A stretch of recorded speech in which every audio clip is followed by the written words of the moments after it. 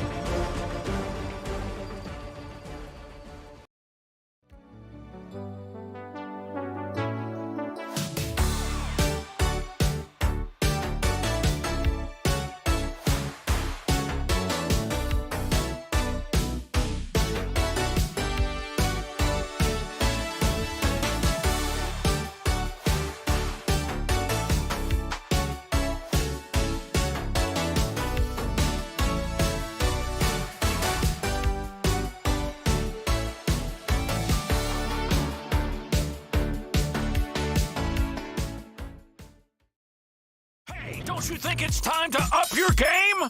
Get to the next level with G Fuel Energy. Item selection, zero sugar, antioxidants, vitamins, character creation. Wow, looking good. Gamer words, DLC, XP, side quest. Look out, sweats. Build mode, flag, no. Squad up. G Fuel Energy. We made this commercial for you gamers.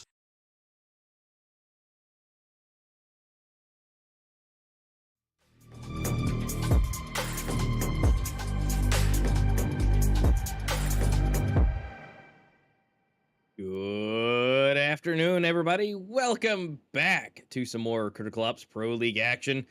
We are here. We're at the end. We're at the grand finals. And of course, we'll be here being your lovely casters. I'm a master, and the main man himself, Twist.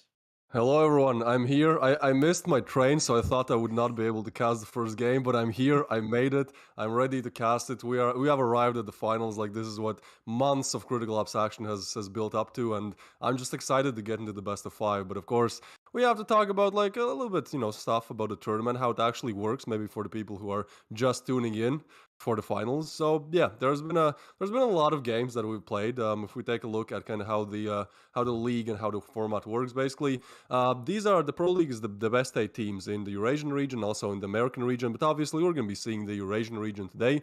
And yeah, it's the 8 best teams. You can get to the Pro League by being very good in Circuit. So if you finish first or second in Circuit, you go up to Pro League, and if you finish 7th or 8th in Pro League, you go down to Circuit. So there's a good flow of teams coming in and out, and then also, if you get 5th, then you battle. If you get 5th place in Pro League, then you battle it out, or 6th place against the teams in the Circuit. So yeah, it's kind of how it works. We've been through so many things here. We've been through the round robin stage. We've been through pretty much the whole playoffs, and now we are at the finals. So a lot of interesting action has happened. We've seen a lot of teams show up. We've had a lot of expectations on some of these teams, but ultimately only 2 have made it to the grand finals today. And of course, if you're just tuning in, it's going to be INVICTUS versus Reign, battling it out in a 5-game fashion. Yeah, it's going to be an absolute monster. We saw a little sneak preview earlier, and that was going to be in the kind of playoffs area. We saw that last week. So it's nothing too crazy, but we should be furthering past that because we got to see it already. But you got to let you guys know, this is what we're working with today. This is the grand final, so only look at the bottom 2 on the left. That's what we're looking for today. First place and second place. We're looking at that $1,500, 4,000 credits, 30 premium cases in event. And then someone will be walking away with the first place prizing of $3,000, the 5,000 cases, or 5,000 credits, not 5,000 cases. That'd be absolutely nuts. 50 on either case, and that exclusive champion Pro League skin for the Scar H. Yeah, it's an absolute beauty. I mean, it even blends in with the background. I like that fact as well, that it's like that the Pro League is kind of featured around these colors, and the color scheme is the same on skin. But yeah, still, I think it's one of the greatest ideas in these Critical Ops pro tournaments, where the team that actually wins gets a very unique skin. I really like the idea, and I'm sure the players who actually get it also like just kind of flexing it out in ranked, or just in casual. Can you drop me an SG? Sure. Can you drop me a Scar? Here, bro, take this. And it's like, wow, okay, so you're actually good. So yeah, I like the idea about the skin, but let's actually look at how the tournament has progressed so far. So in the playoffs, from the 8 teams that competed in the Pro League, 4 went to the playoffs. There was the qualifier 1 for the teams that finished first and second on leaderboard, and also the eliminator match for the teams that finished third and fourth. So kind of the teams that actually made it to the first and second spot have it a bit easier to make it to the finals, which I like. I think it's better than if the top 4 teams all kind of had the same difficulty. So what we saw last week was Rain beating out Invictus in style. I mean, 2 maps for Rain is something you did not expect against a team that finished first on leaderboard. And also we had Saints play against Elevate, and in that matchup Elevate won, but they ultimately lost to Invictus in that relegation bracket. So we've arrived at a rematch, and this is the match result. Yeah, in the first match that we watched, which is Rain against Invictus in the best of 3. Rain really, really performed. We saw many players play very, very well, but I guess Myline is really the one that you have to zoom in on, because he had 51 kills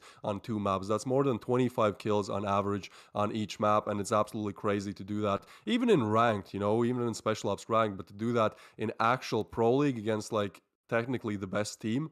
It's crazy. And then on the other side of things, it was a bit more equal. Everyone showed up, but unfortunately, they didn't show up enough because, well, Invictus got 0 maps won in that best of 3. And so today they'll have a chance to prove everyone else that what they can actually do. Yeah, they get a chance. We're going to see a rematch. Again, this is going to be a best of 5, so there's a little bit more that they can do. But let's go ahead and check on and see who, again, is going to be playing in today's best of 5. So Invictus here, starting us off. These are their accolades. If you guys are just tuning in, seeing what they've done in the past, they've had some good rankings: second, first, and then 16th in World. Seems like a little bit of a fluke considering they're here in the grand finals here. So some things happen. You never really know. Here's the roster for the team. Again, you should be no surprise. They're all basically fantastic, up in the 60s, 70s for their rankings and for their win rates. Their rankings are all positive, all above 1.23 is the lowest, and that's on Jimmy. And everybody's just looking fantastic. Z-Knight, Adam Q, Jimmy, Hakeem, everybody's looking good, and they should just be able to just rock and roll this. Even though they did a 2-0 last time, they were the ones with the O, but we're going to check it out here with their map picks. Everything is, again, really well done. We got 2 100% on there. We've got Soar and Village at 100% win rate. Now, granted, those aren't played as very often, but that's okay. They still win in every single time they're hopping on there. So they're looking good. But let's find out a little bit about Rain before we run into what maps we'll be playing for today, because that's going to be super, super important for these ratios. Now, Rain, you've probably seen them around a little bit. They've pretty much got first place in most everything, besides that little fluke there in the middle. They've just first place, second place, all the way around, 20 grand under their belt as far as winnings. You pretty much expect Rain to be somewhere in the top almost every single time. The roster is legendary. We got Myline, who was just cracking out last week with over 25 on average. And, of course, he's at the top of that 1.68 rating. I mean, just nuts. And then, of course, you got everybody else following suit, everybody above 1.0, except for Fricks, but he's got a super low number of maps there. I mean, nothing, yet to write home about, but his win rate is 72%, so you really can't complain with that. So, not bad. And then, lastly, let's check their stats as far as their maps go. They've got 100% on Soar. So, again, always doing good. They don't have 100% on Village like Invictus does, but they've still got a 67%. So, still rocking it out, winning almost every single map more often than not. Yeah, Rain's stats are always, when you look at him, it's like, how are they doing this and how are they doing it against like the top teams in the region, right? Because every time when you look at, I mean, the map stats, even the individual stats, as we'll soon get into, it's like, it's how do you have 100% on Soar? How do you have like on maps like Canals that are actually being played a lot? Because we could say on Soar they've probably won like a few games, but like on maps like Canals, where they've probably played more than 10 or more than 20 maps, more than 20 games on this map, how do you have this crazy of a win rate? And yeah, the only one that's below 50 is Raid, and probably it's going to be one of those maps that Rain bans today because, again, this is the best of 5. So, out of the 7 maps that are in the competitive map pool for Pro League, each team will have to choose one that they want to ban, and we'll get to the map stage as well, to the map bans and map vetoes as well. But I'm quite sure that Rain will choose Raid as their insta ban.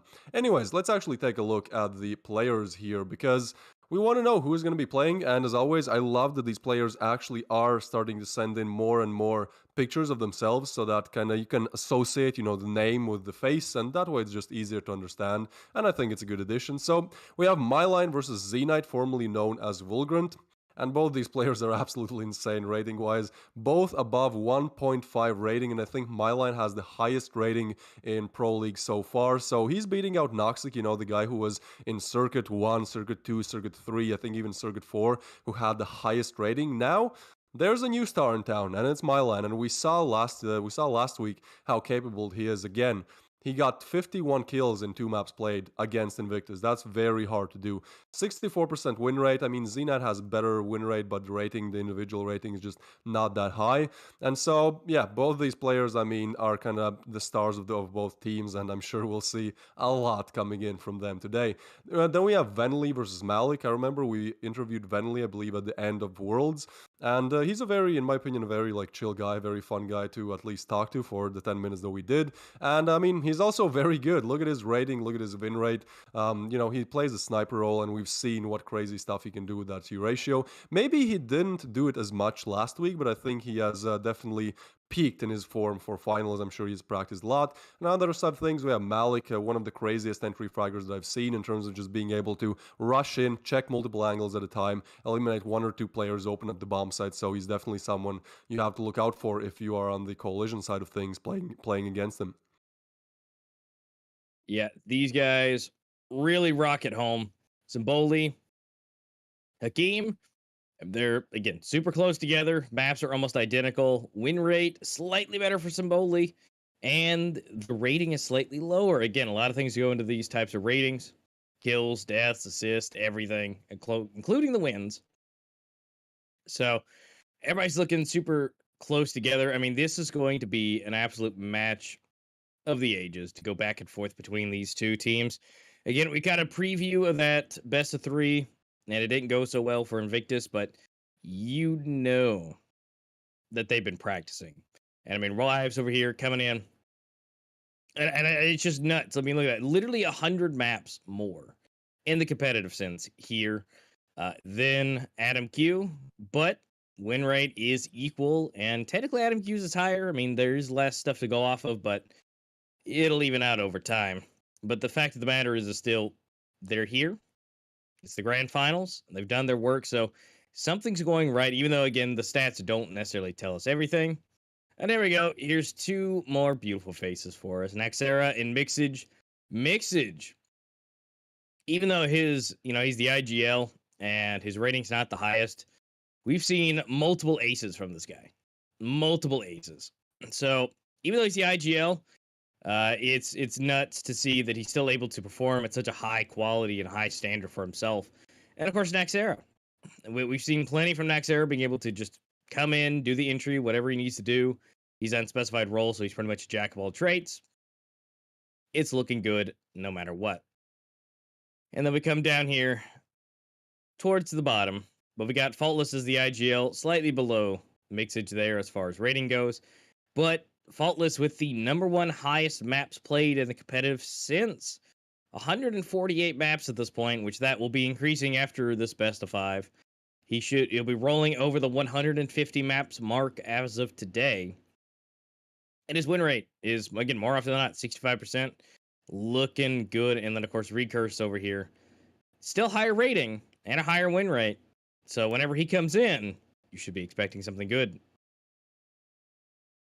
Yeah, most definitely. I think you should be expecting something good from all of these players. Again, there's a reason why they've made it to the finals. Sure, it's the team aspect, but at the end of the day, like we've seen crazy stuff from all of these players. We have Jimmy here, the in-game leader. I'm sure he has prepared a lot of good strats for the day because they're playing for a lot. They're playing for a lot. A lot is on the line. And on the other side of the thing, we have Fricks, who is the support player. And honestly, I like seeing Fricks play. I think a lot of the times he might go like undervalued, maybe because his rating is not as high as his teammates. But a lot of the times, the rating is good, but a lot of the times, like it doesn't account for stuff like lining up smokes for refragging, for how impactful the kill is. So I think a lot of the times Fricks is actually the man that wins out the round just by how he's playing, or a very impactful kill that he gets, or a smoke that blocks off a certain part of the map that allows his team to push in a site. So yeah, all of these players definitely a reason why they are at the finals. But what we want to find out are the map vetoes. We want to know which maps we're going to be playing on. And well, here we go. Again, this is a best of 5, so each team has only one map to ban. And after that, well, they're gonna pick their favorites. So I think we will start with Invictus, and they're just gonna go straight up and ban Grounded, which is an interesting move. I think it's one of Invictus's better maps, but I could be wrong, and at least from what I've seen, they're good on Grounded, but I'm sure they think that they're better on other maps, which I could agree with. And there you go, Rain, eliminating Raid, their lowest map win percentage on this map. Then we move on to the fun stuff, the maps that we're going to be playing. And the first one, we're going to start off the finals with Soar. All right, There we that's go. fun. Yeah, that's fun to see. I want to see Soar, and I think as a first game, it will just like be a very good vibe to start out the finals. Then we can see Rain picking Canals, probably their best map. I mean, Rain and Canals just go hand in hand. And then for the side of Invictus, we're going to be seeing Port, so another great map to watch. And then it's actually going to be interesting if we go to game 5, which one is going to be. So we have Village left and we have Plaza left, but Rain are going to pick Plaza. Again, Canals and Plaza, probably Rain's strongest map, so it makes total sense. And if we do go to that map 5, it's gonna be Village, and I think it's great to kind of have these brackets of Soar and Village, where all the usual competitive maps are in the middle, but then Soar and Soar and Village, kind of the wild childs of the Critical Ops map competitive scene, are kind of the starter and the finisher. I think it's great, and I'd love to see Village as that decider. Yep. And so we'll be able to see those lovely maps here in just a moment. But we got to know, what do you guys think?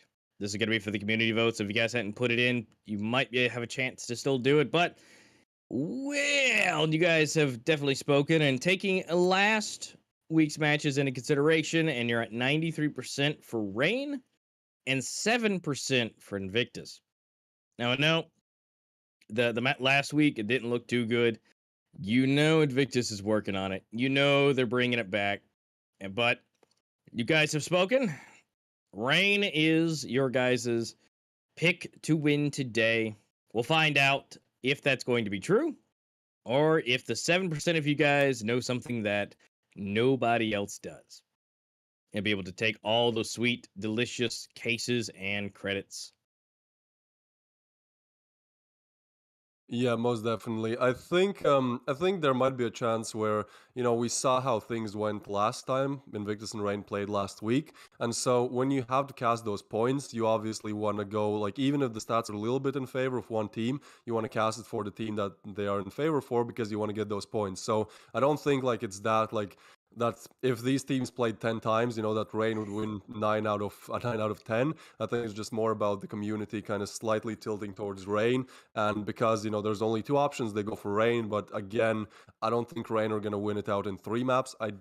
Could be 4, but I think ultimately we will see map 5, because Invictus have been looking very, very strong, all throughout the group stages. And probably that game, that best of 3 last week, was just a fluke, and I'm sure that they've worked on the mistakes that kind of made them lose last week. So it should be entertaining, it should be fun, and what equates more with fun than watching Soar? It's one of those maps where anything can happen. There's absolute chaos every time you watch. It's like, what is going on? So we'll be getting into Soar very quickly.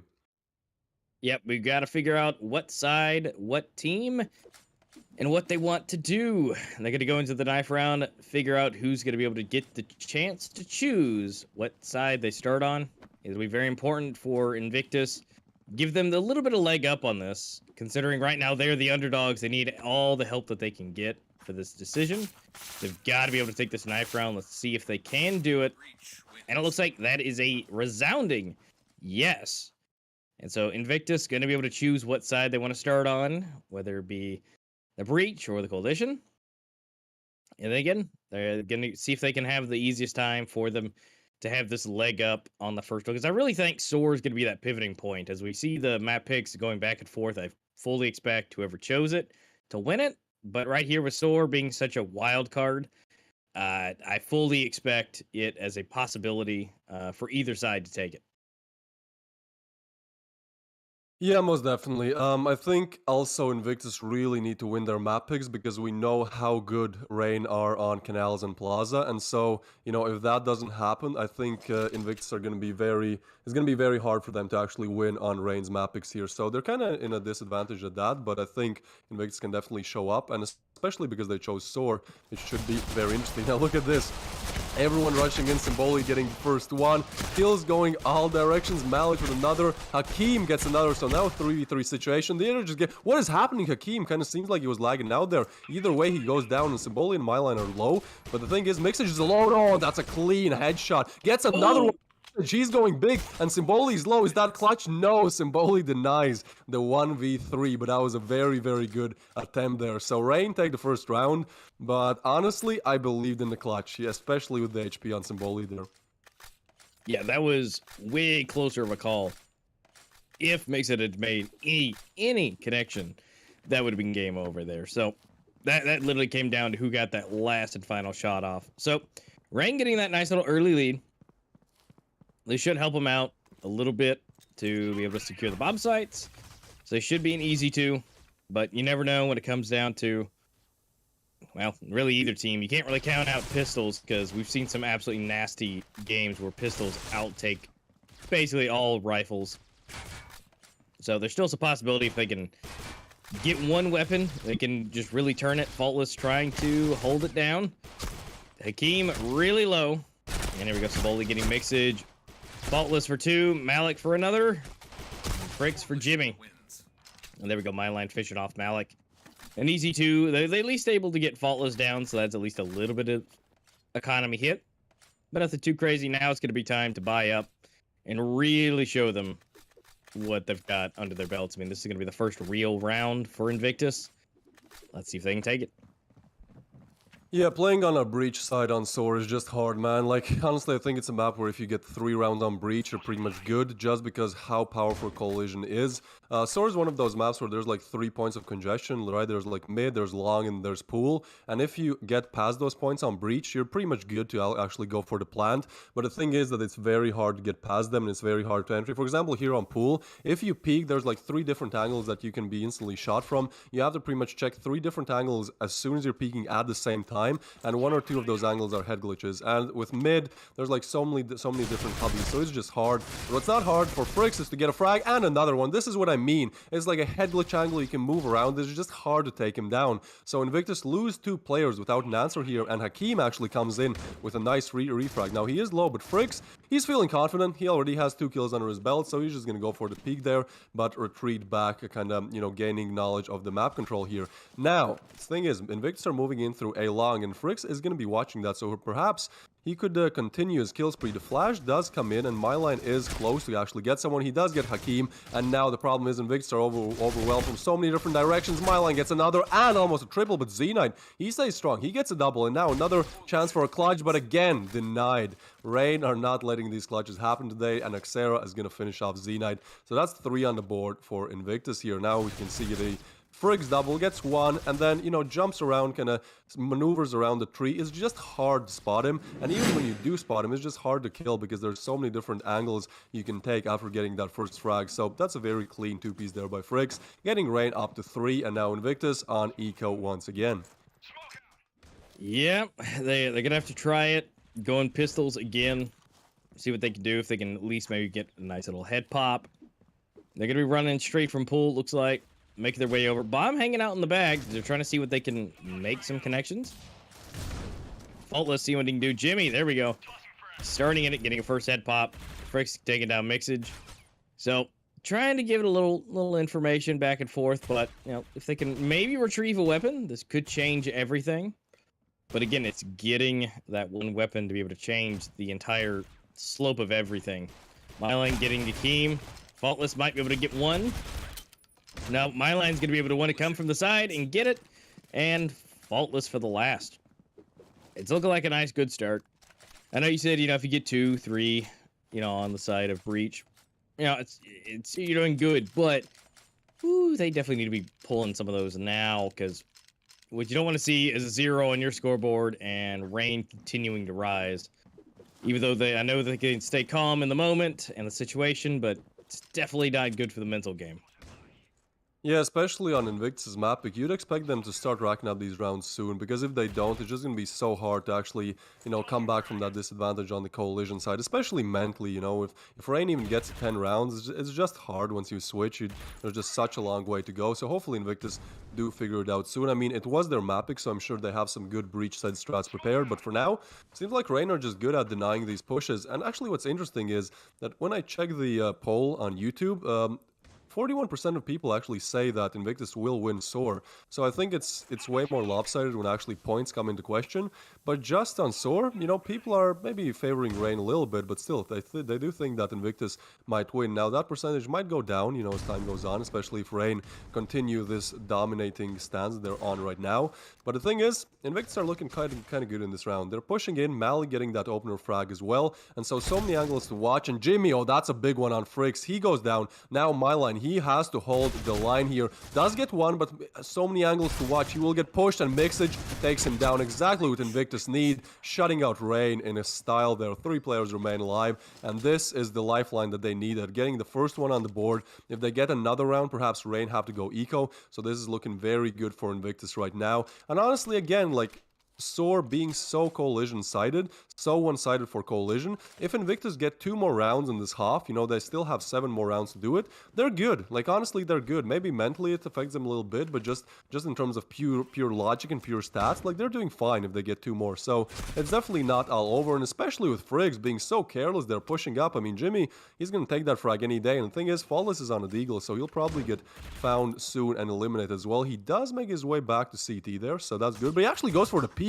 I mean, that's some good info, but very risky play there coming in from Faultless there. And Jimmy, he just keeps popping heads, gets another one, Malik with another one as well. Nexera is able to refrag, but still a 2v4 situation, and Nexera has to watch so many different angles. And the thing is, Invictus are going B, it's smoked off, so Nexera has to hold down 3 people on site here. Hakim the first one, and he just peeks, insta headshots, Nexera down. Symboli the only one left alive, coming in from mid, and seems like Mixage, he's prepared for that. So Symboli does take him down, but Malik, never mind, Z-Knight with the helping hand of Malik there eliminates him at last. So Invictus on 2, looking solid, good opener.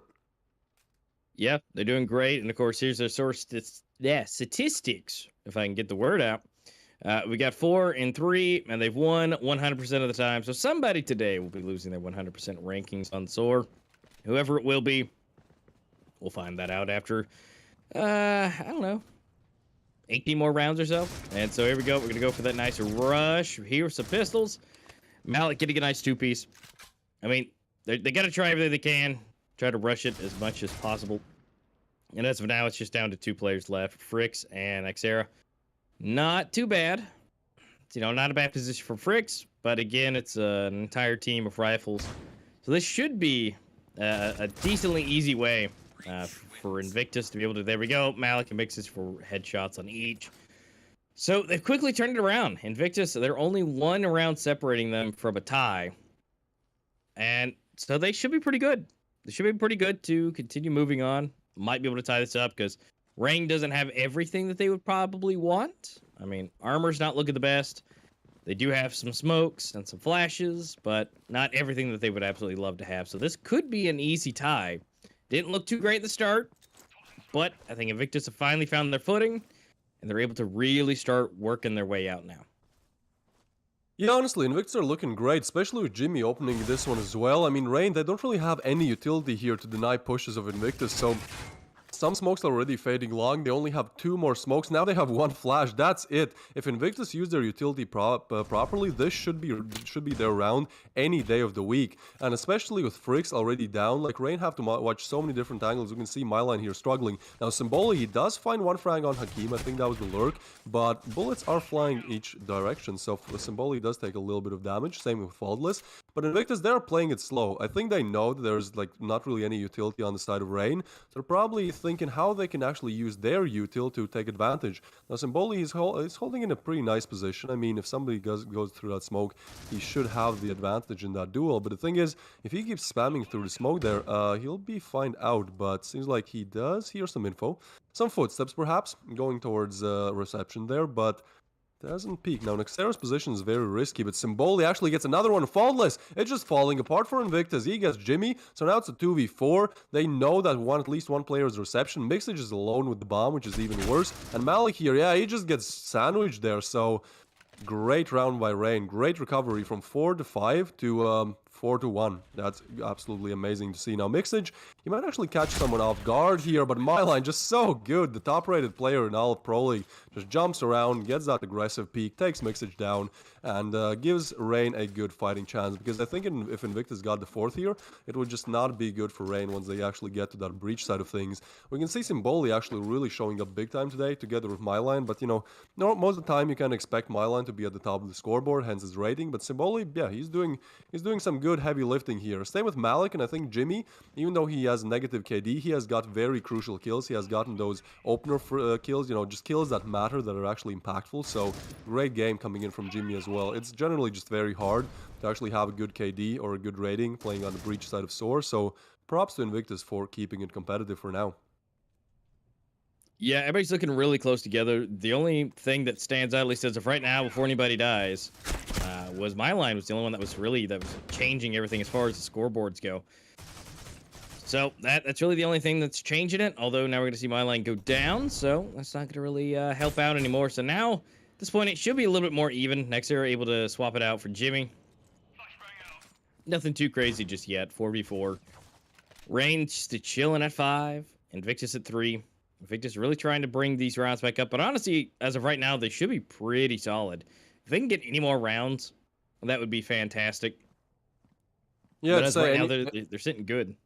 Anything else is just a bonus at this point, right? Like 3 rounds is honestly decent, like it's average on Soar. Oh, that's an interesting peak. All right, Fricks does get some info, but now they know that the pool is being pushed. But look, there's nobody actually CT, and they think it's B. Why do they think it's B? There's nobody to deny. It's only Fricks, and if he goes down, it's all over. Now he does maneuver very well. Oh, almost gets another one. Fricks doing so much work here. Peaks gets another frag. That's huge from Fricks. Single-handedly denying the push here, and now help has arrived. Nexera has arrived. He gets a frag, and Fricks to finish off the 3-piece. Great round from him. Look at that HP as well. 6 HP. Absolutely amazing performance there by Fricks. He has been great in some of these rounds as well. I think in the one that he got a double, that was also very impactful. So yeah, we can see the reason that the thing that I was talking about, maybe his rating is not the best, but he's really a good support player. He's really a player that, you know, Rain win rounds off of. So again, rating is not everything, of course. It does correlate with performance, but a lot of times it's that one player with maybe not the best rating that gets that crucial round like Fricks just did. Now, moving into round 10 here, I think Invictus are kind of starting to run out of options, because the rounds that they've won has been mostly off of just having a good entry frag and just mostly off of aim. When it actually comes to these breach side strats, it seems, I'd say a little bit stale. It's not like you can actually have good breach side strats on Soar just because of how 3-lane the map is. You know, you can either go left, right, or middle, and there's not really many strats you can do from there. It's more about just out aiming. Now, that's a good strat. Throwing the flash, getting down the reception player. So now that's rated 1 for 1. And now Invictus can take reception control. That's pretty good if you want to go A or B. Just having that info, especially, you know, just staying there, hearing footsteps, making range rotations work, making them work a little bit harder for those rotations. Now, Faultless, what is this? Faultless pushes in, gets one, gets Jimmy, he's just not aware. What is that from Faultless? Huge play. Now, Hakim still competitive, still in the game, and gets another one. Faultless finally goes down, so suddenly the tides have shifted once again. 1v2 clutch for Nexera coming in. All clutches denied so far by Rain when Invictus tried, and seems like Invictus are going to do the same thing, denying Nexera on the clutch, getting themselves up to 4 on the scoreboard. Looking good, rebounding once again here. That was nuts. Faultless, looking like he's playing an entirely different sport, just jumping out there, wanting to dunk on the players, which he does. But unfortunately, it was a great shot, but unfortunately, still lost the round. Great again for Invictus, being able to be so close, even though they are still below Rain. But if they can keep it as close as possible when going to the flip, that means it's going to be the turn on Rain to be able to break through their defenses and get the bomb planted, which, as of right now, seems pretty difficult. As of if they do anything close to what Rain is doing currently. Symboli coming in with the shotty, able to at least get one. Faultless for two. And the only one that goes down is Symboli. Hakeem able to take him down. But now it's just Hakeem and Mixage. Well, never mind. Frick said absolutely not. And is doing the big plays yet again. 2 for Fricks. And another one on the board for Rain.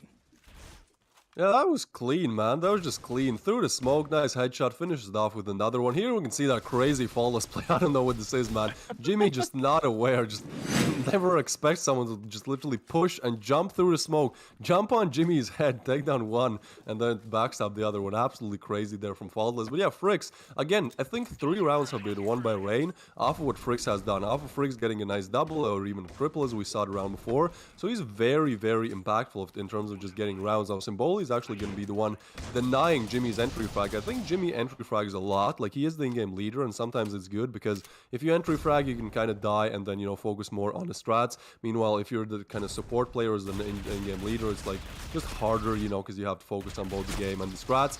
Ooh, that's nice again coming in from Symboli, and Faultless, the duo keeps delivering. Now, only 2 alive, Z-Knight and Malik, and they are scrambling for scraps here. I mean, there's just not much they can do, especially with that Deagle.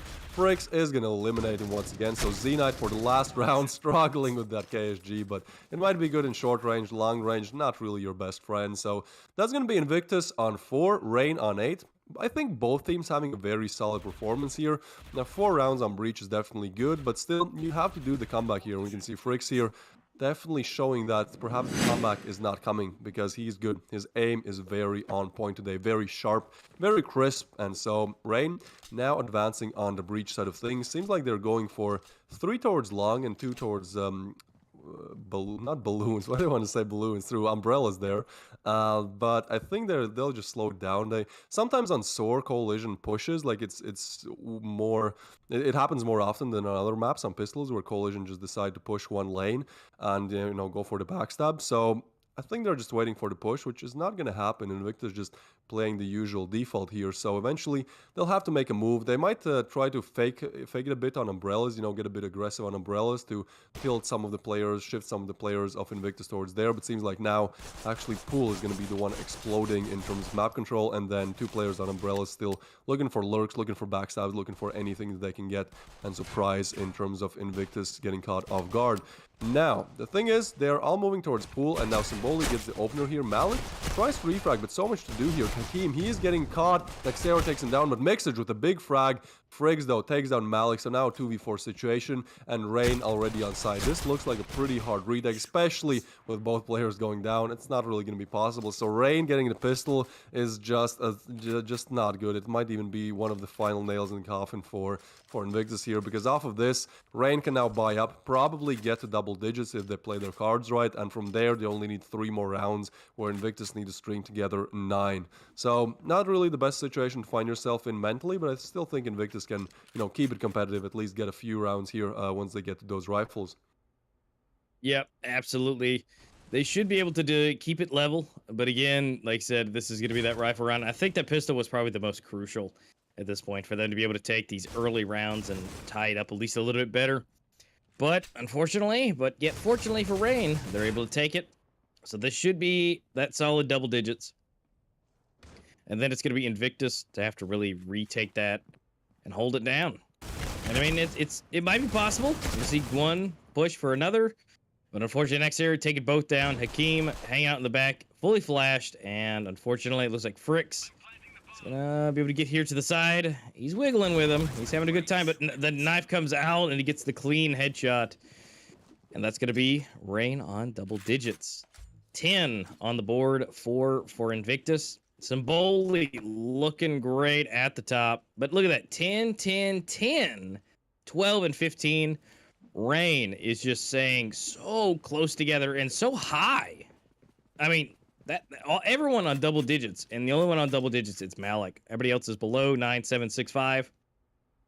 I mean, Rain is really sharing the love back and forth, but you know, Symboli's obviously he's gotten a couple doubles, so that able to make him go a little bit higher than everybody else. So it's looking solid. I mean, Rain is really not, you know, outperforming as far as one single player. It's just been clean and solid.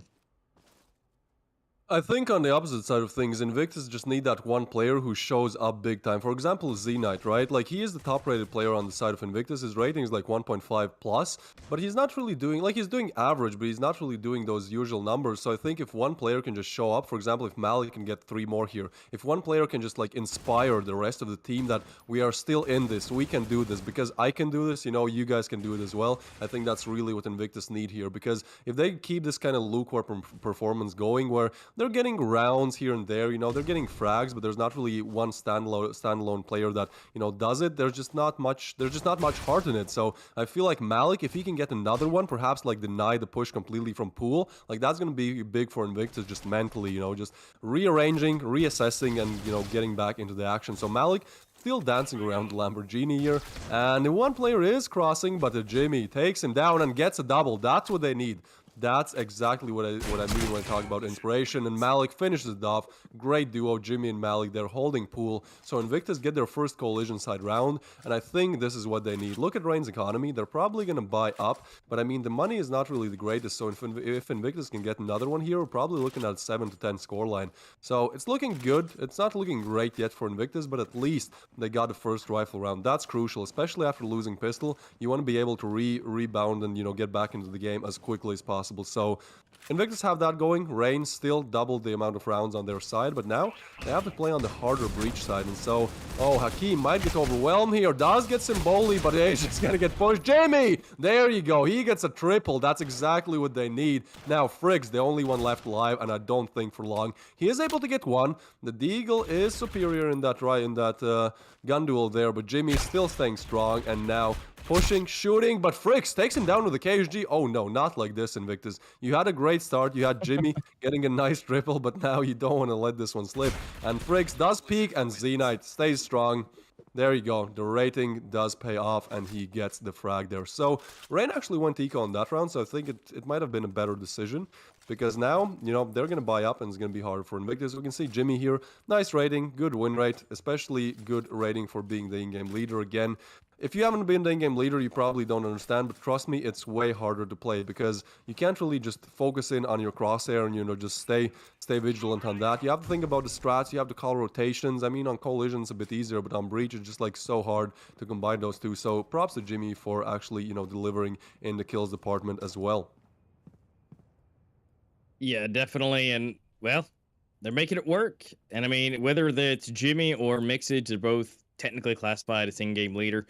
Whoever's doing it, you know, they might be trading back and forth. I mean, it's always nice to have somebody else there that can also help, you know, take a little bit of that stress off. Now, I will say what's interesting, we do see the U ratio here from Faultless coming in.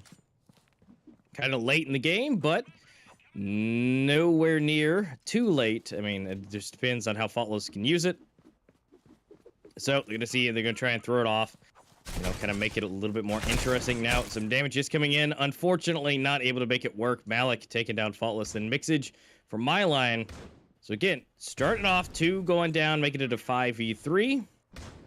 Kind of setting them up a little bit better. And so now, if Z-Knight here can take down one more, then I think this would be an absolute win for them. This is just kind of where, okay, yep, Mixage just kind of baiting them out like, hey, no, all I've got is a shotgun here. Don't worry. You got the range on me. Just waiting for Z-Knight to do what he does. Setting it back up. Wait for them to go. Trying to get a little flash. Mixage come around the corner, trying to get to a close proximity. And then be able to help out when he can. Shotty's coming out just to bait him. 1, 2, and... Can he get the third? Yes! For Z-Knight for a triple to end it out for him. And to be able to take another round, racking him up to 7. They're getting closer. Yeah, that's exactly what Invictus need. Again, now they're getting those doubles, triples. Here we can see the Jimmy triple. That was great. And then Zenite with another triple. I mean, it definitely inspires the rest of the team. Also, Invictus playing that very well in that 3v5 situation. You don't really want to give them, you don't really want to peek them one by one and die. You kind of just want to hold your line, hold the angles, and make sure that you have crossfires set up. And that's exactly what Invictus did there. Now, Raynor on eco, and that's a big frag from Malik, but he actually goes down. So I think an SG will be retrieved, but the thing is, Nexera Frick so low. Mixage takes advantage of that. Gets a nice nade double there. So now only Symboli and Faultless alive, and they know where these players are. So I think Mixage will probably just eliminate the rest. He throws a nice flash there. Oh, Faultless might have a little bit of fighting chance, but Hakim again comes in. Invictus are starting to wake up. Each player now showing up, getting those doubles, getting very much needed frags, and we can see that Zenite triple again. Mixage and Zenite staying together so they can refrag each other. Now Mixage does go down, but Zenite quick on the head of the second one, and then the third, just a freebie for him. Gets the triple, gets the SG, and gets the seventh one on the board. But now Invictus are starting to pull back, and the thing is, they only need 5 more rounds, and I'd say getting 3 rounds on Breach side is harder on Sword than getting 5 on Coalition. So I think Rain, they have to start getting a little bit worried here. They have to start, trying different strategies. They have to do something, because Invictus, in these last couple of rounds at least, looking very strong, and you can see it in their playstyle. Like, before they were a little bit more scared on the Coalition side, they were just holding angles. Now they're actually actively peeking. Like Zenite here, he's peeking, they're re-smoking, like they're doing stuff they did not do before. And sure, overconfidence can be a bad thing, but I think Invictus right now have the perfect amount of confidence where they're not really pushing up, but at the same time they are playing aggressive, and they're keeping Rain on their toes. Yeah, definitely. And I mean, they're really just putting it out there, smoke after smoke after smoke, making sure they're like, look, do not come this way, we're not going to let you in. So they're doing a really good job holding down in mid. Now they're going to be rotating around, going over towards the pool side of things, which, I mean, don't get me wrong, everybody loves a good vacation, a good lounge, but Symboli going to take Jimmy out to kind of open it up just a little bit. Malik is going to be in a bit of a tough spot by himself. We're going to see a little bit of potential rotation. Faultless getting the jump shot, Eurasia blast to the face. Zenite coming around the corner to help out yet again. But can he make this connection? You're going to see Faultless again coming around. There goes one. Gets the headshot on Faultless. Eurasia's out. Hakim take it down Fricks. It's a 2 versus 2. No, Symboli's coming. Looks like Zenite knows. A little bit of head glitch area, and it looks like Symboli is going to be able to get both of them back to back. Yeah, that's a much needed round there for Rain, because, I mean, the economy is looking fine on some players. For example, Zenite is past the 5-digit mark, but then at the same time, Mixage needs a drop, right? So if Rain can get another one, they can probably break or come close to breaking Invictus' economy, and then we'll be looking at match point for Rain and Invictus on like Deagles or maybe SMGs. So yeah, Invictus desperately need this round to actually keep going. Symboli there with a very crucial performance. I mean, that's the support you definitely need, playing his role perfectly. Now, Symboli is on 20 frags, which is pretty crazy to see. I mean, normally it's like, my line or one of those, but yeah, he's playing good. And Faultless gets an opener close range with the Eurasia. So now Zenite kind of panicking a little bit. Still gets a frag on Nexera, that's good, but he needs help to revive, and he's being chased down here. Oh, that's actually an angle that there's nobody at, but Faultless jumping gets Zenite. So now Malik, the next man in line, he does get a headshot. Oh, and playing that smoke so perfectly, gets another one. Now a 2v3 situation, and they are holding Rain down. Now Fricks, I think his position is known.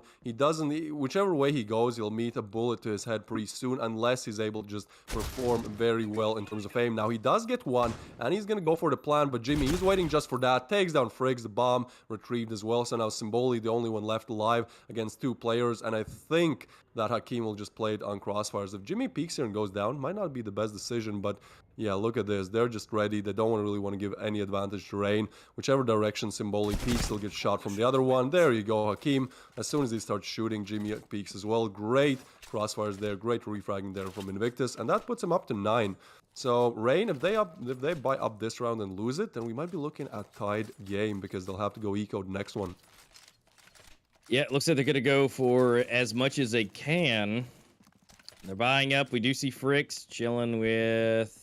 Yep, going to stay on the Deagle. Didn't know if there was anything dropped for him. Faultless going to try and save up, looks like, again, to go ahead and have that U-ratio in hand, but he's going to go with a shotty this time. So, kind of about as good as they can do. I mean, they're not broken, but they're not great. But let's see what Hakim can do if he can break him. But Hakim and Jimmy, one for each. So it's going to go ahead and rock it down a little bit more. No weapons to be able to retrieve, so Frick's still on a pistol. So that's not going to help him out as much. Mix is trying to have a little bit of a fun time using the KSG holding down over there at the bomb site on A. Here we go, Z-Knight taking out Faultless real quick. Saboli able to get one, but Mixes takes down Fricks, and now it's all left up to Saboli, which he's good, but I don't think he's going to be that good, and no, Jimmy's going to take him out. We're now 1 round from a tie. Invictus doing pretty good.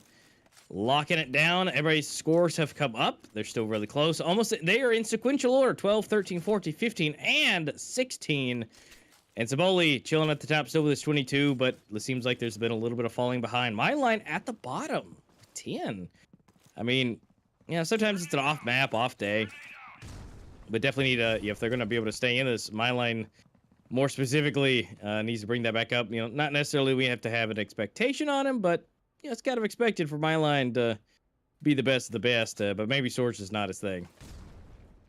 Yeah, Rain desperately need my line to show up. Normally, again, you know, he's the player at, you know, topping the scoreboard, topping the rating charts. But now he's not showing up, and that shows in terms of rounds. I mean, if my line can get nice last couple of rounds here, then I'm sure Rain can find their way. But otherwise, you know, the rest of the Rain players do show up, you know, individually. That's why, you know, they're still keeping it competitive. But still, if my line can at least get out of that bottom position of the scoreboard, I think Rain are good. The problem is, so far, he's not been able to do that. And on the other side, I think Invictus are looking very strong right now. Like, all players, when you watch them, they are performing. You know, they are there to kill, and so far it's going great for them. Mixage throws that nade. Unfortunately, no damage done. So, yeah, you know, $300 wasted. It's fine. Now the smokes do come in, but I think Mixage will just go for the spam. He does spot my line. He needs to actually get a frag, but instead he just catches so many bullets. He's low, 1 bullet, and he's out. Now 5v5. This is gonna be a big push. Jimmy does push up and get Symboli. That's huge. Now the play will go up on A. You know, Flawless and my line gets a double, but Malik, that's a crazy double. Will he get the triple? Yes, he does. Malik single-handedly eliminating all of the hopes that Rain had for this round. Now it's tied unless Fricks is able to pull a triple. He's not. Malik completes the quad kill there and get Invictus tied. Now it's just gonna go all downhill for Rain. The money is not there. If they the thing is, if they buy up this round, then they have to go eco on Invictus map point if they lose. But at the same time, they don't want to still give the match point and then buy. So it's just a very tough decision for Rain here. And if they don't get this round, it might be all over. Yeah, that's going to be the big decision here. And, well, they're going to go ahead and buy up and try it again. So let's see what they have. They looks like they want to go poolside again, going down to the retreat, get a nice tan. Having Faultless run forward first, seeing what he can see through his scope. Doesn't look like there's going to be much there. Malik just trying to use his swift legs, trying to get some information. Although... ooh, the timing. Okay, so Faultless is able to at least see him, but pretty sure Malik is going to go ahead and give that information too. We start to see a little bit of movement. We're going to see mixes rotating around here. And same for Z-Knight. So they're going to kind of work their way in. Frick's able to get the first one. Faultless for the next on Jimmy. It's going to have to be big here. Hakeem getting 2 and Axera for another. And if they can get this nice trade, this will be big. Now Z-Knight, unfortunately, last alive. Going up against Nexera, Symboli, and Faultless with his U ratio. This is going to be difficult. They are all on the A side. It's going to be who sees who first. Faultless might be able to just make this happen. And he does, straight for the stomach. And Rain on match point. Looking good. Now they're fully bought up. They're fully ready to go for this match point. And let's see if Invictus can pull this off and tie it. Yeah, Invictus, like, they've made such a good comeback. Again, Rain were up 10-5, but the thing is, they don't want to fall at the last moments here. That was honestly great play by Rain there. Like, strategically, they just showed up, they cleared everything, they made sure that there were no mistakes made, and that wins them the round. Now, Invictus not really on the best buy. I mean, there's literally a shotgun on Mixage, so he is picking a very aggressive position here, but a lot of times it gets spammed. So, you know, it's kind of a 1 kill guaranteed, but then you're dead position. I mean, with the shoddy, that's kind of what you expect. Like, if you can get 1 kill, that's fine.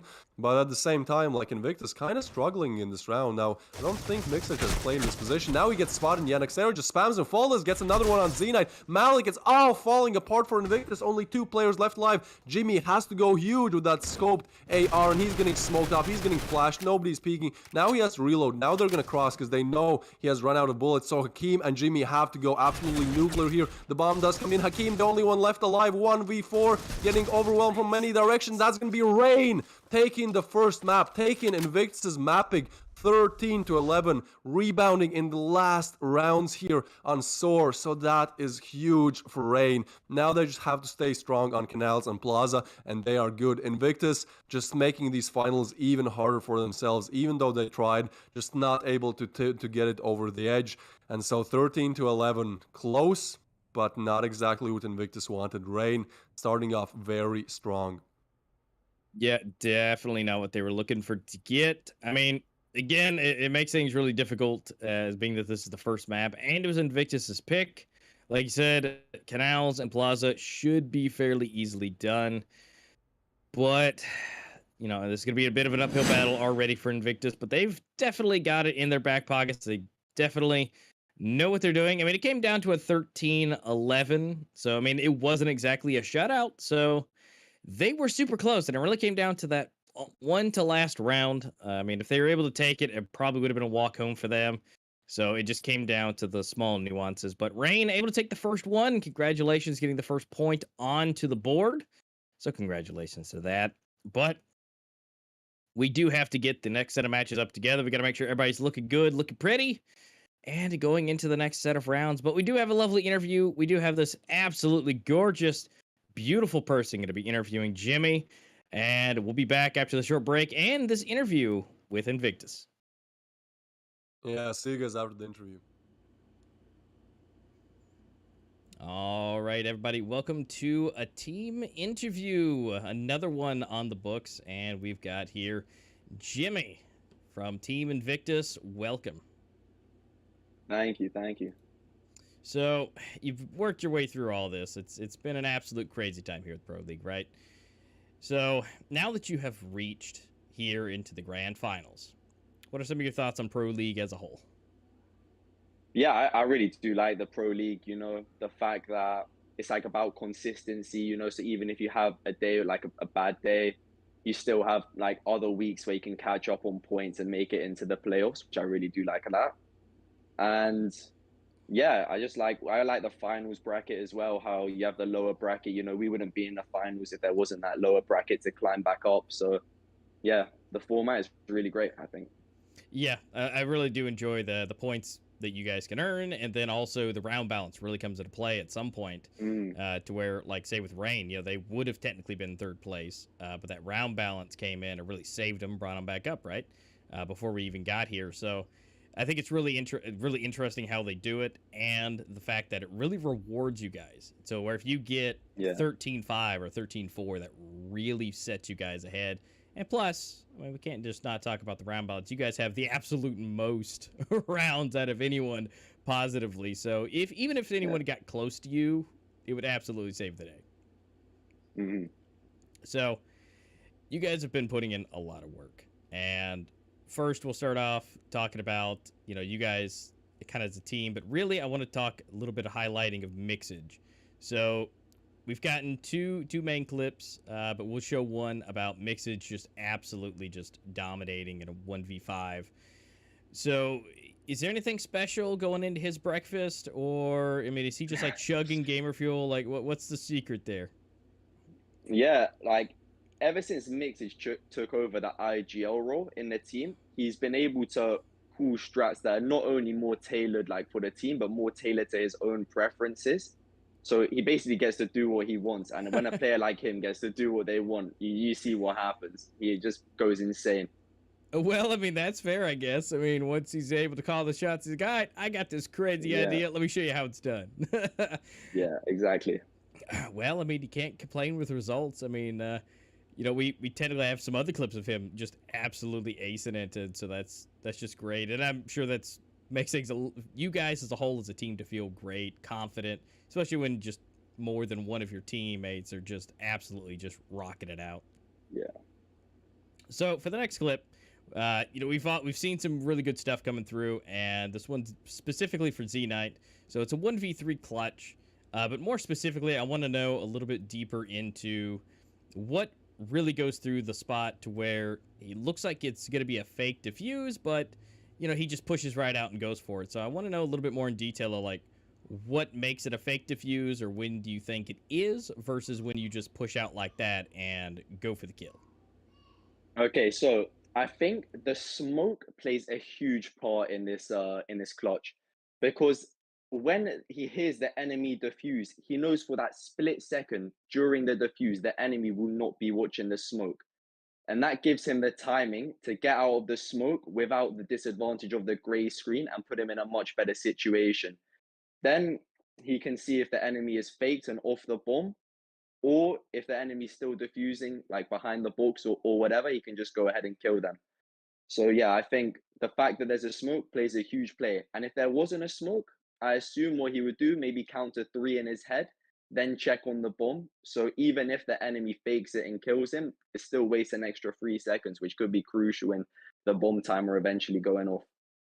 So it definitely gives you a little bit of enough time, but even if it would still mess them up enough to potentially have the bomb explode. And so you're just trying to waste as much time as possible without putting yourself in too much danger at that point. Exactly. You want to just play it as safe as you can possibly play it, Yeah, that's absolutely fair. Because again, sometimes I see, it's a fake, because obviously we're spectating and, we're commentating for you guys. And so being able to see like, oh, someone's going to grab it and they're just waiting for you to come out, or versus the whole, pros never fake thing and they just go for it. So I love it. It's all in the split second. You guys have to make those decisions. So I commend you guys for that. Yeah.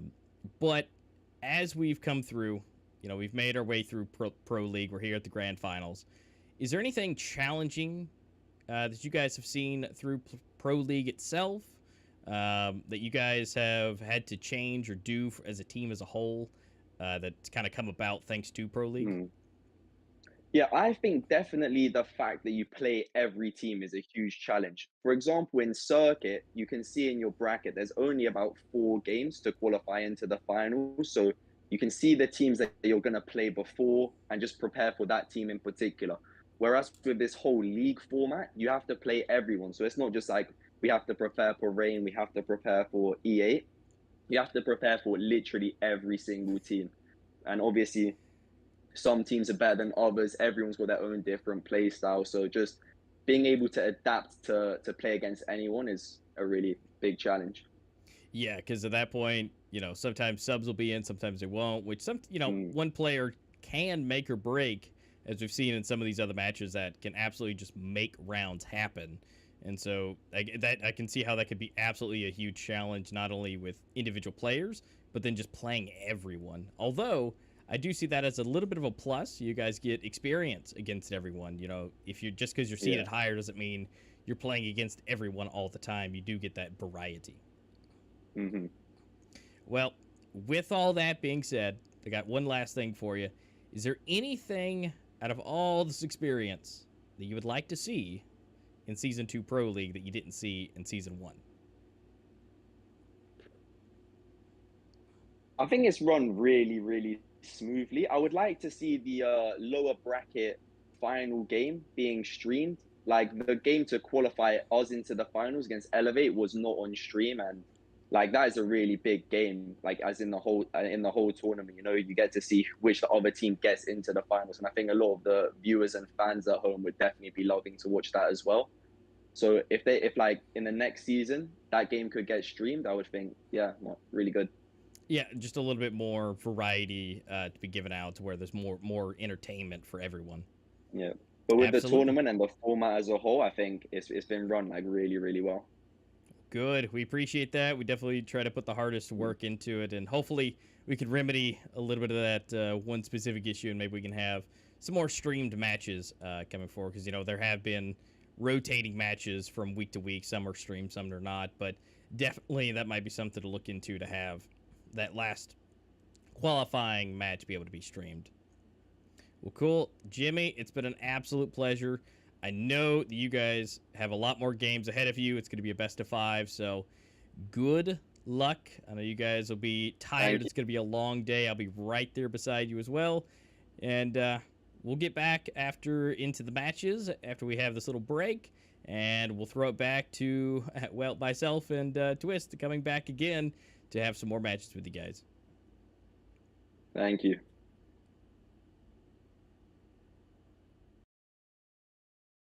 All right, guys. Welcome back. Thank you to that glorious interviewer to sit down with Jimmy. Just an absolute pleasure to sit down with him and get a little bit of insight on the team.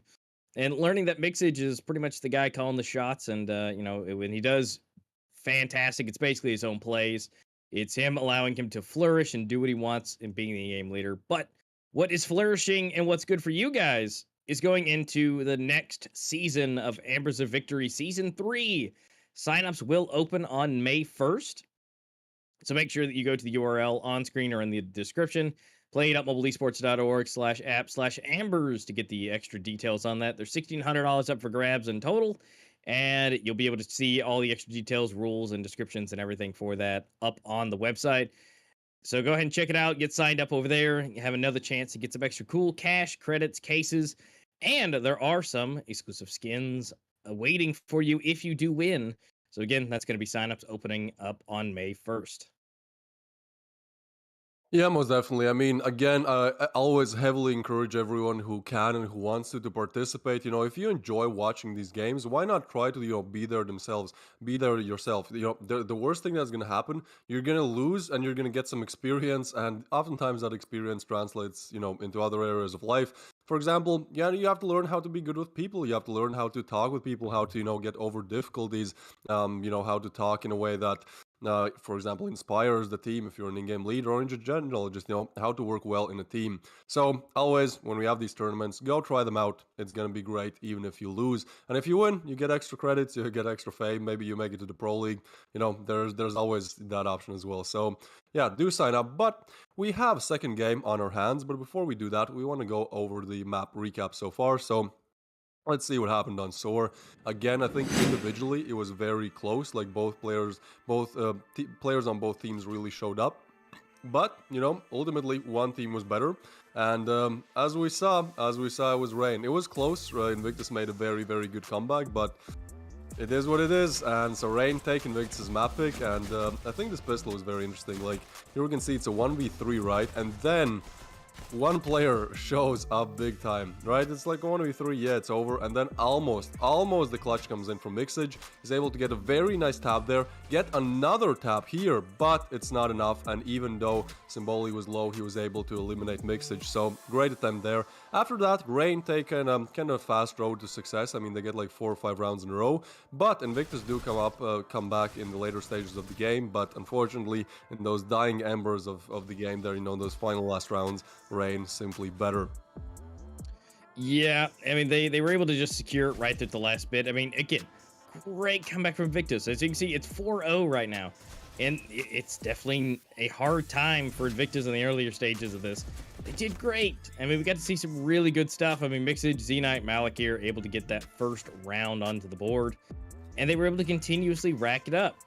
But, I mean, there's nothing that they did necessarily wrong. It's just it seemed like Rain was connecting those shots a little bit faster, a little bit better. And again, those head glitch areas seem to just not work out into Invictus' favor as much. I mean, they were able to do a really good job. They were able to hold those angles. And we saw really nice multi-kills, which we'll see continuing here in the recap as they continue to move forward. But it just comes down to Rain at the very end, was just able to really go for that the one before the last round, that extra hard push. And it seemed to pay off. And then here we go. Here's Faultless doing the absolute dunk on Malik and Jimmy, just coming straight out of the sky. He gets taken out, but just comes out of the sky and obliterates. Most of the time you don't see people just jumping through a smoke, but sometimes it works and sometimes it doesn't. In this case it does, and it's able to get them to the round there. But as we go into the flip, it gets a little bit different. Invictus still kind of struggles a little bit to come back. This round it looks really great. They're popping off really good, but it then just comes down to Rain taking this one, and they take the subsequent one after that, and it just seems to kind of go downhill yet again for him. Yeah, the thing is, I really respect Invictus for being able to pull back these rounds when it's 4-10, right? Like when it's 4-10, sure, you might be on the winning side of things, but just mentally you're not on the winning side. So the fact that they're able to show up, I think Malik here, he was very, very good on getting this triple here. I think it ultimately was. And then, the rest of the team also showed up big time. So huge props to Invictus. The problem is this was their map pick. And now, in the next 3 maps, we're going to see, well, next is going to be, Canals, and then we're also going to see Plaza, and we know how good Rain is on both of these maps. So Invictus, even though they tried, they desperately needed to get this map win, because now it's just going to be way harder. Like Soar, I think especially with picking Soar, like probably Rain had not practiced it as much as other maps, just because normally Soar is not being played, and even if they did practice, they're just not experienced on it. So the thing that, Invictus are not able to win Soar, it's just going to be harder for them when it actually goes to Canals and Plaza, which are really, really established Reigns maps. So yeah, things get just harder for Invictus, but nevertheless, I mean, they have that fighting spirit. I think, if they're able to come back from that 4-10 down and actually make it very competitive, then they'll probably be also able to do it in terms of maps. We'll see. I mean, individually, they've been performing great, especially in these later rounds of things. But again, still a tough, a lot of things they have to do to actually make it to that final map, which is going to be Village. Yeah, and they really have to show up on one of these maps, whether it be Canals or Plaza. They've really got to be able to basically take Rain down on their home turf. I mean, Port is going to be still kind of an up-in-the-air type of thing. I mean, Rain could still take that. I mean, it's all about teamwork, and if that's one thing that Rain has, is just almost like it's an autonomous teamwork, where you can almost guarantee that they're going to be working in synchronous together. And so either way, it's still a possibility for any of the maps, but for Invictus, they really have to take them down on Canals or Plaza, one or the other, to really take us to the best of 5, take us all the way to the end. Just because, I mean, technically Rain could finish it off in 3 in a row and go ahead and take Port, call it a day. They want to go and take it, but ultimately it just comes down to that big thing. Since Rain took Soar, it was still kind of the up in the air type of map. Again, it's really not to underestimate the power of Invictus, but it's really going to put them in a really tough spot. Rain is just that they look so strong at this point. They're able to hold it not only in the lead right off the bat on Soar, but then continuously have that lead going into all these rounds. And even though Invictus was able to pull back, I mean, you just saw Rain find that next round after they went eco, and they just pull it back again. I mean, it's very consistent. Yeah, most definitely. And the thing is, like, look at the maps, right? Like, now we're moving into Rain's map pick, and I'd say unless, like, something crazy goes down, I expect Rain to win Canals. It's, like, honestly one of their best maps. It's their top 2 map together with Plaza. Depends on the day. So if we assume that Rain take Canals, sure, Invictus can win on Port. It's their map pick. Again, I fully believe. I also believe that Invictus are going to win Soar. It was very close. So, okay, let's assume, okay, Invictus win Port. Well, then it's still 2-1 for Rain in the series. And when we move to Plaza, if Invictus want to make it to that Village map, they have to perform one of the craziest upsets, which is going to be taking down Rain on, their top 2 map again. So, overall, basically, they have to win their map pick 100% now. Plus, they have to win one of these kind of legendary maps for Rain, either Canals or Plaza, to actually make it to Village, which is just going to be hard. It's just going to be hard. Winning their map pick, maybe not as much, but winning Rain's map pick, yeah, that's a lot to ask, I'd say. But if we do move to Village, then I think it's just like absolute madness, absolute craziness unfolding. I mean, every time we watch Village, it's a very chaotic map. It's a very fast-paced map, and I love to watch it. So as always, I don't really root for one of these teams. I just want it to be as competitive and as fun and as enjoyable for everyone as possible. So obviously, I do hope we get to Village, but just looking at kind of the stats and where we are at right now, I'm not quite sure it's in the cards. We'll see. Honestly, if I had to make a prediction as far as, which I know is a bad idea because, caster curse and everything, but I think if they're going to do it, this has to be where it is. Nothing against, Rain and Canals, but I think Plaza, it would be the hardest one out of the 2. So I think here on Canals, we really need to see Invictus take it, and then going into Port, take their own. Rain is almost guaranteed to take Plaza, and then we can work our way down to Village. but this is kind of a big deal since they didn't win Soar. Canals really has to set that in motion because I'm not to say they can't beat them on Plaza. It's just, highly unlikely just because that is basically, when you think rain, you say Plaza. That's just kind of what it goes with. Yeah, that's true. I think also like if they win Canals, it's just better in terms of like their mental attitude towards this best of five because then it's 1-1 and then it doesn't look like as bad. If they lose Canals, then they're 2 maps down, they're 1 map away from elimination, and they have to fight, on from they have to win port, and then they're still down and they're still in the spot where if they lose, they're out. So just mentally, it'll probably weigh down on them. So yeah, I'd say Yeah. since they have to win either Canals or Plaza to actually make it to that map five, I'd say winning Canals would be much better for them, mentally, just kind of assessing the situation, understanding that sure we might have lost our map pick, but we won Reigns, so we're still in this, we're still keeping it competitive. We're equal, in fact, in terms of maps won. So yeah, Canals is really where it has to go down for Invictus. But again, it's rain on the other side, so only time will tell. Now, we do have one more thing before we actually move into the game, and this is the Critical Ops War event. It's very red themed. It's very kind of nuclear, I'd say. Kind of hellish themed, and I like it. Again, red is not my favorite color, but I think the skins look very good, and you can get them from the lucky spin. Now there are 8 skins that you can get. You have 3 nade skins. You have dualies skin, a TRG skin, an AR-15, also the axe, and also the gloves. Personally, again, my favorite are the dualies. You literally get 2 skins for the price of 1, and I think they look great. Now, are they really usable in game? That's a different conversation, but I think as in terms of the skin, it looks great. And I think you really favored the AR-15, Master, right? Yes, the Storm of Steel. Just to me, it looks fantastic. I love the contrasting from the white to the yellow to the red, and then to the scorchedness all the way down the barrel itself. So, personally, would love that one. Now, granted, again, like you said, 2 skins for the price of 1. I mean, if you can get the gloves, same exact thing. But there's nothing like a fire axe to throw on someone's head. So, I mean, there's a lot of really good skins here, a lot of options. And then, of course, if you get it on any of your equipment, then you get to use that more often than not because you always got to have your equipment. So, I think it works out really well. But we're about to head into the next game, into the next set of matches on Canals. We're coming close to that to find out, well, is it going to be Rain? Is it going to be Invictus on Rain's pick? We don't know just yet. Again, it's an uphill battle for Invictus, but this is definitely not out of the question of what they can do. Those 7% of you guys that put in the love for Invictus, you gotta send that help in the chat to give them that ability to do it. I mean, it's Rain is, basically the best of the best. We saw their accolades.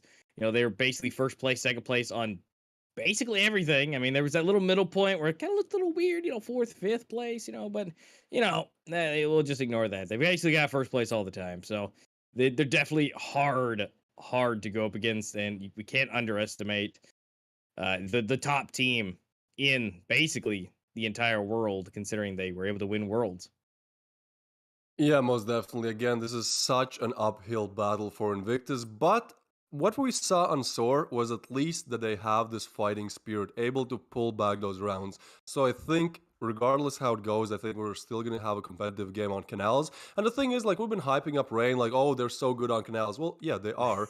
But on the other side of things, like, Invictus are not bad. When you watch Invictus in the group stage play on Canals, they were very solid on it. They were beating teams, like, with double amount of rounds. So if they can get this knife, which seems like they can't, well, that might have given them a little bit of advantage. But the thing is, again, Canals is very equally sided, maybe a little bit collision sided, but it honestly depends on the teams that are playing. So the knife round just doesn't change as much. I think, the more one-sided the map is, the more the knife round actually matters because it gives you that early boost, early mental boost, early round boost. And then coming into the second half, coming into the side switch, you can kind of cruise on your rounds that you've gotten in the previous round and close it off. So yeah, on Canals, I don't think the knife round really matters that much, but we shall see as we are getting in to our second game of this best of 5. Everyone, this is what everyone has been waiting for. These are the finals of the Pro League. Invictus versus Rain, map number 2, Invictus. Uphill battle to climb, but definitely a candidate to do so. Now, they're just gonna all push elbow. Players are spotted. Nexera is very low, and he goes down. Hakim with a huge opener. Nexera refrags immediately, but Jimmy, that's exactly what you need from him. The thing is, Invictus have not won a single pistol round yet, so winning this one would be huge for them. And Jimmy, he just keeps aggressing. He keeps pushing. Myline, he's trapped. There's two players. He does get Jimmy, but Malik takes him down immediately. Now a 2v3 situation, and both these players are kind of stuck. They're scrambling. They don't know what they're doing, so Mixage is going to eliminate Venly, and now Faultless for the 1v2. Is he able to do it? We'll see shortly. The thing is, the bomb is all the way on the other side of the map. It is dropped in spawn. I don't think Invictus are aware of this fact, but it seems like they are aware of the whereabouts of Faultless, perhaps. And so now they're actually moving towards that bomb, so might be aware. Now, I think they just don't want to peek alone, right? Like, they don't want to give them 1v1 gun duels, which is something that Malik almost did, but now he's retreating back, and there you go. Mixage is on that bomb, so that's going to make it harder. And I think Malik, he's just trying to not die here, basically, but then also at the same time, he's trying to get that frag because he takes down Faultless. That's a great start for Invictus. Getting the pistol round on Rain's map pick, getting that early advantage on Coalition, being able to buy those M4s now, and leaving Rain in the dust for now. Yeah, that's definitely huge that they're able to go ahead and take the first one. That's exactly what they need to have that at least advantage, if any, on the home field advantage for Rain for their pick. I mean, this is as good as they can get it, so they should be able to get this second round, go ahead and get that extra little lead, and depending on how these next couple of rounds go, it may be big if they can get the next pistol round, which I know is, almost an eternity away at this point, but if they can, that'd be great. Faultless gonna go ahead and open it up first. Jimmy gonna go ahead and grab two, and Nexera following suit right behind, so they're gonna be going and put stuff out here. Mixage jumping to the smoke, going to go ahead and get him off guard. Nexera going down. We only see the pistol still. There's two down on the side of Invictus, but no weapons retrieved. Myline's going to go down. And Faultless yet again, just continuing to take names. No rifle in his hands, but Hakim's going to go ahead and end that spree. But honestly, that was pretty good for Faultless, being able to just take down two himself with only a pistol. I mean, that's a pretty good hit at the early start.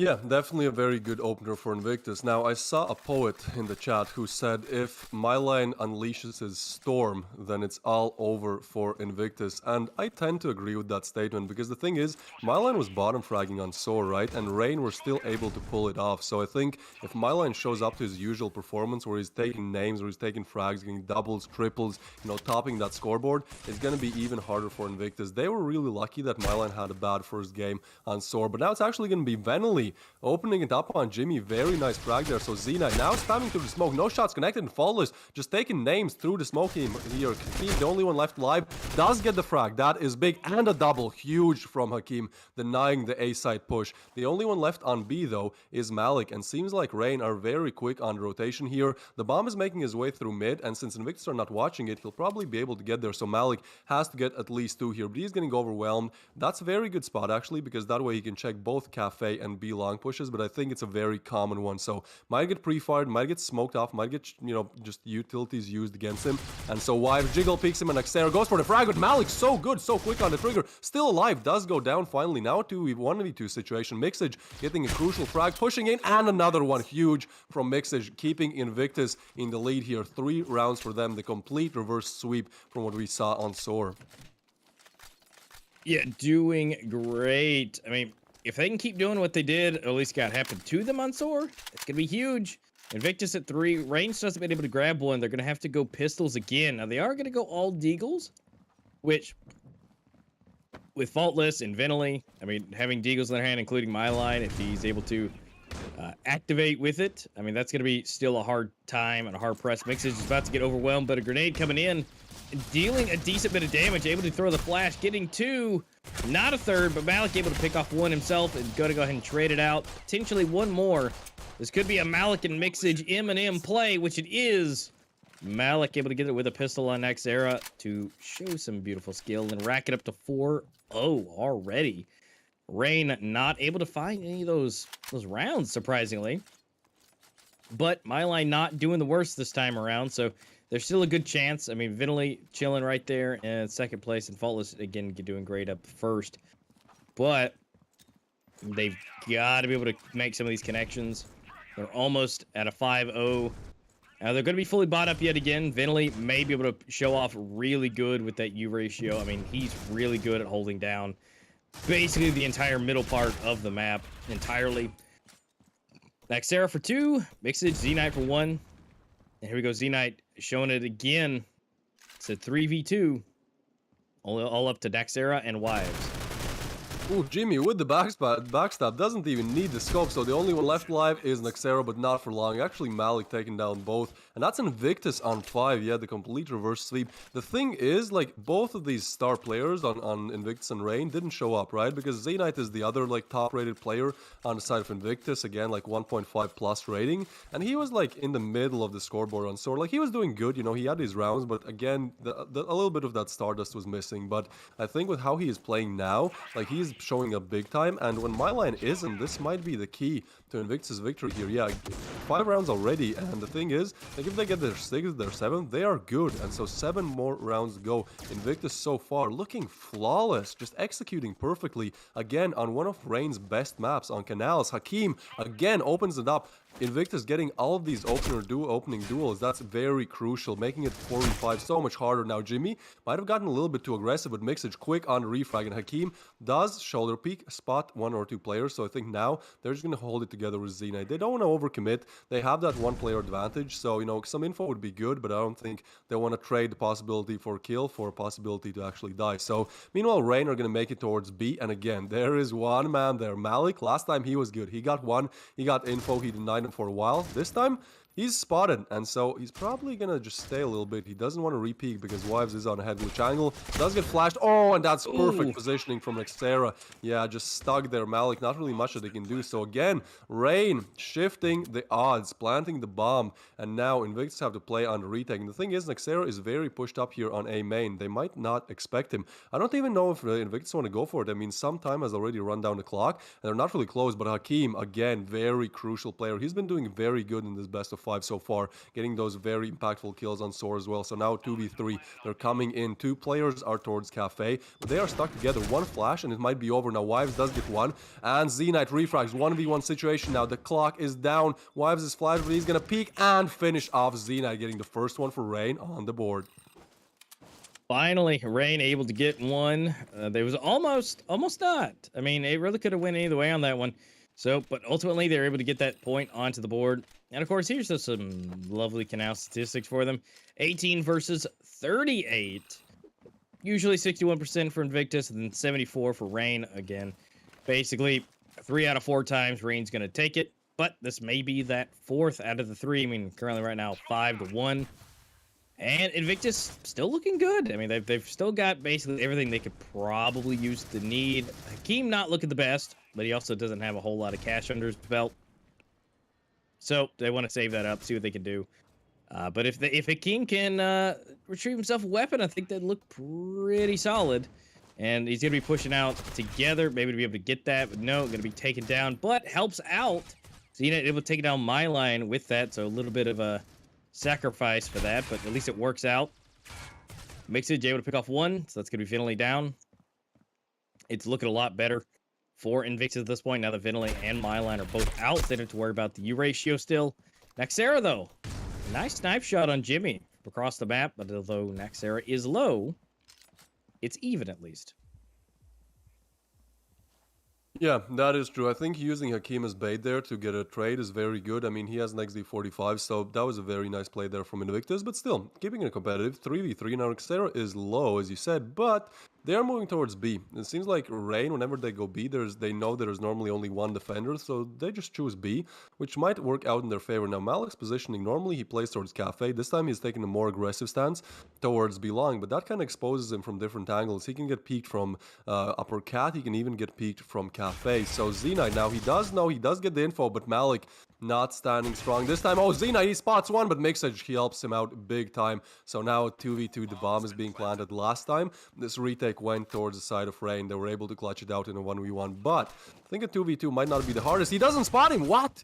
Nexera somehow still alive, just doesn't spot Z-Knight, but now Z-Knight's position is known, and with only 2.9k to his name, and then most of his teammates on even less money, yeah, the best decision here is to save. It's not the prettiest one, it's not the one you want to make, but this definitely is the smarter one, so he'll move towards B long, perhaps try to get some exit frags. I mean, the money on the side of Rain is not great as well, so taking any kind of weaponry out of Rain's hands would be great for Invictus, but Rain starting to make that comeback. You know, you kind of expected it to happen, and the thing is, like, Rain are known as the comeback team as well, so no matter how well one team, like the team that's playing against them, is winning, you kind of always have to keep in the back in your mind that, like, yeah, Rain can probably come back. I mean, they've done it a lot of times before, so definitely Invictus having a good start, but I don't think this is going to be one-sided at all.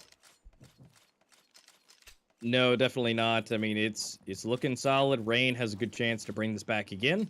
I mean, Z-Knight able to have that hero SG that he's able to pick up. So not too bad. But it's going to be all about taking up the weaponry off of the ground, seeing what they can do. I'm going to see my lane completely flashed and completely flashed again. Although Nexera and Vitality here to help save the day. Z-Knight able to pick off one. Not too crazy, but they are still down 2 players for Invictus. Mixage actually able to pick off the headshot on my line, looking great. Again, they've got to see if they can pick up those weapons and to retrieve them. Z9 able to save the day yet again. Faultless getting taken down. So I think this now is going to be the time to eat up all the weapons they can find. The bomb is planted, so Mixage now picking up the SG. Might be able to maybe pick up one more, but I don't think Mixage is going to be able to have anything.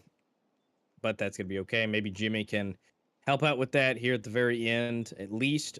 But at minimum, Mixage might be able to be bait again and help out, go out there, and if they can at least take his face off, know where he's at. And there's 1, and Jimmy for 2.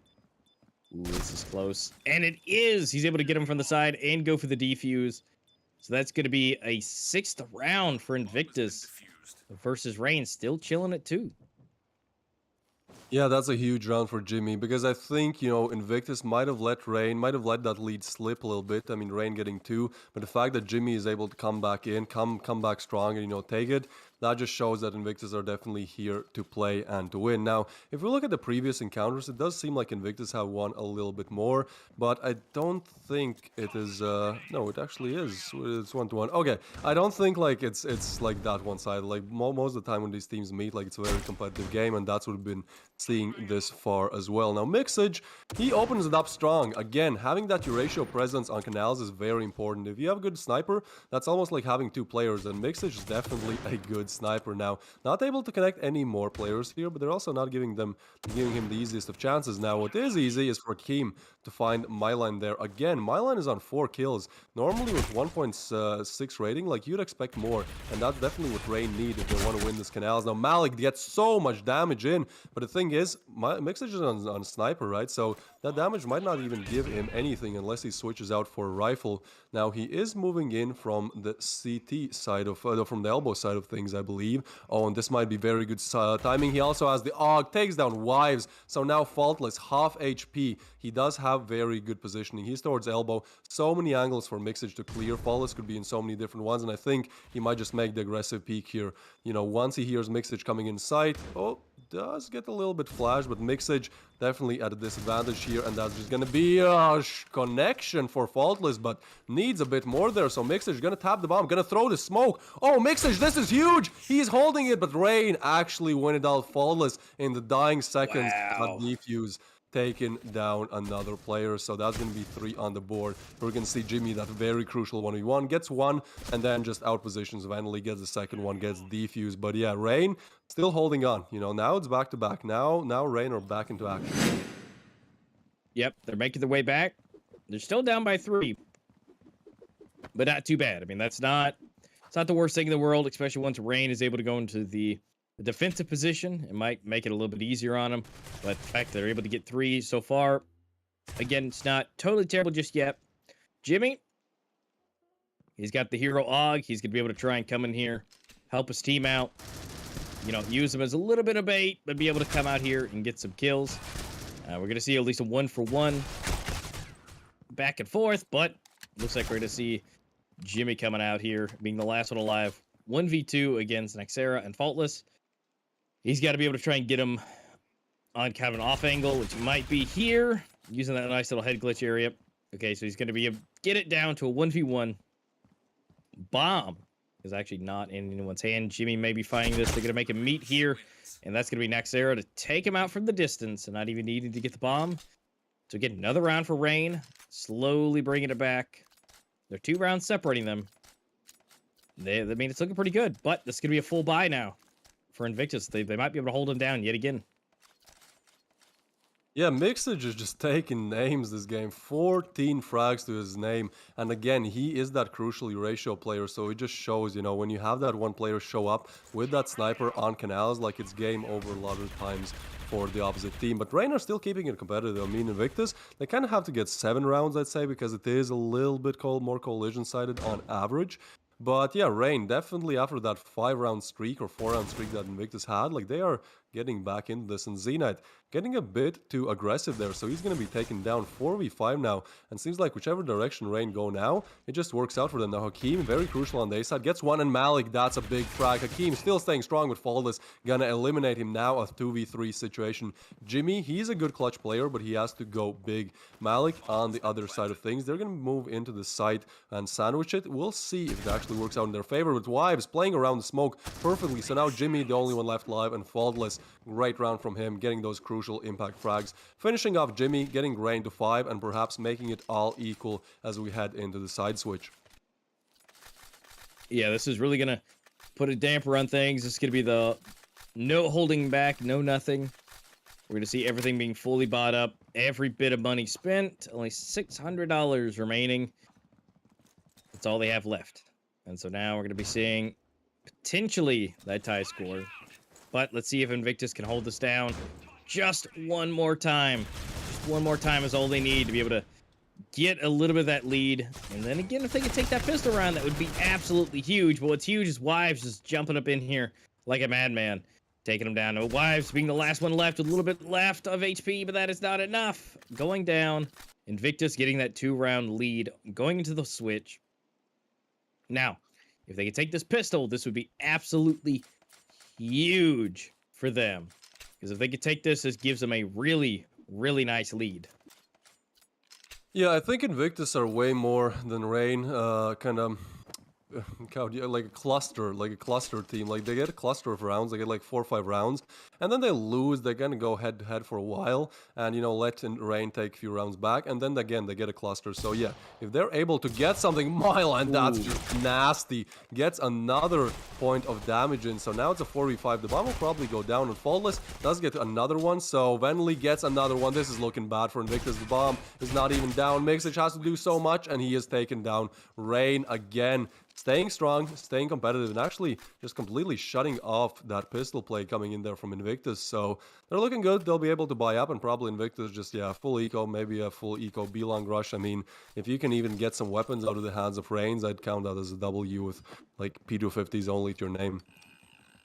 Yeah, that definitely would be the best case scenario. If they can take down, I don't know, 2, 3, that'd be best case scenario. We're going to see Mylan running up in here. Oh, no. Naxera for a 4-piece with that grenade to assist. They just got almost obliterated with that grenade. Leaving it all up to Z-Knight, but Faultless able to get that headshot from behind. Naxera showing up huge with the 4-piece. Nothing crazy. I mean, obviously it's pistols, but definitely good to pad those scores and to pad that rating. It is now tied 7-7. Rain has made that comeback at least to tie it. Let's see if they can take another one. This will be the first rifle round, and let's see if anyone's going to take the lead, whether if it's Rain or if it's Invictus for it again. Yeah, Invictus started off great, but now just not looking the best. I mean, Z-Knight getting that frag, that is big. Now they'll be able to open up the A side. And the thing is, there's no defenders on A, so this is pretty much free for them. At least the plant is Jimmy. There you go, another crucial entry frag from him. He just keeps on pushing. Now Venley playing very smart there, very agile, not allowing for Jimmy to connect that headshot there. But there's a 3v5. They are on the bomb. They are on the bomb site. You know, the bomb goes down. So in a 3v5, especially with Mixages, this off angle is just hard to check oftentimes. It is getting checked, but Mixage not able to connect the shot mile, and that's a big frag. Now time is running low, but Venley finds another one. Not like this, Invictus 3v5 and the bomb planted. You cannot let this one slip. Now Hakim, that's a very crucial frag, and Z-Knight finishes it off with a double. So at least in this round, they stay strong. And now the thing is, Rain had bought up, but they lost all of their weapons. So I think if they lose this round as well, they'll probably have to go eco. Seems like Venly, yeah, they're not going to do it just yet. Venly's going to buy that Eurasia. And we'll see how he does with it. I mean, we didn't really see much from that Eurasia on Venly on the breach side of things. He did get some nice frags, but ultimately that Eurasia really comes in handy when you're on the coalition side, when you can just hold down mid. You can pretty much single-handedly have mid control with that Eurasia. It's good. They might smoke him off, but at the same time, we know how good Venly is, even if he's smoked off. Yeah, if he's able to do that, that'd be fantastic. Mixed's already being the first one to go down. Already was low. And so make it a little bit better, a little bit more tilted for Rain to be able to do what they need to. Faultless having a good spot here, doing the little dance with the boxes, making sure he stays alive, seeing if he can get some information. Gonna go ahead and rotate around, but that's gonna be Jimmy from the rear. Gonna be able to help out with that. And Malik coming in with the jump, taking him down. Ventilate now does have the Eurasia. And it's completely smoked off. So that's going to be able to make things a little bit easier. My line trying to come around from the victories from around the world. But I'm not sure if he's going to be able to, you know, entertain anyone. I mean, we will potentially see Malik, but I mean, this might just be one of those saves because I don't think they want to go full eco just yet. So, I mean, Venly has $0 and no armor. And same for my line. No armor at all. So this is probably the best case scenario just to save it. My line might be able to take down Malik, potentially. And might be able to see this. No, wait, Malik is ready for it. Able to take down my line off of the car. And so that's at least one more off the books. Mixage doing great. Hakeem as well. Jimmy right behind. And Malik to be third. Z9 only really needs one more. We got a four-way tie for second place with 12 kills. I mean, they're just doing solid. My line, again, for some reason, chilling at the bottom. I don't know what's going on with them. Maybe needs some Wheaties. Maybe needs a whole dry scoop of G Fuel just to go and get that blood pumping, get that caffeine rolling. But whatever the issue may be, if they can resolve that, then I agree. Like you said earlier, there's someone in the chat making a point that if my line decides to activate, it's going to be a lot harder, which I would agree. The fact that he's at the bottom, if he was doing, 25 kills like he did last time, this would be a little bit of a different story. Yeah, most definitely. And I mean, that's something. It seems like he's able to get clips. I mean, in the pistol, he also got an absolutely nasty tap with the Deagle. But when it comes to actually, getting those frags, might get some nice content pieces. But other than that, that's it for now. And Venly, he's the only Eurasia. He's kind of the hero Eurasia player. But Jimmy, so aware. Venly going to push him up. He actually runs out of bullets, but Hakeem quick on the refrag. Yep. And that's going to be another round on the board for Invictus. First one to hit double digits. They're up to 10. Rain lagging a little bit behind at 7. Still not out yet. I mean, obviously, we've seen Rain do some comebacks easy peasy. So there's going to be a full buy, full rifles for Rain. So they're going to see what they can do. They've almost got all the equipment that they could possibly need. But Invictus has an entirely stacked inline pockets. It's not over just yet. Let's see what they can do. Again, these openers are going to be huge and what's needed, and that's going to be big for Rain. Wives and My Line picking up one each. My Line might be able to get a second one if he can get it just right. Flash coming in, keeping him off. Z-Knight able to get one. And here we go, Z-Knight for another one. And Hakeem is quickly switching it into the favor of Invictus. It's 2v3. Hakeem kind of low. He's in the red, but that's not to say he still can't make it worth it. Faultless, if he can at least be the bait and then have Malik here to save the day. My Line able to take down Z-Knight and Hakeem for another one. So 1v2. My Line lasted alive. Looks like he may or may not want to go for it. Bomb is still down, though. I don't know if My Line knows that or not. I mean, he might be rotating around, potentially knows that. Yeah, we got 45 seconds left. He has to go big, right? Like, he has been having very bad performances on both these maps, but if he's able to do this one, I think that'll get that fighting spirit back for Rain. And I mean, we know that he's capable, more than capable. He's literally the highest rated player, and this might be why he gets Hakeem. Now a 1v1 situation. Repositioning, very great repositioning actually, but it might be a little bit too slow. Oh, but look at that. Malik is going A. This really depends. Now Malik does get on site. He'll be able to plan, but I don't think he expects MyLine to be so close. Now, MyLine is kind of not sure where the bomb is going to be planted. Once he understands that's A, now he's moving in, but Malik, oh, that reload might have been heard. This is going to be close. Is MyLine able to do it? He moves in. Malik peeks and takes him down. No clutch for MyLine this time. Instead, it's Invictus on 11. 2 rounds away from defeating Rain on their probably best map. This would be absolutely huge for Invictus. And I mean, it was close on Soar as well. But the thing is, Invictus have a bigger lead now. And they probably are not going to make the same mistake twice where they just lose it at the dying embers of the game. So, looking great for Invictus, not so great for Rain. And look at the money. If Rain lose it, then they'll have to probably buy Deagles and SMGs on match point, on Invictus' match point. So they crucially have to get this round. Malik so quick on their adjustment there. Doesn't get the second one though. So 4v4 now. MyLine playing it aggressive. Might actually get Hakim. But Hakim just so quick. Jumps down. Takes down MyLine. 3v4 situation now. Wives. He's the only defender on A side. And they're already moving on A. That's big damage. That's huge damage. Not able to get a frag. Wives finally does get Jimmy. Naxera moving in. He doesn't spot Z-Knight. Takes him down. 2v3 situation. Mixage has to get that final frag. Has to put that final nail in the coffin. He has the bomb as well. But look at the backstab. They're not expecting this one. This is a freebie for Hakim. Now Wives, he's all alone, left on side. Flash gets peeked. Mixage takes him down. That's Invictus on 12. And Rain's money completely ruined. Yeah, this is going to be the potentially last round. I mean, they're able to buy up enough. Venley does have the Eurasia. Actually, we have Faultless with the Eurasia too. Last ditch effort. We don't see any armor on Venley, so this is kind of a glass cannon scenario. See what he can be able to pull off, and they are just flying through here, making their way to the site. Faultless trying to also, yet again, get into a better position. 2 Eurasios here in mid, holding it down. But little do they know, it's already passed all the way into the A site. And neither one of them able to make any connections here in mid, so Faultless really low, missing that shot, but still alive. Backing up. This is the last-ditch effort again. After this, it's going to be pretty much over entirely. Even if they leave with one person alive, I mean, they're still going to be hurt for cash. Mixage and Naxera. Okay, here we go. MyLine for 1. Venley tries to come in, but Malik takes him down. Faultless able to get one on Jimmy, but Malik able to redo it and change it up again. Malik just coming in huge, and Mixage to finalize it to the end, leaving Malik and Mixage the last 2 alive for a victory of a 13-7 on Canals, arguably the second best map for Rain, and they are victors.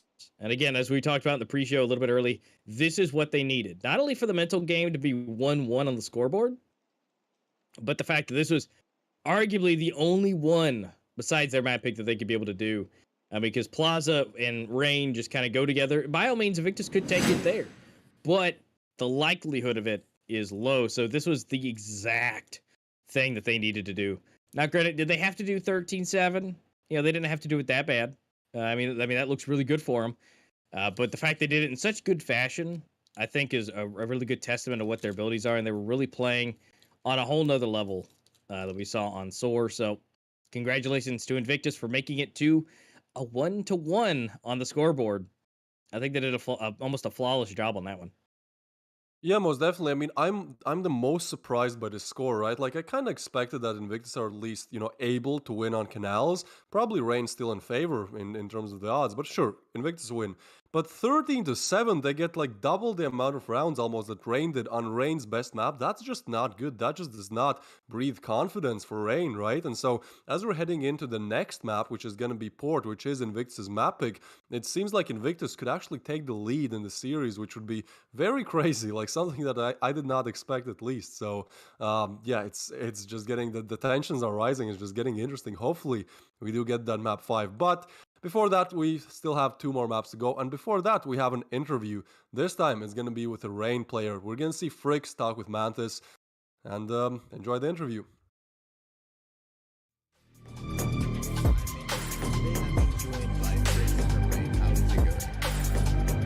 Hello, everyone. Hello, Mantis. It's good to be here with you. I'm doing great, thank you. I continue preparing for tomorrow's game with my team. All right. And So then before we go ahead and dive into the interview, can you tell the viewers a little bit about your team and their past accomplishments? yeah, of course. I don't think I need to say much here.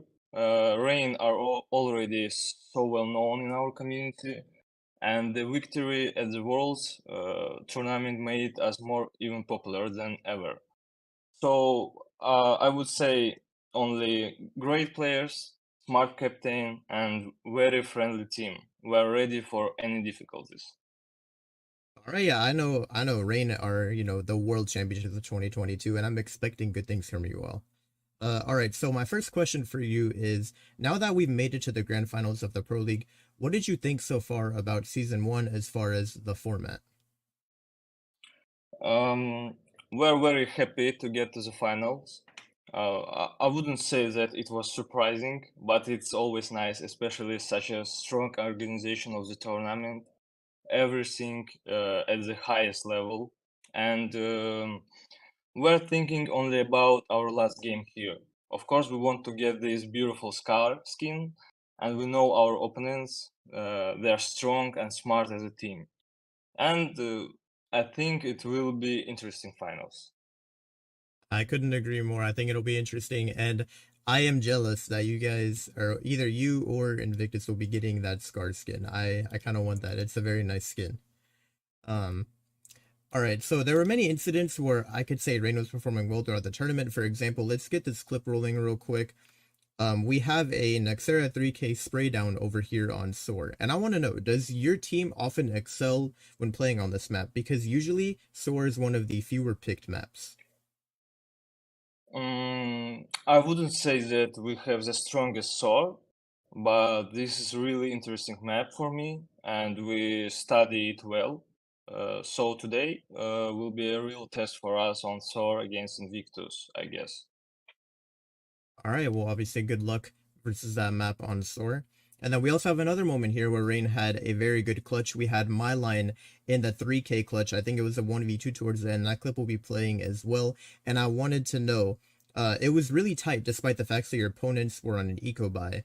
And it's something I noticed a lot from European teams in Critical Ops is that they excel in these eco rounds, especially if they have a deagle in hand. So I want to know, does your team usually play more disciplined and not get overconfident when you know your opponents are on eco? Yeah, it's a really great moment, but it's my line, the best European player, and we're always waiting something like this from him. Of course, we can sometimes afford indiscipline and hunt for kills, but this doesn't apply to big tournaments and games. In these games, all the players act very disciplined, thanks to the efforts of our captain Fauthless. He did a great job on this. All right, yeah, I mean, I like to see the more disciplined gameplay in the tournaments. Obviously, it can come back to bite you if you hunt down those kills.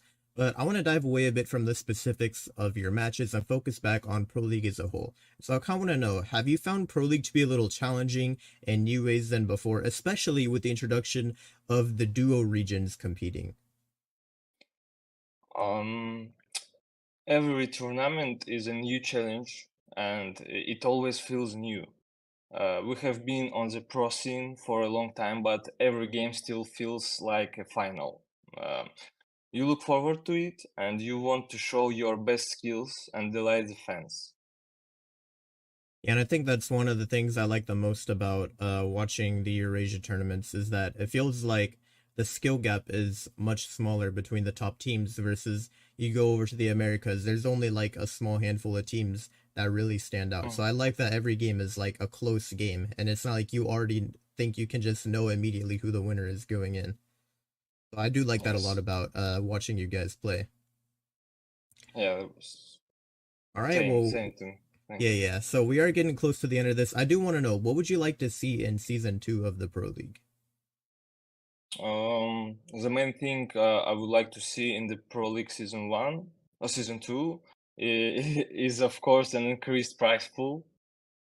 But in fact, I'm very interested which teams will pass to Pro League from the circuit. I want to see second season much better than the first one, and of course, we'll want to see more fans on the streams. maybe in some future we all can meet on the LAN games. It will be great. I hope so. Hey, we all want the land, baby. I hope it happens eventually. Yeah. And then my final question for you related to Pro League. It hasn't been confirmed yet if all 3 maps that are not in the map pool right now, if they're going to be rotated in. So I'm wondering just your personal opinion. If you could remove one map right now and bring in only one map coming into the next season, what maps would you pick for that? As someone who has been playing Critical Ops since the very beginning, I'll say about Bureau. It's one of my favorite maps, but there is a lot of work to be done to make it more balanced. So probably I want to see it in the map pool in the future. And I would probably remove Raid. I just don't like this map without any reason. I don't know. Just don't like. No, I get it. Reina is a tricky one. I can see that. I do kind of want to know though, what are your thoughts on Costello? Because it probably will be coming in the next season. Do you think your team's ready to play on that map? Yeah, of course. Rain ready for any difficulties, as I said, upper. So we're ready. All right, I love to hear it. Well, Fricks, thank you so much for coming out to this interview, and good luck to Rain in the grand finals. Yeah, thank you for this interview, Mantis, and thank you. We're gonna try to show all our skills tomorrow. All right, good luck. Thank you. He's about to pop the corner once that flashbang goes off. He's tagged, finds the wall bang, trying to go for the 2K. He's able to pick it up. He's got one more player to get him doing great up in front of sight. And he's oh, he's gone. Any other strategy right now going to use now? Is he gonna have time for this? Is he gonna have time for this? Is he gonna do it? Oh my god, he does it! The ninja confused.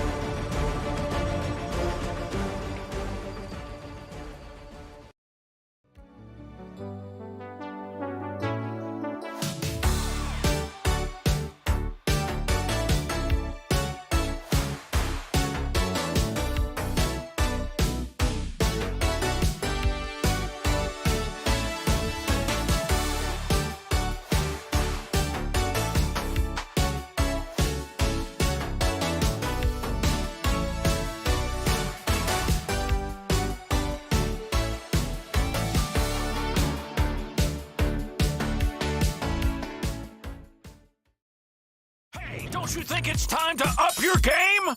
Get to the next level with G Fuel Energy. Item selection. Zero sugar, antioxidants, vitamins. Character creation. Wow, wow. Looking good. Gamer words. DLC. XP. Side quest. Look out, sweats. Build mode. Lag. Noob. Squad up. G Fuel Energy. We made this commercial for you gamers.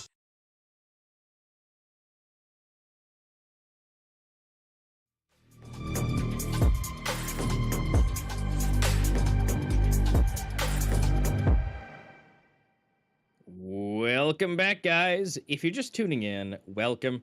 I'm a master, and this is, of course, Twist. You know him and love him, but we are getting into the halfway point, potentially. Rocking in here into the Pro League Grand Finals. We have just seen Rain take one. That was Soar on Invictus' map pick. And then we got to see Invictus take Rain's pick. 13-7 on Canals. We're rolling into the next map, which is going to be Port. We're still tied, so we're definitely at least going to see Plaza. Depends who takes Port here and who takes Plaza. We don't know who's going to be doing it just yet.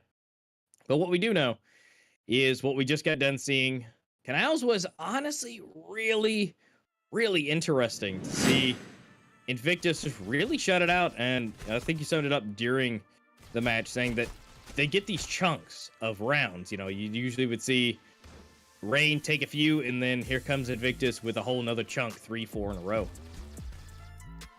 Yeah, it was like it was just a crazy match, honestly. Like, again, the fact that Rain only gets 7 rounds, like, that to me is absolutely crazy, especially on Canals. So I have no idea what to expect moving into port, right? Like, it seems like Rain were absolutely incredible on Soar, on Invictus mapping, and then just completely losing it on Canals. So moving into port, it's gonna be a lot of fun.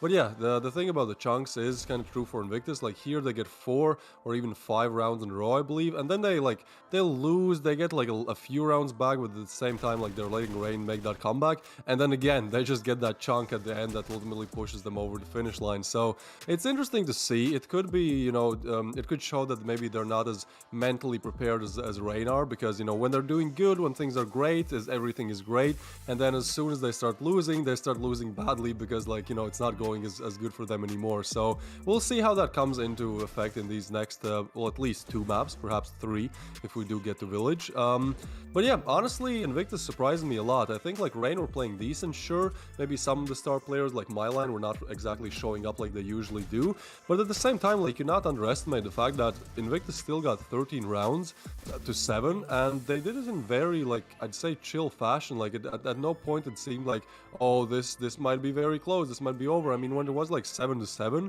on the side switch, sure, but at the same time, like, Invictus just got right back into control. They didn't panic, they didn't go for like some insane, like, just panic rounds, or they're pushing, they don't know what they're doing. They seemed very confident, they seemed very, very cool, calm, and collected, and so ultimately they win out the game.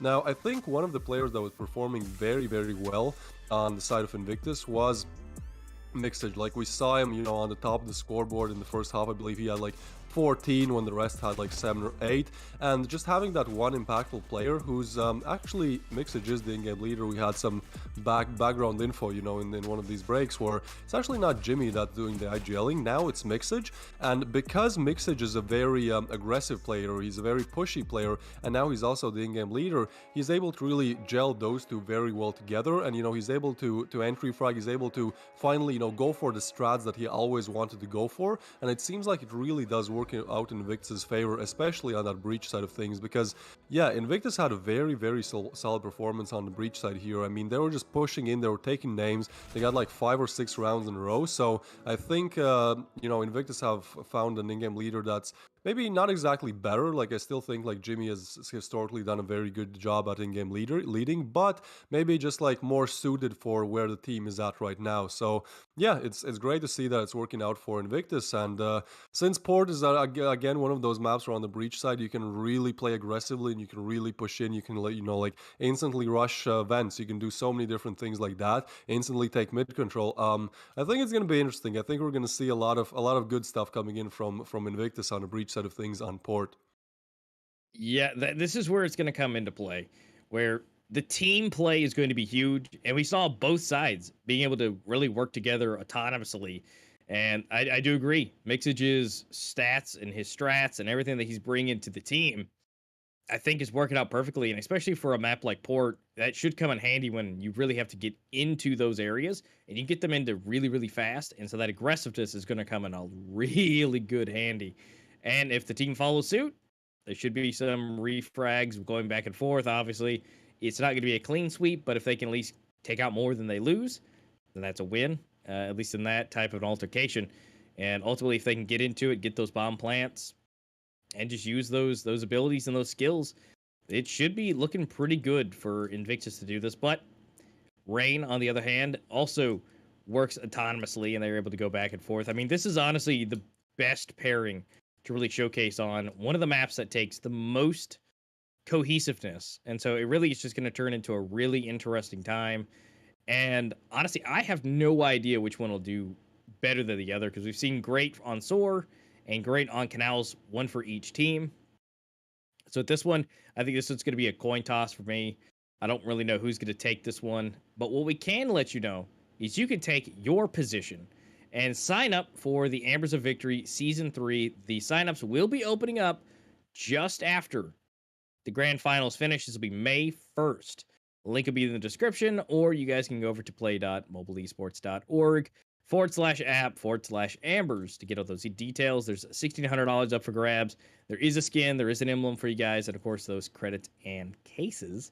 So guys, make sure if you want to get into it, you want to get your feet wet and get ready and to potentially go up into circuit, this would be a great place to start, kind of figure out where you are in the mix as far as teams go, and really get you and your friends. Maybe it's your rank stuff, maybe it's the guys you play casually with, whatever they are. You know, it could just be people that you know through Discord or on here in the YouTube chat. Just make a team, see how you guys do. It's all about the chemistry. So if you guys start now, you might be able to cast over you guys in the next Pro League. Yeah, most definitely. Again, I'll make this short this time. Compete, improve, win. All of those words are good. So try it out. Anyways, we are moving into the grand final third game here again. We'll show you guys the brackets, maybe for the people just tuning in, so you guys understand how it's went so far. I mean, we had the Pro League, we had the group stages, and then the 4 best teams advanced. The 2 best, Invictus and Reign, advanced to the qualifier 1. Granting them an early chance to the grand finals if they do win that first game, which Invictus didn't, so they faced Elevate, which were in the eliminator bracket, since Elevate and Saints were respectively 3rd and 4th. So Saints got immediately eliminated, then Invictus faced Elevate and won. I know it says 1 for Elevate, and I know it says 1 for Invictus and 2 for Elevate, but trust me, there's no shady stuff going on, it's just a graphics glitch. Invictus actually won, so that's why they are in the grand finals. And now, again, like, I think, like, all stats, all like, logic-based predictions are pretty much out the window after we saw how these 2 first games have went, right? Like, both teams winning on the opposite team's map pick, just, like, stats, especially, like, player-wise stats, like, the 2 best players that should be, like, outperforming everyone as usual. This time, I mean, they're just not showing up. Like, my line, not really the best first 2 games, and on the other side of things, like, we didn't really see that crazy performance from Invictus' top-rated players. So yeah, on map 2 it was a bit better, but at the same time, like, seems like today really is the day of surprises. So heading into map 3, again, like, all I can do is really, you know, kind of stick to the logical statistical predictions, which is, well, technically Invictus should win on their map pick, which is Port, but at the same time, again, I think it's going to be close, especially with how Reign lost map 2. I think they're really ready to show that that's not the style, how they want to go out and lose in the finals. So yeah, map 3 should be a blast. Again, it's Port. It's a map that's very heavily encourages utility usage. You can chuck them over and throw them into A site. You can even go mid and then smoke out, let's say, B long. Like, utilities really do come into your favor if you know how to use them on Port, more so than on other maps. So that's something to keep in mind. Honestly, I think both teams are great at their utility usage. We saw on both sides of the equation that, you know, they were able to set up very nice lineups for their smokes, for their nades, for their flashes even. So it should be fun. And again, this is important because now Invictus and Reign have both won 1 game, right? So I think whichever team wins this next one, they're like 1 game away from actually winning it. So that just makes it harder for the other team to focus. That, you know, it puts extra pressure on them, because whichever team wins this one, like, the other team is out if they don't win the next one. So yeah, pretty simple maths for you, but yeah, I'm just kind of explaining that there's going to be a lot of pressure on whoever loses this map. There's going to be a lot of pressure, and I'm sure that both teams know it, so they should do their best to actually you know, alleviate that pressure and actually win on Port. So it should be a blast, and we'll be getting into the game any second now. Yeah, and this is really where Invictus needs to be able to take this, because I mean, it's kind of been a do or die for Invictus this entire time. But if they don't take this, I mean, it's not necessarily going to be, you know, the end of the world, but it's definitely would make things better for them. If they can take it here on Port, then going into Plaza, this should be any day of the week for Reign to take it. And so that's really where it's the biggest contender there. Because, I mean, if Reign is able to take this one, then they're really just 1 away. And you don't want to let 1 away be Plaza for Reign. So if they could take their map pick, which would be absolutely fantastic, they should be able to do it. They've been showing that they're actually capable, because it was 13-11 on the first one. They were so close. It really just came down to that last round. They really got turned the tide on that one, because it almost was their victory. But what we are going to see is the ninth round. This is going to be where you get to choose your side, obviously, and be able to get that little bit of advantage. But as we mentioned, Port's not really one that really it's either side. I mean, you could really make it pretty even across the board. So, but they're going to go ahead and see who's going to take it. And it looks like that is going to be Rain. Going to be able to figure out what side they want to start on. Again, it's less of what matters here just because it's so equally matched at this point. So whatever they choose, it'll be at least a slight bit of advantage for them to figure out. Is it going to be 1, 2 on either side? If it's going to be Invictus, if it's going to be Rain. I don't know. Like I said, to me, I think it's a coin flip of who's going to be able to potentially take this one. I'm just going to go ahead and leave it up to a 50-50 shot here. Yeah, I think either way, it's just going to be a lot of fun. Like, it's both of these teams have had very rocky starts to this best of 5, like with Rain winning Invictus in like such a close manner, and then like Rain just disappearing off the map on Canals. So on port, it should be fun.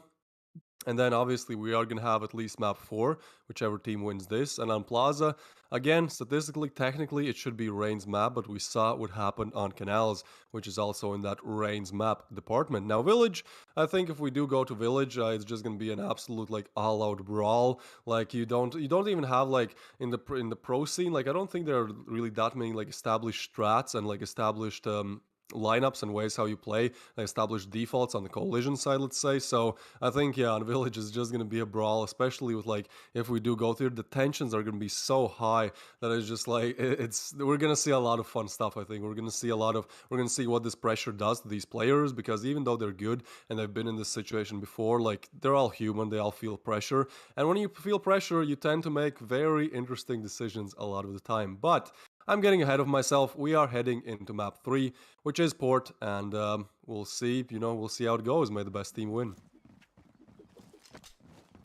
Yep, we're gonna be starting off here. First, Rain on the breach, seeing if they can work their way into it. And I've noticed Rain has been they've done that a couple of times. So, I mean, being able to do that, I think they're very confident in their ability to get into these bomb sites. So should look pretty good. Looks like they're going to be basically completely opposite. Faultless got the information saying absolutely not. Might try to fake him out a little bit. Thinking that he went back through potentially the connector, but looks like bomb is going to be planted on A. Now they've got to rotate around. Now Faultless might have a chance here to get a really nice backstab if he waits long enough, but it doesn't look like he's going to. Slowly move it up. They're going to be meeting him here in just a second. He's able to get one tap, but the bomb is still planted. They've still only got a few more seconds left to get up in here, get these kills, and get the bomb planted. Xenite able to get one. Jimmy for another. And here we go. My line, Naxera. But we're going to see from the side, Naxera again, recurse for another. Down to a 1v1, and my line able to get that. So they're going to start off that pistol round early for Rain to get that first one. Yeah, so far I think Rain are 4 for 5 in terms of pistol round wins. Like Invictus, I don't want to say that it's luck. I think Rain just generally are better aimers. I think Invictus are way better at like their strats. Like the two things that Rain are good at, I'd say, is aiming and also refragging. But Invictus are really upping the ante in the strats department. So pistols a lot of times come down to just raw aim and how quickly you can spam those bullets in the head. But Mixed here does get double. Wait, hold on, what's happening? Okay, finally they're getting shut down. Faultless gets a final one on Mixage, so that's a clean round for Rain. It did look a little bit rocky. It did look a little bit shaky for a few seconds there. I mean, two kills with the XD45 on side of Invictus is good. At least, that's taken, what, $8,000, $9,000 out of the hands of Rains, because they have to rebuy the weapons, they have to rebuy the Kevlar, probably the util as well. So at least that's some good damage moving into the round 3 of this rifle. Yep, looking pretty solid. Now it's going to be that first real round. Invictus now having a chance to show them what they got. Tell them exactly why they picked port. So they're going to be able to try and show that off. Nothing real connecting just yet. Trying to see what they can do. No one's wanting to make that first push. Bomb is still in a nice secure place. No one's got it just yet. No decisions made. And here we go. Xenite, Fricks, 1 for 1. Mixage trying to get some information. Got a little bit of it. Took a little bit of a tap. Or maybe not. No, actually looks like nothing connected. So has the information. No damage dealt. One down on either side. They're now rotating back around. Potentially leaving one. There's going to be wives hanging out just in case. And again, no decision just yet. Now, if Wives could open this up, this might be a way for them to go. But looks like it'll be going straight here in the mid. Malik, again, getting information. That information is key. So they're knowing their movements at this point, but yet no damage dealt. Yeah, so far trading heads for heads, 4v4. Now the bomb is going to go down, and a site is just hard to retake. I'd say both sites are really hard to retake on port. They're hard to get into, and because of that, they're also hard to retake. Now Jimmy does get some nice damage in, is flashed, Mixage flashed as well, and Faultless, very strong angle, takes down Mixage's head clean. So now 2v3, and I think Invictus have the thing. Do they even want to go for it? I think with that opener from Jimmy, maybe, might want to go for it. Now Faultless holding it strong, getting one on Jimmy, and Jimmy ultimately getting shut off as well. So they go for the aggressive decision, they go for the retake in the 2v2, and that leaves them with not the best money situation. I think this might be an eco or a partial one. I mean, Malik, Recurse, and Mixage all really not the best cash to buy. So yeah, we're gonna see a deagle on Jimmy, probably nades or something like that on the rest. They might just go for that mid nade stack and just hope for the best, you know, hope that Lady Luck is on their side today, but seems like not so much since 3 players of Rain are going towards that A-long area. Ooh, okay, that's big. That is big, but no damage done? What is happening? I thought those nades should have collected at least, you know, a little bit of damage there, but, well, here we are, no damage done, and Rain making a very quick rotation towards B-Long. There's really only one player there to deny it, that's Malik, and he has a deagle to his name and 5 players to fight with. Meanwhile, the other players of Rain are kind of faking a long still, and so Myline just completely shatters Malik there. Zenite goes down as well, and seems like, again, for the 3rd time in a row, the team that plays on the opposite team's map pick just starts off very strong. Again, Rain getting their 4th round on the board. This happened on Canals for Invictus, and then this happened for Rain again on Soar. So yeah, kind of a deja vu feeling here. I mean, it's interesting. It's definitely interesting to see, but I mean, historically, they were able to pull it back, whichever team were losing at first. So Rain gonna have a nice head start here.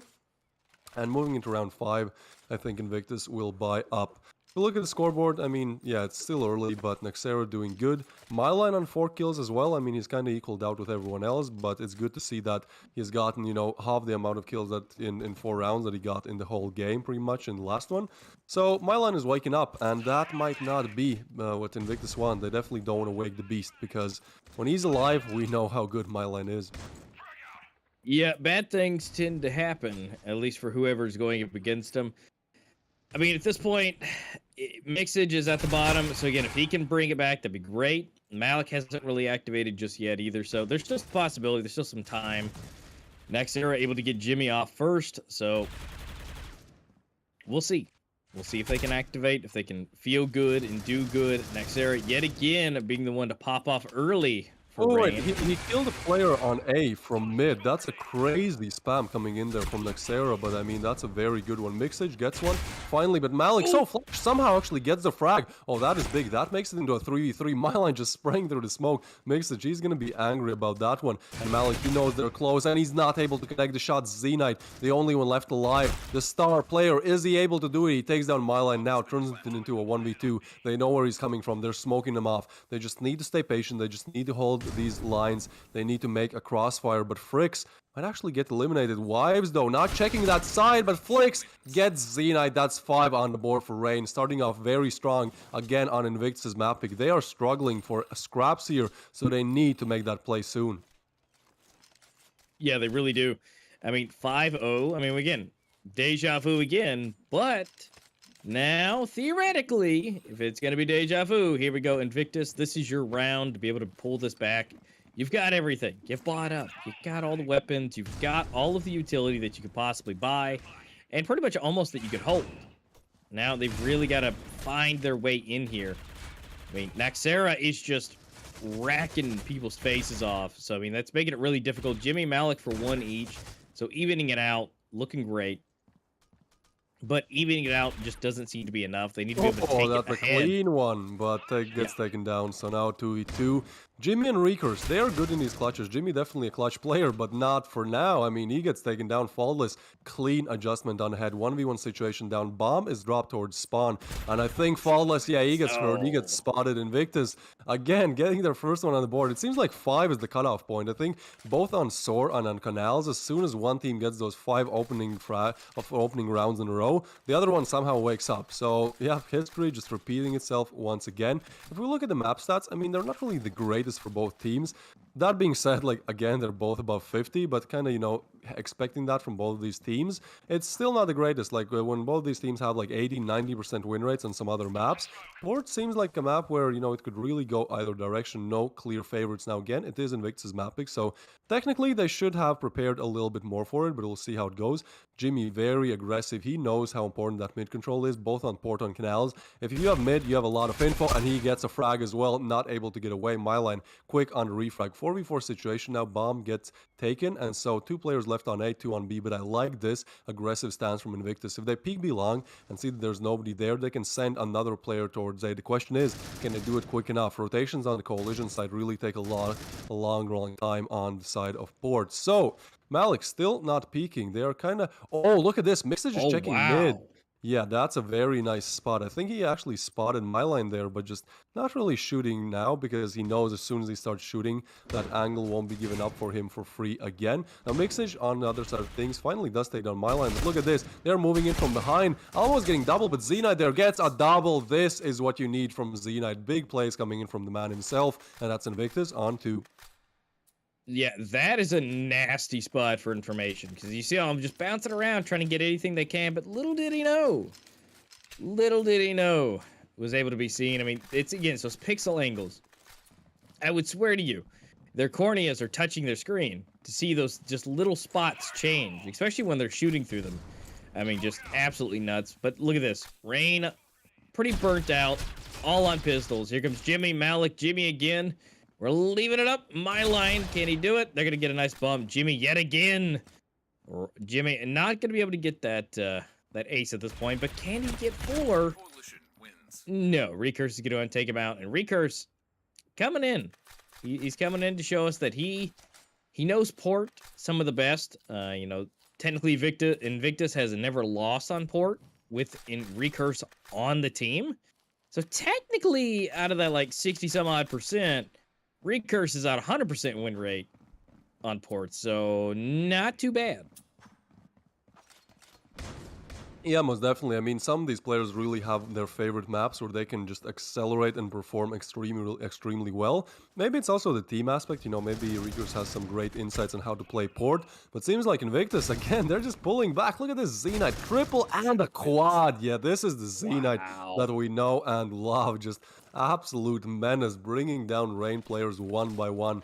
So again, you know, as soon as one team gets those 5 rounds, the other one always seems to catch up. Now, Z-Knight here, 72% win rate, that 1.55 rating, I believe the second highest rating in the Eurasian Pro League. So yeah, he's doing good, and the thing is, he has the role of support. Like, normally these crazy ratings come from like players that are not exactly support players. You know, they're like oppers, maybe they're entry fraggers. So the fact that he's able to do it as a support just shows how good he is. Now, Z-Knight, he's going to be playing towards window here, just waiting, you know, just waiting for info, for anything, for any peep that he can hear. And meanwhile, Rain moving in. Oh, that's big from Jimmy, but again, he's very aggressive and it pays off, but most of the time he's not able to get anything more than 1. Yeah, they're just rocking it as of now. Invictus almost tying it, but this round looking to be a little bit slower. But Recurse again, showing us why he's in here. Able to get another one on the board. Mixage really low, but it's still a 4v3. So it's still a bit of an advantage. Malik holding down the B site by himself, just constantly doing a great job. 2 mid, 1 off to the side with the bomb. They've got to make a choice whether they want to go into the A site or rotate around. I mean, it looks like A maybe where they want to go if they could push in here, but little do they know this would be probably the worst thing. Mixage down to 5 HP, taking a little bit more damage. And it's just trying to keep them off coming through the mid here into the B site. But that might be still what they're going to do. Malik getting into position. waiting to see just the tiniest bit of the head, but that may be the worst case scenario. Yes, because Naxera is able to get it.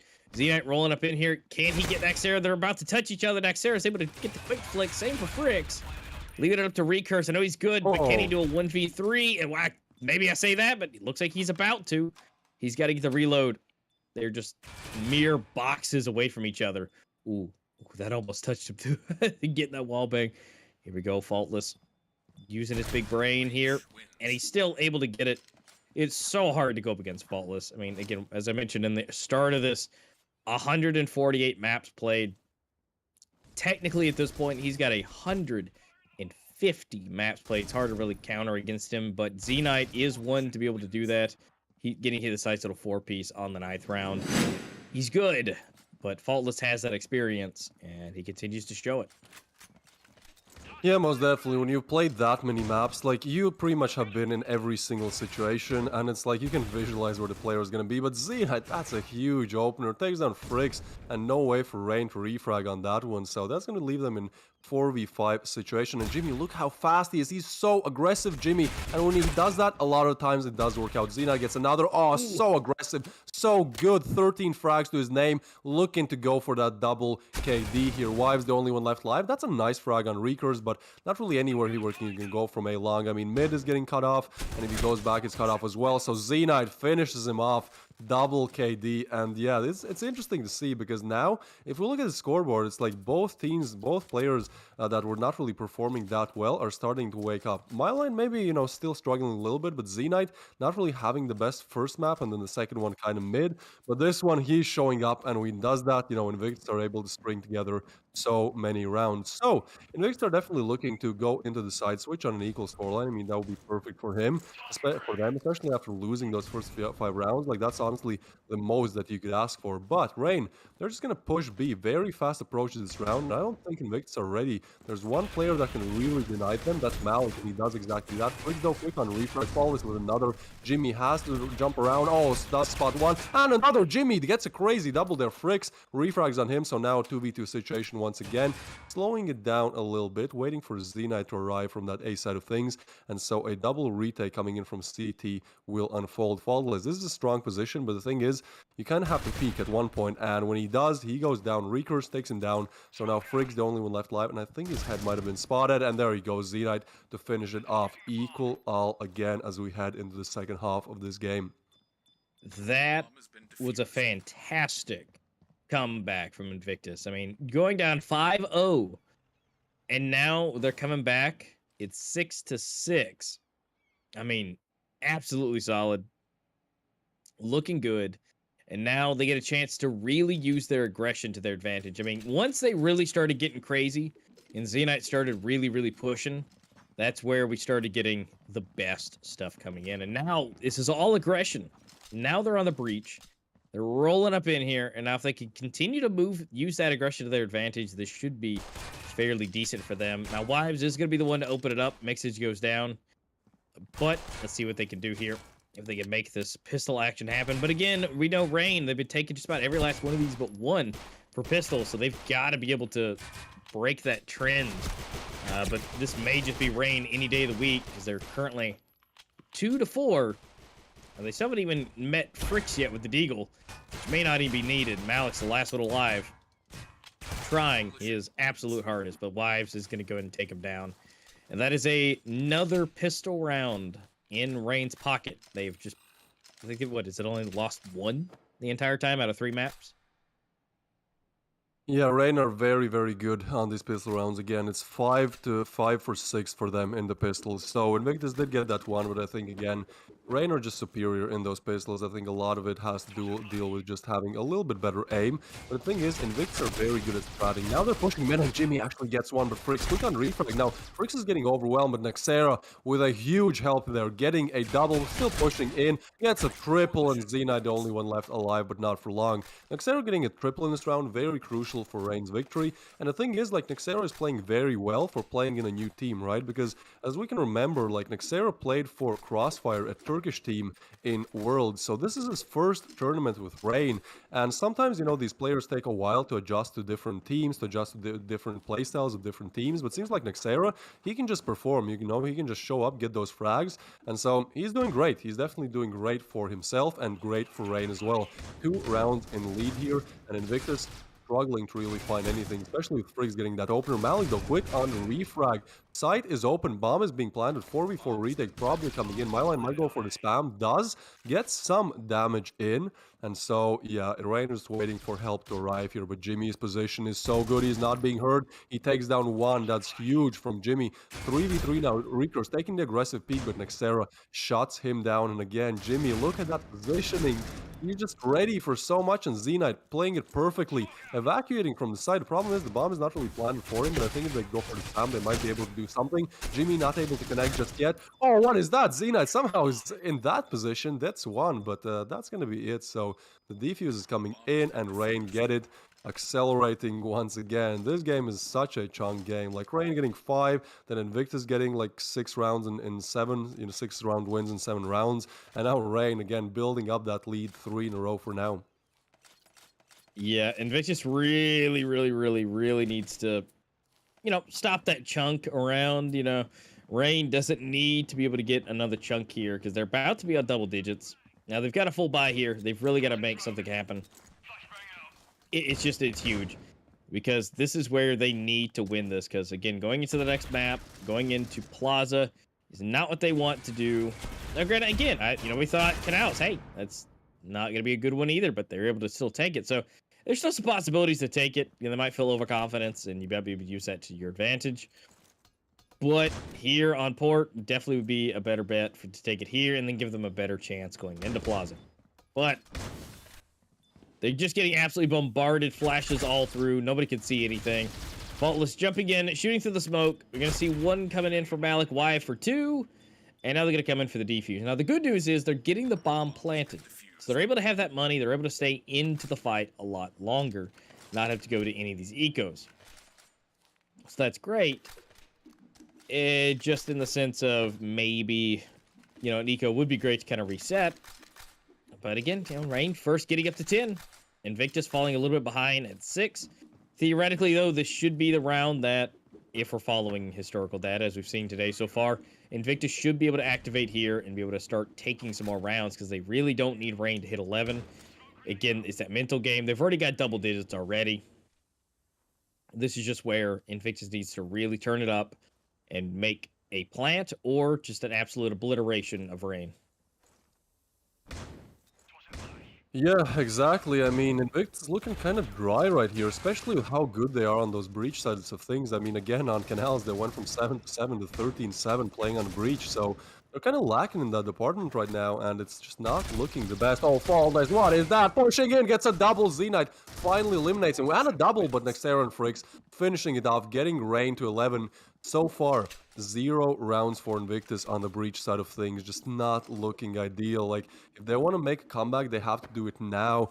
And I just don't really see it. Like, Rain are looking so strong. They're playing together. They're getting refrags. Like, some rounds are close. For example, where the bomb was planted like 2 rounds ago. And, you know, Z-Knight gets 1, but not really the 1v2 clutch. But most of these rounds are just straight out shutouts coming in from Rain. They're just better positioning, better aim, better refrags. So, yeah, INVICTUS, they need to do something now. And with Faultless getting that opener, Friggs, look how confident he pushes in again. Wow. Getting frags from the back. That's just not ideal. INVICTUS not able to watch common angles where, you know, they get pushed, but I also think they don't expect Rain to be this aggressive. But the thing is, when you have 5 rounds in a row, now made that 6, like, you're just gonna have that confidence naturally, right? Like, you're doing good. Seems like whatever you do is working, so why not start doing crazier stuff? And I mean, it still works out for them. So Rain on 12. Seems like the longer we go into this best of 5, like the more one-sided these games are. Again, like Rain got only 7 on Canals, which was their map pick, and now it seems like INVICTUS might just end it on 6. pushing in, but myline just confidently getting 1, 2. What is this? Mally goes down as well. No answer from INVICTUS. Only 2 players left alive. Jimmy, not for long. So 1v4 now. Zenite able to get 1 and a double. Okay, Zenite, can you do the 1v4? This would be exactly what they need. Wives gets spotted, gets some damage as well. That's huge coming in, but he's not checking his back. And look at that, the backstab's coming in. It's actually Wives finishing him off. Rain 13, INVICTUS 6. Again, the map going the way of the opposite team who did not pick it. Congratulations to Rain. Now they are 1 map, 1 victory away from winning the grand finals of the Pro League. Are they able to finish it off on their map pick on Plaza, or are we going the distance to Village? We're gonna find it out soon. But for now, this is just looking so one-sided for Rain. Like, the way how they do it on port is just not expected. But again, INVICTUS, they were able to cause 1 upset, so I'm sure that, you know, they have more in tank if they really do prepare and show up for it. Yep, I agree. And I mean, the fact that we're going into Plaza next does not fill me with confidence, at least for INVICTUS. I mean, obviously they already did it on Canals, so it's looking good anyways. So there's still a possibility. And honestly, that's about all that we have left for them to hope for, is to really take down the Kings, the top of Plaza. That's all we got. That's what they have to do to keep moving so we can get to Village and see that all-out, brawl-out match. That's pretty much what we got left in the tank. And unfortunately, but fortunately, we're going into a break to get them set up into the next set of matches. Currently, it's sitting 1 for INVICTUS, 2 for Rain. So guys, stay tuned, get some more snacks, get a refill on your drinks, and make sure that you're ready, because this could be our last and final game going into Plaza here after the break.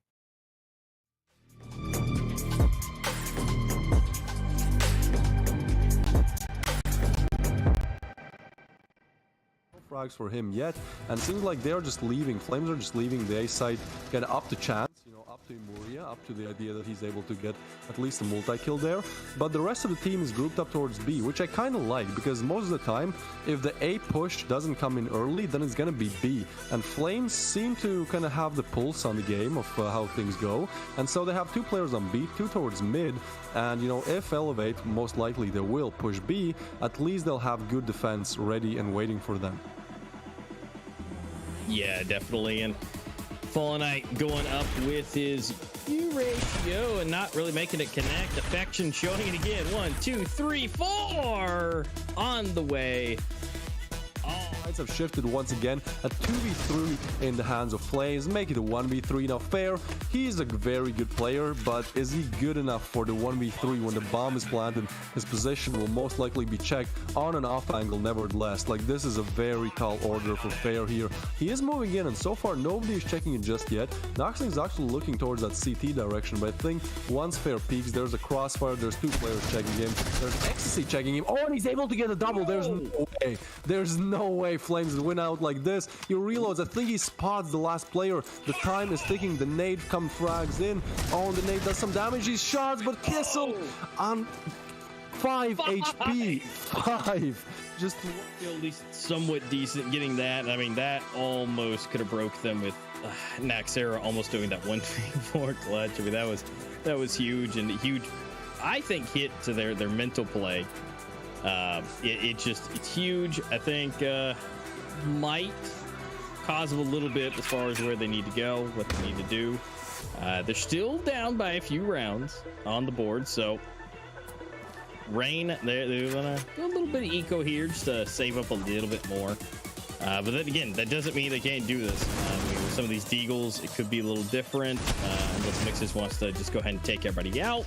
Up to him, right? You know, I could just absolutely do that, but then we're gonna Z9. Well, it only gets 1 frag. I'm not sure how INVICTUS let that one slip. It seemed like they got 2 kills. It was just fine. There was all the players were stacked towards there, but somehow able to do it. Here we can see that faultless knife attempt, not even getting any damage in. But yeah, that round they just threw it out the window, and so Rain are on 10 as well. Their economy is saved, and so this is a big round for INVICTUS now, because look at their cash now. There's only Z9 with good money. Everyone else, well, if they lose, they have to go eco the next one. Yeah, most definitely. And I mean, oh no, Adam Q just getting a nice 3-piece, then Z-Knight and Mixage for another one, so they just rocked it out. Going up to it. Now Invictus on teams. They're still aiming for B, which is, well, really the most stacked that there is. Malik takes on Wives pretty quickly, and it looks like they're just going to have to commit to the push. It's a 3v4. Things are coming in. Vinley gets one. It's evened out a little bit. My line able to get one. Adam Q is completely open in the middle. No way Z-Knight is on his way over to have a good time. It is 3 versus 1, and the HP levels are about the same. No, not like this. Z-Knight spots the last player as well. My line is so low, 1 or 2 bullets, and he's down. Flash comes in, but oh, that was such a good flash play coming in from my line. Getting a little bit too close. Play here. The flashes just come out. These guys can't see anything. Just easy lineup for Prism.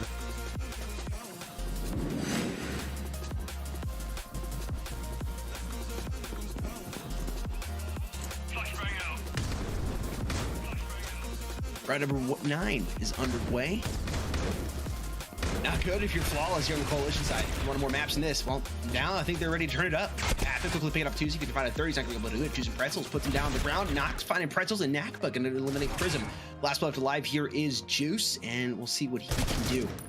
Finds one, he's low on HP though, 44, no armor to work with. He's essentially in, oh wow, how did he hit that? No way, Oh my god. They were building up, and now the question is how long can they keep it for? Because Flawless are 2 rounds away from winning this one out.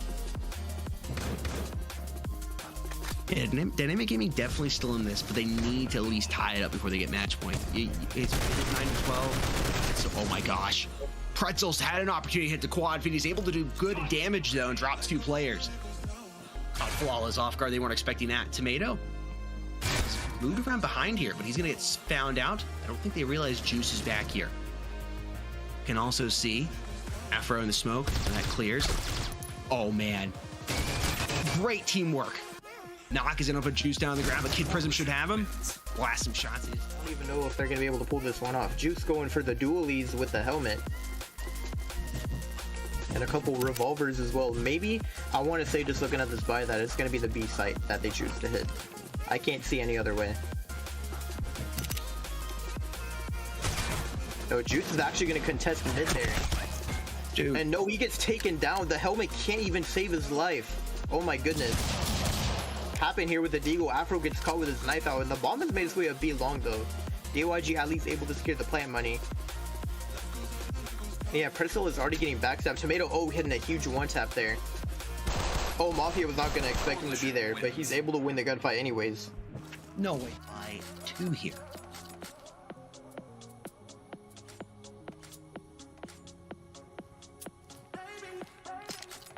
No sniper here for Merc this round. Again, maybe the sniper... I think Nate's gotten like 1 or 2 picks with it so far.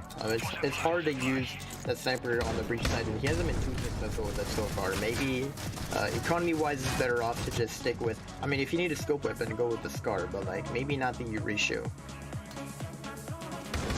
And now as Zeke is posted up here towards Wagon, double smokes here over towards the store, just trying to deny any pushing out. But oh my goodness, insane! That was an insane frag grenade this man just threw. What is going on right now? Just shuts down those players. I gotta admit, the nerf was well needed. I mean, those grenades were doing some crazy damage back in the day.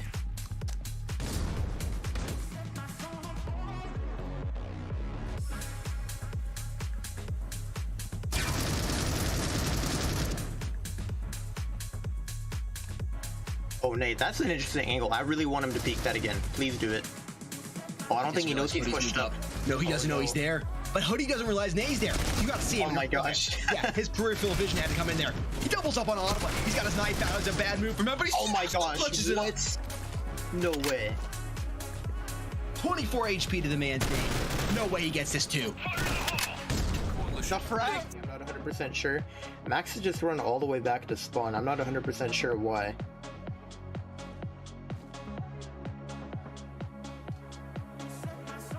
Boy, this is quiet. Cross the meta mark. Nobody yet to get dropped.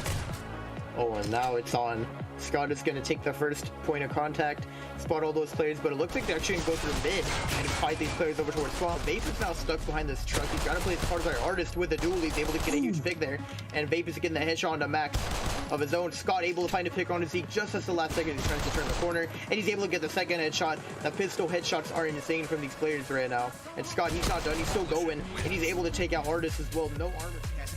Switch out. Coalition wins. No, my he didn't just gosh. do that. No. Man, he was moving so fast, he made me trip over my words. I'm gonna need to see the replay next round on that. You know, that How was did that happen, Mayhem 5? incredible play by him. I cannot believe that Nate clutches that up. He shot. Corner with that flashbang goes off. He's tagged. Finds the wall bang. Trying to go for the 2K. He's able to pick it up. He's got one more player to get him. Right up in front of sight. And he's not always Any other strategy right now? Going to defense now. Is he gonna have time for this? Is he gonna have time for this? Is he gonna do it? Oh my God! He does it. The ninja gets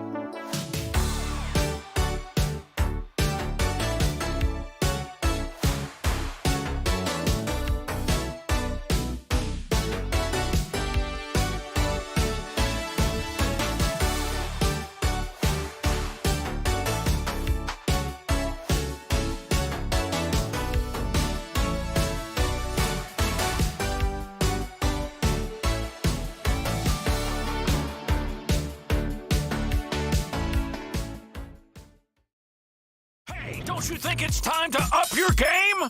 Get to the next level with G Fuel Energy. Item selection, zero sugar, antioxidants, vitamins, character creation. Wow, looking good. Gamer words, DLC, XP, side quest. Look out, sweats. Build mode, lag, noob, squad up. G Fuel Energy. We made this commercial for you gamers.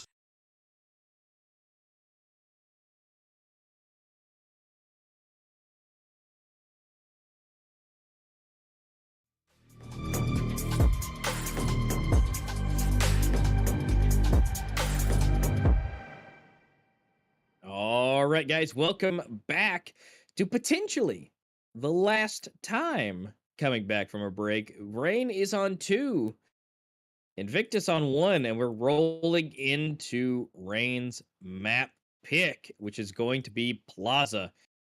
I mean, this could be it. Plaza is known to be basically their best map entirely in Rain's playbook, so we've seen a flip-flop back and forth. Soar was Invictus' pick, the Canals was Rain's pick, the Port was Invictus' pick, so theoretically, this is where Invictus should be taking the win again, but this is going to be probably the hardest map to do it on. Yeah, I do think so. We're gonna see how it goes again. Like, all stats are out of the window because 3 maps in a row, the team that picked the map did not win on it. So I feel like we're gonna see some great stuff happening on Canal on Plaza.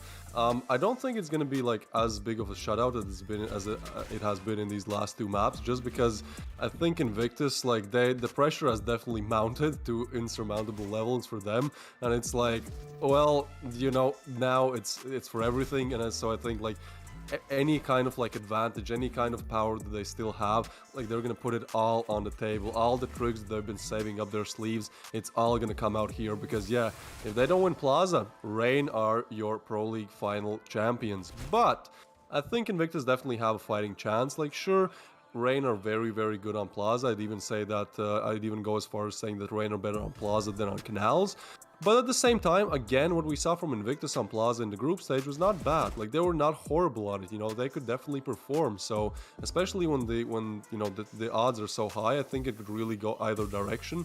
And with both teams kind of feeling the pressure, you know, Rain knowing that they have to do it now unless Village is a complete wild card, like that also puts some pressure on them, even though they're in the lead here. So yeah, I think it's going to be great. A lot of interesting stuff should happen.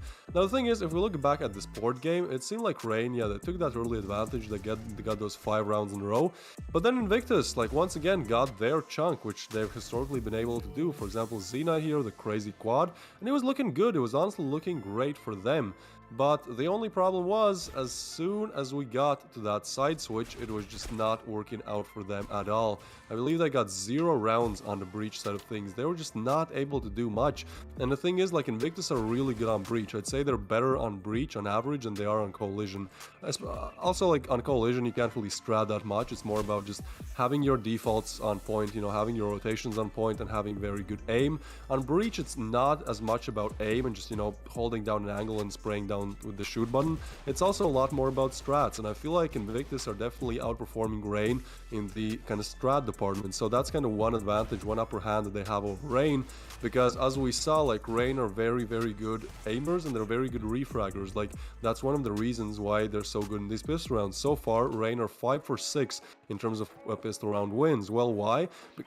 Because pistols very heavily rely on aim, and when you have decent aim, you can simply spam and connect those bullets faster. So yeah, kind of some food for thought here. Meanwhile, as we can see, this is the breaking point. This is where it was close. It was 6-6, and then Rain take 9, and then they take 10, and then they take 11, and then they win it 13-6. So I think it's also going to depend which side we start on Plaza, right?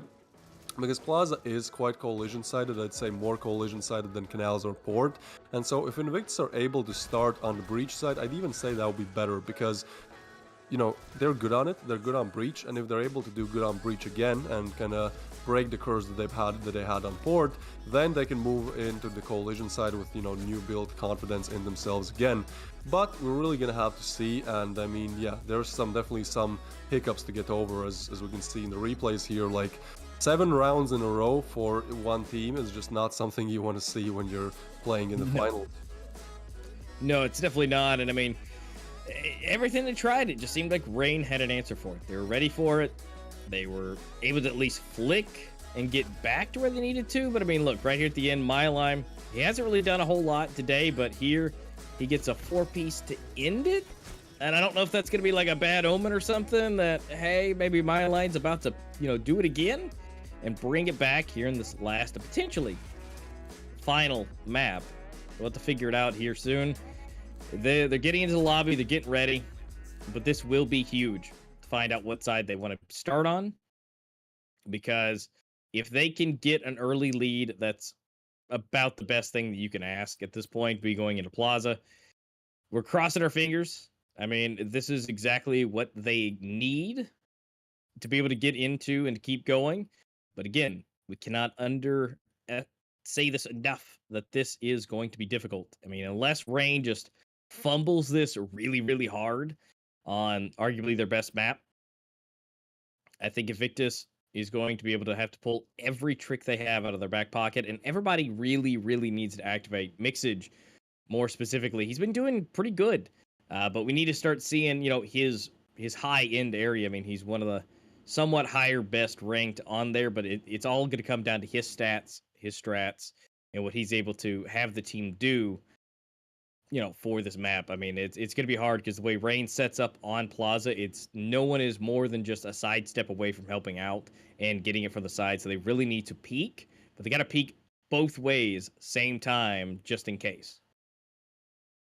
Yeah, most definitely. I think maybe one thing that Invictus do have going for them is the fact that we thought it's going to be very hard for them to do anything on Canals as well, and then they just showed up and pretty much demolished Rain. So yeah, again, like, all stats are out the window in this best of 5. Like, when all teams lose on their map picks, and when players who historically have 1.55 rating for Z-Knight, 1.68 rating for Milan, and we get to the finals and they're just not showing up. Like, they're doing their part, but they're not at that kind of peak rating that they should be. It's like, well, what can you really expect? You can just kind of wait, see, have fun watching it, but ultimately, yeah, I don't know which way it's gonna go on Plaza. So I mean, we'll figure it out soon. We'll figure it out pretty soon enough.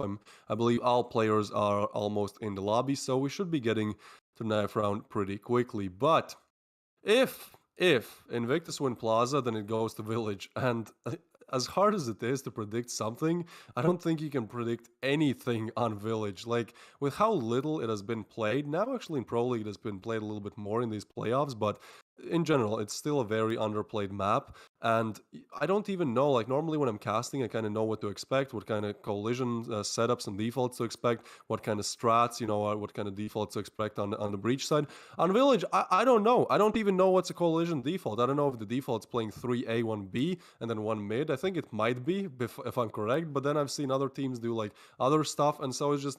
So Village, if we do get to that, it's just going to be one of the craziest, the most chaotic games, I think, that we've seen in a long while. But still, there's one more game in between that, and that is ultimately Plaza, where it's also a chaos map. It's a map where just insane, where kind of dumb things work. We're playing with shoddy, where like stuff like that works. So I think a KSG is going to be one of the favorite weapons for teams who maybe cannot afford a rifle. And even in some places on Plaza, like if you are really anchoring that spot on collision, I think it's better to have KSG at times. For example, at house, if you are a house anchor, I think it's better to just play with KSG, right? Because it's one shot. If you just need one click, one bullet in close range, and you get the kill. If you have a rifle in house, you need more than one shot, unless you hit like an insta headshot. So yeah, definitely gonna expect a lot of shotties, gonna expect a lot of crossfires, a lot of setups.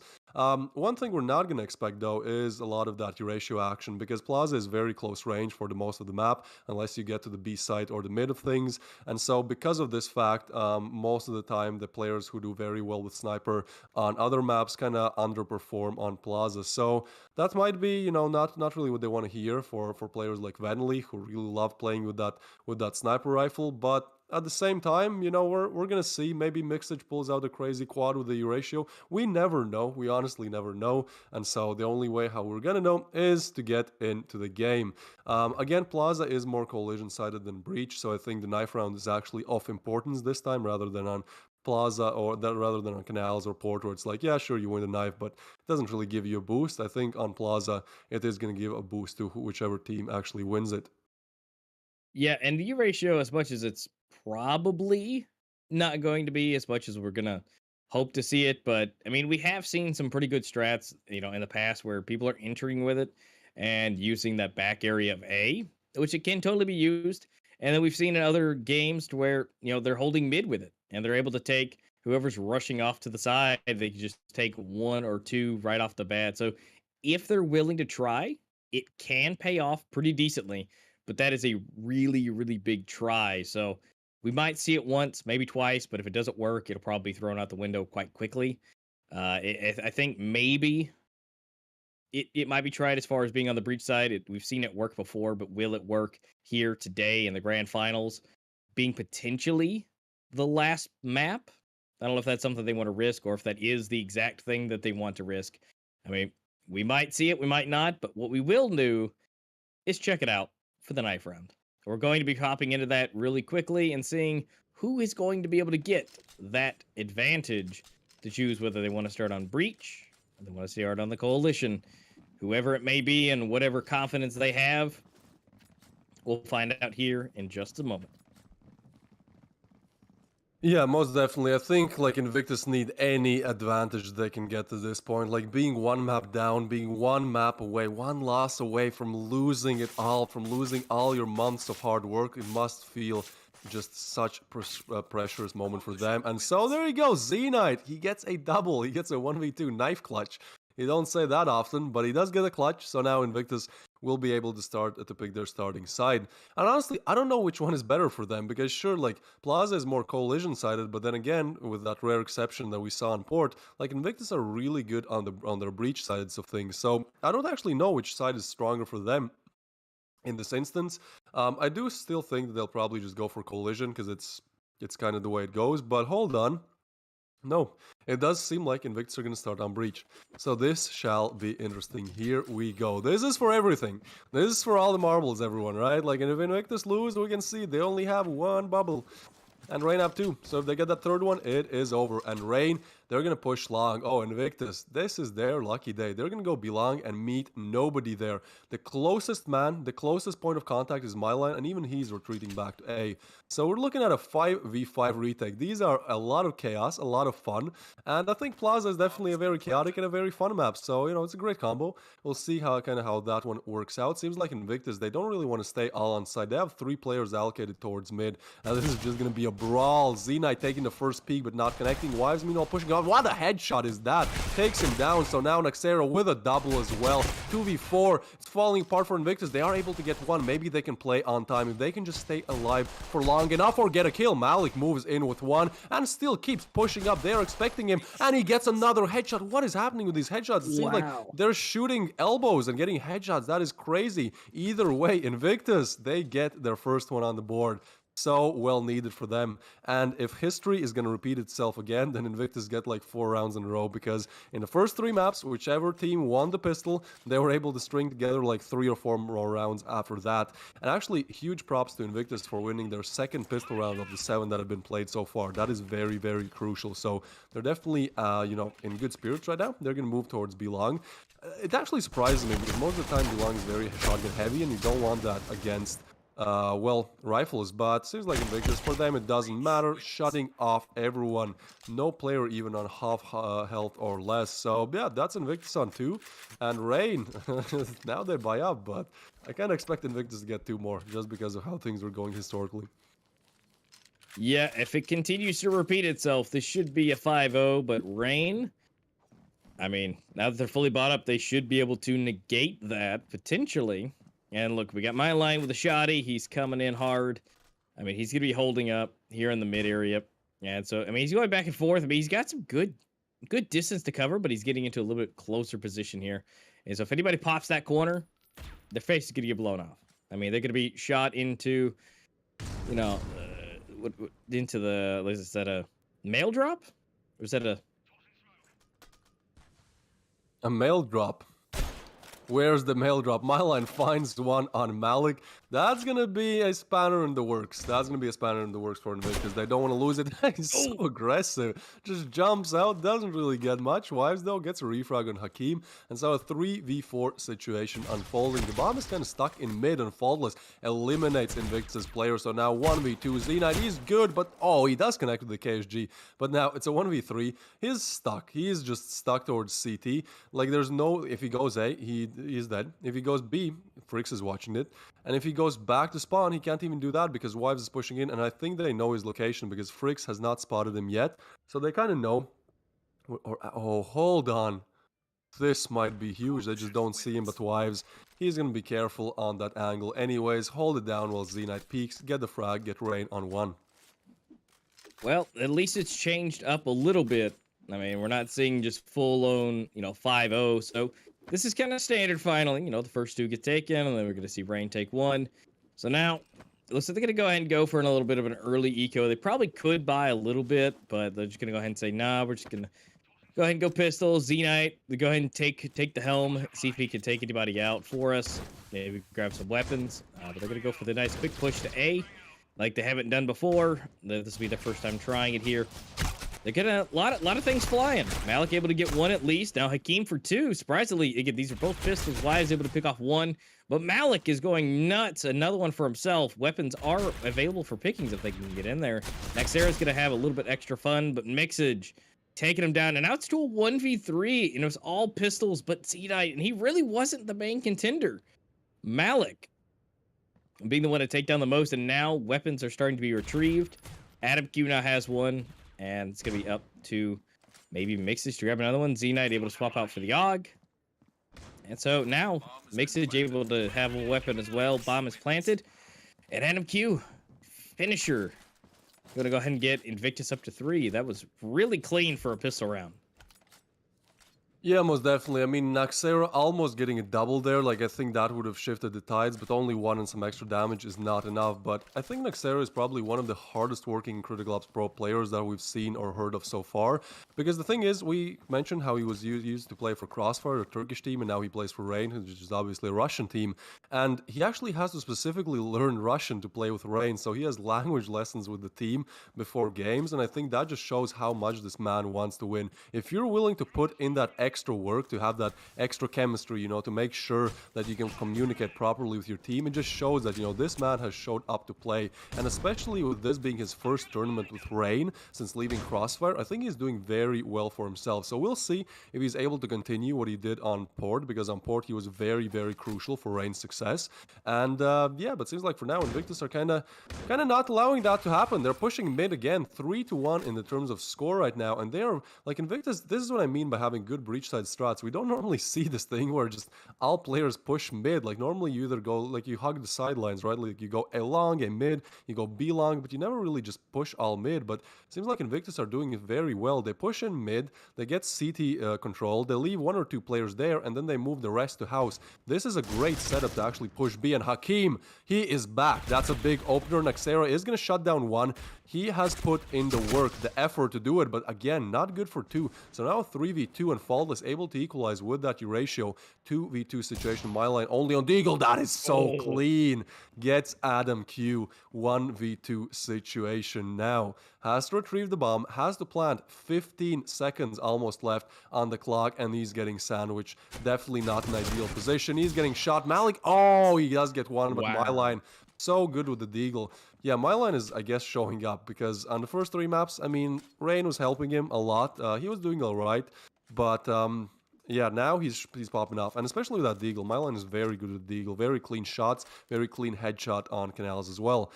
Yeah, Invictus was formed on August 1st, 2021, and they haven't disbanded since. So actually, Jimmy and Zenat are the only 2 players from that lineup, you know, 2 years ago, which is quite interesting to note. You know, that they're able to stick together for this long, and obviously it definitely helps in the chemistry department as well when you have 2 players that obviously have great chemistry when, you know, they've been playing together for so long, and they probably, you know, kind of feel each other and vibe with each other, because otherwise they probably would not have stayed together for so long. Yeah, and I mean they're showing it why that they work so well together. I mean, they're able to do so many things, and when you play as a team for so long, especially for more than, you know, 1-2 tournaments, you guys really start to feel, and you know how the other ones are going to move and where they're going to fly, and you know that just inherently that you can yell out a name to go help in a specific area because you've practiced over and over. And so it really works out. What really else works out is Malik is again showing up big right now and is able to get the last 2. And then, I mean, they're just really doing a good job. I mean, finding that chemistry and that motion is such a big deal. And again, like you said, like Sarah actually having to learn a little bit of Russian just so he knows what's being called out, what's being happening in game with from Faultless. That's huge.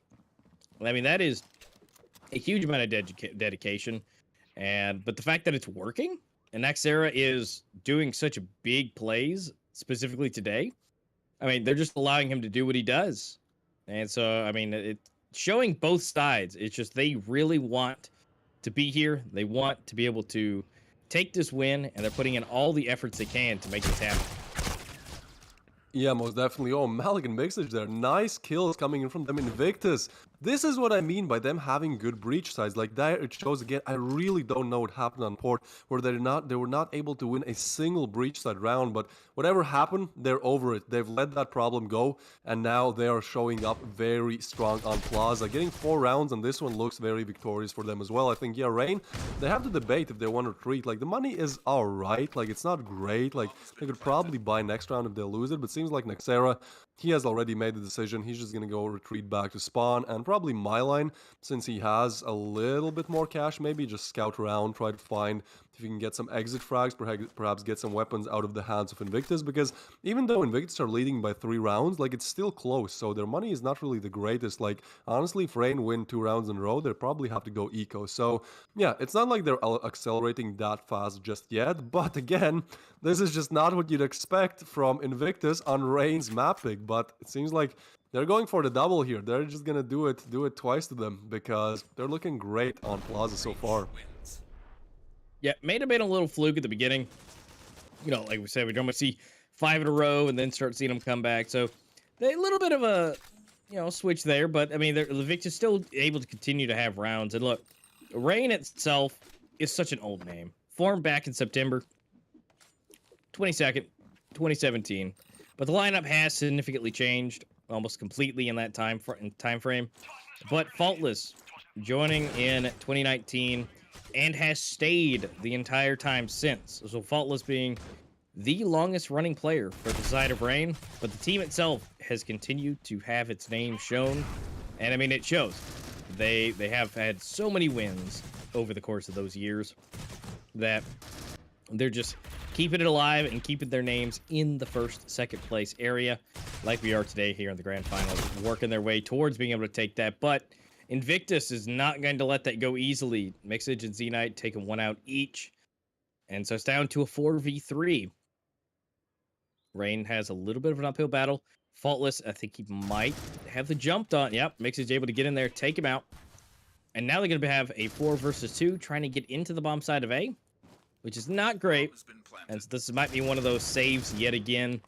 Maybe try to get somebody on the way out. But, I mean, there's only so much that can be done here. And so Frick's trying to get to a better angle to protect himself. Again, maybe try to get somebody exiting out. But it more likely doesn't look like they're going to be able to secure this defuse. It seems like the further we go into the playoffs, the more one-sided these games become. But the crazy thing is, they're not like one-sided for one team. It seems like every other map. Well, yeah, just the one team takes it. So yeah, on Soar it was 13-11. Then we moved on to Canals and we had 13-7. Then we moved on to Port, the last map, we had 13-6. And now it seems like Invictus just want to make it 13-2. Obviously, you know, still 7 rounds to be found to actually do it. But I mean, they're just looking so solid. Like their breach side strats are so good. Rain, like especially against Rain, who are known for Plaza for having absolutely insane coalition side control. Like on breach, they're still good on Plaza. But like Rain are really the kings of coalition on Plaza, right? But somehow, all of their efforts just go for nothing. Like, Invictus just find opener time after time after time again. Let's see what they do this round. They push up. Faultless, what is that? What are you doing there? He gets a nice no-scope, but I mean, with Eurasia, that's not really... You can kind of use the shotgun. That parkour is absolutely beautiful from Wow, I didn't know you could do that. He's just showing off. He's been practicing his strats. Oh, and look at this. He's just jumping around. Finally does get taken down by Hakim. But now this might be the first round. Oh, Hakim, not with a P250. Not like that. Wives does finally take him down with the AUG. So Rain get a must-needed third on the board. And honestly, like if they can get to 4 or 5 rounds on the off switch, like sure, they're still losing, but it's not looking that good, that bad. Malik though, 10 kills on the board for him. And the rest of the team is also doing good. And seems like Myline has woken up. And it's interesting to see that Rain are doing bad even when Myline has woken up. And Rain were doing good on Soar when he was sleeping. So it's just an all-out chaos here today. Probably, you know, other Rain players will show up as well. That'll kind of equal out the score. But yeah, Myline for now doing good in the 4th game of play. He has finally found his stride again. Myline, look how aggressive he is.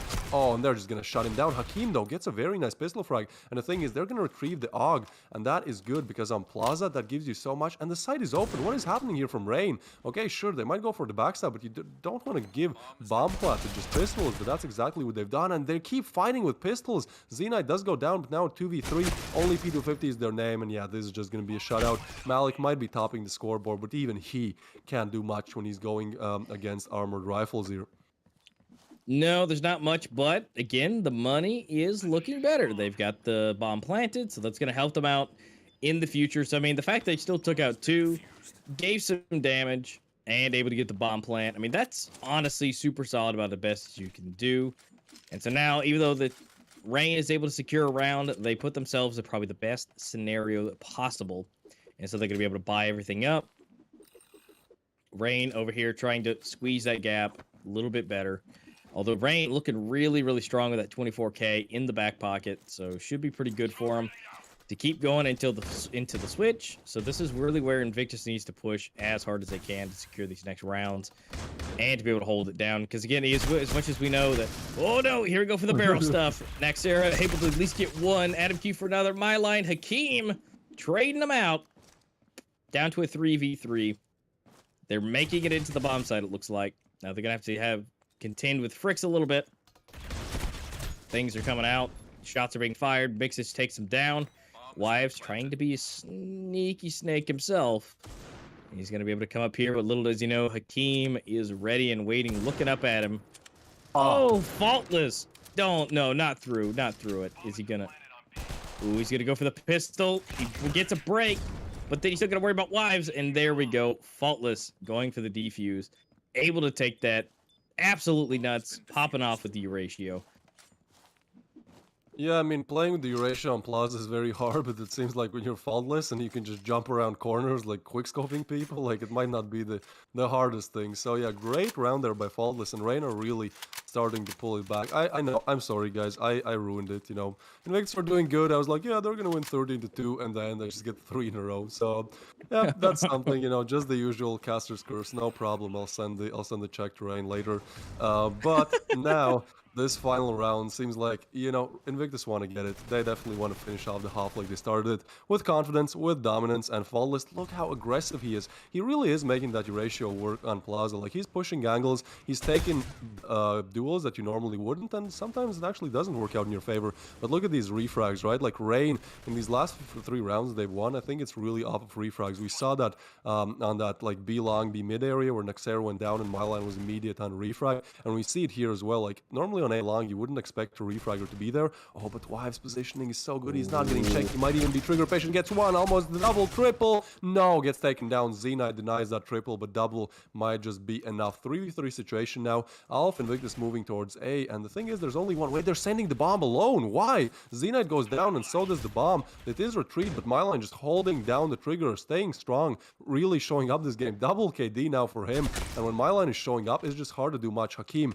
in his second clutch attempt of the game. He's been good in these clutches, like he's been able to at least pick off 1 or 2 players, but with the bomb being down, 30 seconds on the clock and getting smoked off as well, like there's just a lot to ask, you know. He has a little bit of luck to go his direction, maybe then. Oh, but he's not getting checked. What is happening? Nexera does spot him, utility coming in, and ultimately they peek him together. Get the frag, get Rain, all equal again. Ladies and gentlemen, we're moving into the second half of things, and this might be it if Rain are able to continue what they've done in these last 4 rounds. Yep, this is it. Tie game on to the flip. Second half. Invictus really needs to have some just diabolical holdings and defense positions for them to hold and stay and make sure that they do not pass. But Rain has been... Historically, we saw it on port over and over and over, trying to hold them back and then be able to keep them going forward. So they have some good strats, but it looks like Hakeem is going to say nay to that. It's going to be a 3-2 at this point. Nexera, Frick still alive.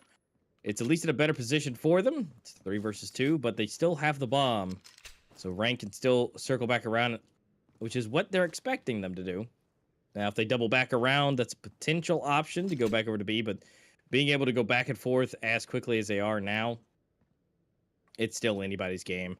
If anybody gets caught from behind, but Z-Knight's watching their backs, it's still possible Z-Knight's going to go for the push. He's got the information. Nexera's getting into a little bit better position. They've now retreated, and now they're waiting for the push. They flip back around, 1 for 1 on either side, but that is going to be Adam Q and Z-Knight, 1 for each.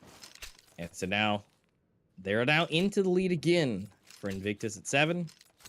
Now they're going to buy up. And so that is really, really huge for them to get that pistol. So now they've gotten 3 pistols out of 8. And so now that's going to be a lot better standings for them to be able to take this. Just because now they should be able to get this next round. And so that gives them at least a 2-round lead to kind of work with just in case. Yeah, Invictus really upgrading their pistol play. That is great to see, but Z-Knight, yeah, he's gonna get 1. Oh, that's a nasty double. Pretty much single-handedly eliminating Rain. Now, they are on bomb site, actually. I don't know how that one has happened, but look at that. 4 players storming from CT. It's just not gonna be easy, especially when they have that P250. The bomb does go down, so that's some good extra cash, but Hakeem finishing off what they started, getting that 8th round on the board. So Invictus, again, winning the pistol, winning in the next round very nicely. And the thing is, yeah, pistols are very important. Like, if you can win both pistol rounds in the game, that's pretty much 4 rounds, right? Because the next round after pistol, most of the time the other team goes eco if they lose it. So, if you're able to win pistols, you can technically get a third of the required rounds to win, pretty much just off of pistols, which is crazy. And, you know, if Invictus lost the pistols, we'd be looking at probably 4 to 10 scorelines. So that just shows, you know, how important those pistols are. In terms of the kill department, seems like, yeah, Myline has really woken up, but then some other players on Rain are really not performing to their usual standards. It could be just a slow game, you know. Again, for all of these players, they have their favorite maps and they have their not so favorite maps. So perhaps just a bad game or a bad map. We shall see, but ultimately, we'd want him to get some more kills if Rain want to finish it off. Now, Z-Knight, he's close. He might get flashed. I think some utility will be thrown, but actually his teammates helping him out, throwing a smoke there. And so Rain, they understand. They don't want to push through smoke. Like, they're crazy, especially, you know, some of these players are just absolutely crazy entry fraggers. But at the same time, even they understand. They're not faultless. How? How does he keep doing it? He's literally jump peeking around corners, just taking names with that Eurasia, somehow making that sniper work on such close spaces as it is on Plaza. So great for him, and he just continues entry fragging with the Eurasia. That's crazy. And Nexera is actually going to finish off Z-Knight. So seems like in the first rifle round, Rain are looking very strong. 3v5 now. Now the defense is arriving on B bomb side, but so are Rain. And, oh, actually, with Malik getting one, it might be a bit harder, but gets instantly refragged. And now Faultless, if he gets even a slither, even a pixel, he'll be quick to execute here. So, yeah, he sees him, and he does get damage in, not sure how. So now it's a 2v4, and Fricks takes down Adam Q. The only one left alive is Mixage. He's getting over it, but Faultless misses. This is big for him, but the reset works for Faultless. The second shot connects, and that's 7 on the board for Rain. Competitive as it could be. Yeah, this one's definitely seeming to turn into one of those not so one-sided maps. This is for all in be all at this point, considering Rain is just right and ready to go. There's Z-Knight getting that nasty spray through the sign. I mean, looking nice and clean against those pistols. But yeah, this is the end-all be-all. Invictus really has to try their hardest, and Rain has got to be feeling good. I mean, this is literally, all they got to do is bust this one last out, and they are the victors. Although Invictus here is ready to combat that, because again, they've got to hold on and be able to stay where they are. They've got to win this. Faultless. Yeah, most definitely. And you don't want to cross that X and Y axis on the side of Faultless, but Nexera actually takes down Adam Q. That is big. Nexera with a big entry frag once again. So now 4v5, and I mean, against those Deagles, yeah, this should be Rain's round any day of the week. Malik's able to get one. Z-Knight with another, actually. So now maybe a bit more interesting, but no weapons retrieved yet, and Mylan just going to overwhelm Malik. So Z-Knight on the opposite side of map with a Deagle and a Dream to his name. Well, not too far off. I mean, we've seen some crazier things happen, but the likelihood, I mean, Faultless is just waiting for him to pop the corner. But Myline, again, he's here to play now. He's woken up, and he's going to go ahead and take him out. So now we're tied yet again, 8-8. Coming down to the wire, it seems. Invictus really need to keep it. If they can just keep it even and take 1, take 2, then keep it even, then obviously that would be great for them. At least to be able to stay in the lead. So that we got to find out, is this going to be the moment Rain takes the lead back? Possibly Myline. What is that? This is the duo of like the 2 highest rated players, and Myline just does that. All right, that's a great opener for Rain. Now it's all equal, but actually, is it in this round? As Z-Knight is down, it's a 4v5 situation, and Rain, they haven't even decided where they want to go, but meanwhile, Faultless is so good with that Eurasia. He's really showing up. Like in the first 3 maps, it wasn't that crazy, but now he's just entry fragging. He's doing such heavy lifting for Rain. And Hakim, look how overwhelmed he is. He has to check so many different angles and not able to. He is able to connect on Friggs, but Wives ultimately refrags him. So now 1v3. Adam Q gets one. That's big when he knows the Eurasia is on the other side. Gets Faultless as well, but Nexera so good at the refrags. Rain's one of their greatest strengths is just that refragging capability. Sure, you can get one of us, but you're not going to get a double or a triple. So Nexera gets a refrag, and for the first time in a long while, puts Rain in the driving seat of this game.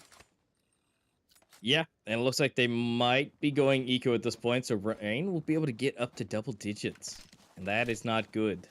But they're gonna take this one. They're gonna sacrifice it a little bit, maybe. I mean, they've bought a few things. They're gonna try it. They've got a smoke out. So that's at least good. They're going to try their best. So just because they're going pistols does not mean they're going to try and let it go. I mean, they've been able to do fairly decent, at least being on pistols. But they've got to be able to secure a weapon. Because, I mean, they can do 2, maybe 3 with pistols, but they've got to get that other weapon to secure for the rest. And there goes Faultless yet again. Entering, getting the first kill. Now Z-Knight is known. He's got to retreat. He's running back around. Try and help out, but then here comes Wise coming into the air. Z-Knight not able to connect as many shots as he would want. 36 HP left. Here we go. Rolling into it. Adam Q almost down. Just an extra shot left, and there we go. My line next there and Wives, 1 each. Up to double digits, and still no one taken out for the side of Rain. Yeah, Rain, I don't know what's happening. Like on one map, on Port, they're just absolutely insane on the Breach. Now, when Invictus are really good on Breach, now they're absolutely insane on Coalition. It seems like whichever direction it goes, Rain has an answer. And the thing is, they only need 3 more of those to actually win the whole tournament. The thing that we've been hyping up for 3 months. This is it. And if you're on the side of Invictus, you are definitely feeling that pressure. Malik, he hasn't done much for a while, but that's a crazy double. That's exactly what they need. That is putting Invictus in position to win a round that they haven't done in a while. That's great. Malik, he just keeps scouting. He keeps peeking. He's confident. He has regained some of that aim, but Wives takes him down. 3v4 now. Invictus, they definitely need this round. They don't want to let a 3v5 slip actually turn now into a 3v4. Z-Knight, quick on the help, but the thing is, Rain are really good with their rotations. They're good at taking map control, seeing what's possible, understanding the positioning of Coalition players, and off of that, the in-game leader can call, okay, you know, we saw 3 players there. There's probably at least 1 more on A. There has to be 2 on A, right? Because we made so much noise there. So let's just go B. There's probably 1 on B and 1 mid, and I mean, that is kind of the situation here. So Adam Q, he has to go big. He kind of has an alpha angle. Like, we haven't seen Invictus players play in a house that much, so you might get a guaranteed free 1, but guaranteed 2, not so. Oh, Hakeem, what is that? He gets a double. Invictus, they are starting to wake up. Hakeem and then also Malik, 2 players that maybe were not performing as well in these last couple of rounds, are showing up big time, and off of that, Invictus are able to grab their 9th. That is huge for them. Here we can see Mixage throwing an 8, and then Malik just absolutely demolishes them, gets 1, and the wall bang as well. A good double on that. And then on the other side of things, you cannot get past Hakeem, especially with that first wall bang. That was just beautiful.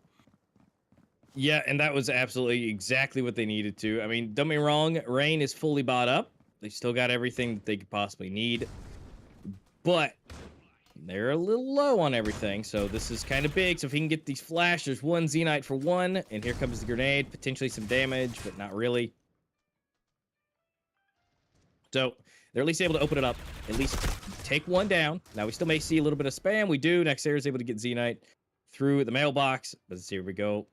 Adam Q chilling up there at the top, trying to show us what he can do, which maybe right here, my line knows he's there. He's going to get a little pre-fire. 1-4. Naxarab, Adam Q off to the side. Unfortunately, my line was ready for that. So it's even. 3-3. My line changes it up. Makes it going down. Here comes 2. Malik gets 1 and is able to get out of there unscathed. Here goes my line for Hakeem. Smoke's going off. Malik, his position is known. He's got to make his way around. It's a 1v2 against my line and Fricks. With my line being activated, Malik is the one to be able to contend against him. Malik has been doing absolutely fantastic this time around.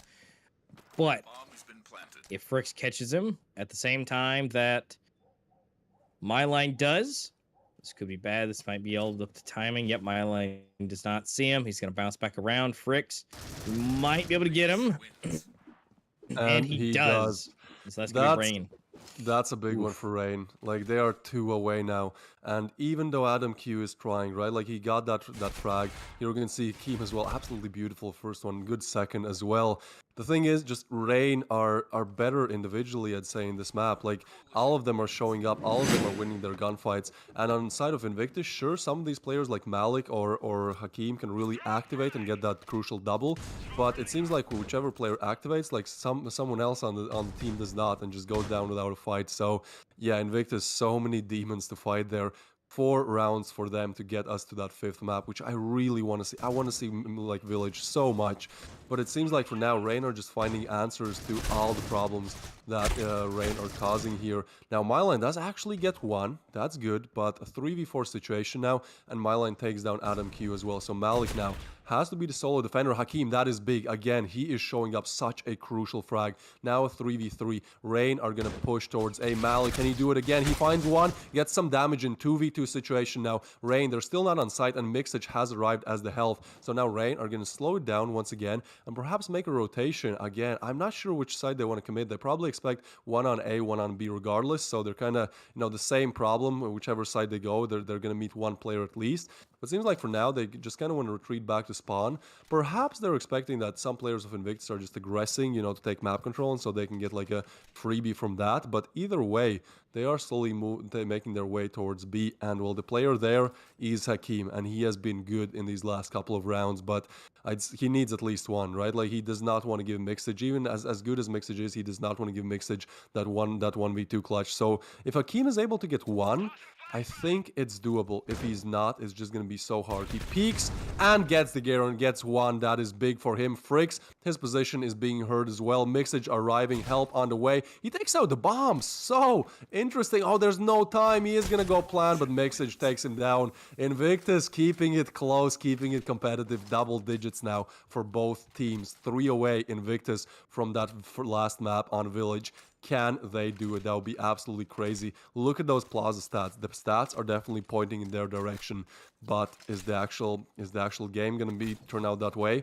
Well, we shall find out. And the thing is, Rain, they are eco. They have Deagles, so this is a must-win round for Invictus to get us all tied up once again. Yeah, this is going to be the make or break. Obviously, it should go in the side for Invictus. But if you're going to be like Faultless and just go ahead and do that, get a nice clean headshot. But we're going to see Adam Q for 1, 2, 3. Z-Knight for 1, leave it Faultless, all up to him. Don't be wrong. We've seen him do some good one-taps, but I think this is about to be where it ends. Well, maybe not. Faultless is able to get Malik. I mean, that would be nuts if he's able to get a third, which he may be able to. Nope, Mixage is going to go ahead and drop him. We're tied, ladies and gentlemen, on double 11s. Make a wish on whichever one you want to win. We'll have to see. It is 2 rounds for either one. 4 rounds, really, in total, left of possibilities to be played. And now the strats are now whittling their way down. Invictus, they're going to send 2 towards A, 2 towards B, and 1 towards mid. Rain, they're going to take map control. They're not going to go for early pushes. They're not going to go for early A long or B long control. They're just going to slowly establish, like a spider, their tentacles. They're just slowly establish their map control. Not a spider, what is it? An octopus, there you go, like an octopus. Rain are playing like an octopus. They are picking different angles, they are choosing different fights, they are slowly taking map control, and it could creep up on Invictus. But so far, they're doing good. They're not over-aggressing as well. We can really see the pressure, but Faultless, he does it again. He just jumps in for the 4th or for the 5th time. He's able to just jump peek the corner and immediately get the frag. That is huge on Malik. And now, look what that has done to the side of Invictus. There's only 1 player towards A, there's 1 towards mid, and they're still staying strong on B. But the thing is, Rain, they're not going to go for fakes, at least not for now. They are taking that map control on A, and as soon as Mixage sees those flashes and those nades come in, like, he's going to be in big trouble. And this position is good, but it's also like there's so many different angles to watch. Fricks pushes in, Mixage spots him, but now might get overwhelmed from the back, which he does. This stay alive, gets 1 frag. 3v3, Mixage jump peeks the corner, Myline takes him down. 2v3, Adam Q and Hakim arriving on the scene, and Hakim takes down Faultless, not able to connect the shot. 2v2 now, they've made it onto the bomb site. Hakim fully flashed, other players fully flashed. They don't know about Nexera. They don't know about Nexera. Myline's gonna take down 1, and Hakim still does not know. Rain, 1 round away from winning it all. Can they do it, or are we going map 5? Man, even my nerves, like, I don't even want to know how Invictus is feeling right now. My nerves right now going back and forth between these is just absolutely shot. So that's why they're playing. This is absolutely potentially the last round. Everything's bought up as much as it possibly can. $700. Malik with the shotty. They've got to be able to get something here. Malik has got to get a swap out of weapon. Maybe 1-for-1. Z-Knight, Nexera. Faultless is already down, and he seems to be a big player so far. So Nexair's gonna give it a shot with that U ratio. I don't know if he can do exactly what Faultless does, but it's still even. And Malik really needs to, again, get a swap on that. If Malik can get anything here, Wives and Malik are just bouncing back and forth, doing their leg exercises, just waiting for the next person to go. Mixage able to get Nexair, which is great. Wives trying to get into a better position. Ooh, almost. There's two. Mixage got to make his way out. That information has been given around. 10-1 my line might get shot in the back here. Maybe not. Although Malik trying to push up might be able to get from behind. Oh, gets a shot, but nothing connects, but not dead. But is able to, they got the bomb information. And here it goes. Malik gonna go ahead and get up here. Getting a swap for the weapon. And Hakeem getting it right here at the end. This is it, ladies and gentlemen. We are at 12, potentially over. This is match point, game point for Rain. Or Invictus can keep themselves into this game and continuing on to Village with one more round. Look at that. My line at the top. He's been really activating, doing great. But so is Hakeem right beside him. And this is it for all of the above. Zenite got the KSG in here. But look at this. For Rain, we have 2 Deagles and a Shotty. This is not what you need to be happening here on the last and final round. This could be spelling a 5th and final map because Rain is their economy's not looking good. We'll have to find out if Zenite here can make that connection with the Shotty. If Faultless can. I mean, this is not the map to have a Shotty for Faultless to try and get into the bomb sites. But things are happening. Things are exploding. Faultless has a little bit of damage dealt. Same for my line to himself. So, where are we going with this?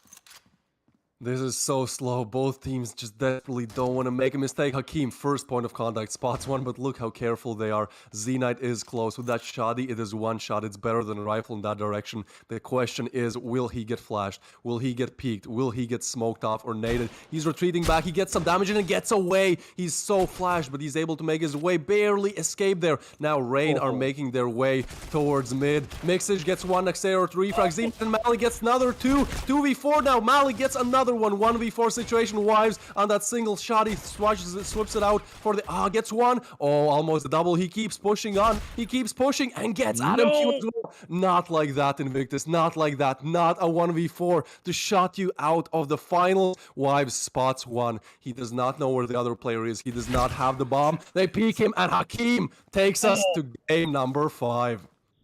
Wow, that is all the way down to the wire. If you've ever seen it, look at those kills. Look at everything for Invictus. Just keeping it close, finding a way to bring it together.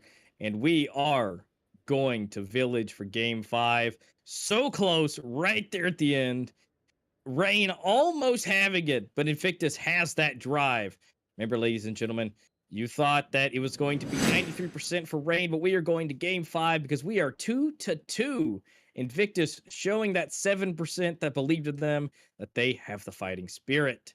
So, congratulations for Invictus for making it all the way when it looked so glim, so gloomy. But yet, here we are. Grand Finals. We are tied 2-2, going to game 5 on Village.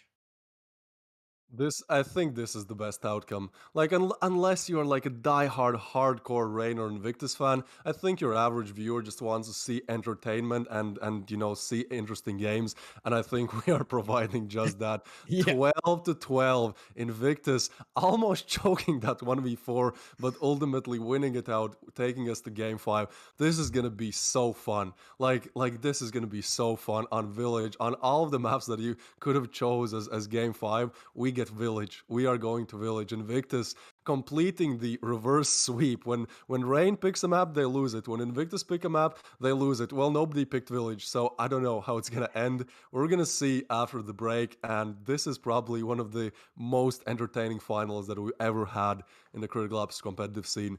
Me and A-Master will see you after the break.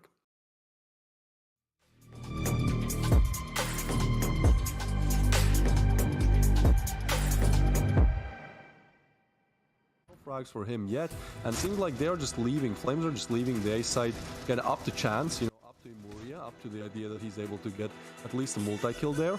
But the rest of the team is grouped up towards B, which I kind of like, because most of the time, if the A push doesn't come in early, then it's gonna be B. And Flames seem to kind of have the pulse on the game of how things go. And so they have 2 players on B, 2 towards mid. And, you know, if Elevate, most likely they will push B, at least they'll have good defense ready and waiting for them. Yeah, definitely. And Fallen Knight going up with his Eurasia and not really making it connect. Affection showing it again. 1, 2, 3, 4 on the way. Sides have shifted once again. A 2v3 in the hands of Flames, make it a 1v3. Now fair, he's a very good player, but is he good enough for the 1v3 when the bomb is planted? His position will most likely be checked on an off angle nevertheless. Like, this is a very tall order for fair here. He is moving in, and so far nobody is checking it just yet. Noxing is actually looking towards that CT direction, but I think once fair peaks, there's a crossfire, there's 2 players checking him, there's Ecstasy checking him. Oh, and he's able to get a double. There's no way. There's no way Flames win out like this. He reloads. I think he spots the last player. The time is ticking. The nade come frags in. Oh, and the nade does some damage. He shots, but Kissel on 5 HP. 5. Just at least somewhat decent getting that. I mean, that almost could have broke them with Naxera almost doing that 1v4 clutch. I mean, that was huge, and huge, I think, hit to their mental play. It's huge. I think might cause them a little bit as far as where they need to go, what they need to do. They're still down by a few rounds on the board, so Rain, they're gonna do a little bit of eco here just to save up a little bit more. But then again, that doesn't mean they can't do this. I mean, with some of these deagles, it could be a little different. Unless Mixes wants to just go ahead and take everybody out. Up to him, right? You know, I could just absolutely do that, but then we're gonna Z9. Well, only gets 1 frag. I'm not sure how Invictus let that one slip. It seemed like they got 2 kills. It was just fine. There was all the players were stacked towards there, but somehow able to do it. You can see that faultless knife attempt, not even getting any damage in. But yeah, that round they just threw it out the window, and so Rain are on 10 as well. Their economy is saved, and so this is a big round for Invictus now, because look at their cash now. There's only Z9 with good money. Everyone else, well, if they lose, they have to go eco the next one. Yeah, most definitely. And I mean, oh no, Adam Q just getting a nice 3-piece, then Z-Knight and Mixage for another one, so they just rocked it out. Going up to it. Now Invictus on teams.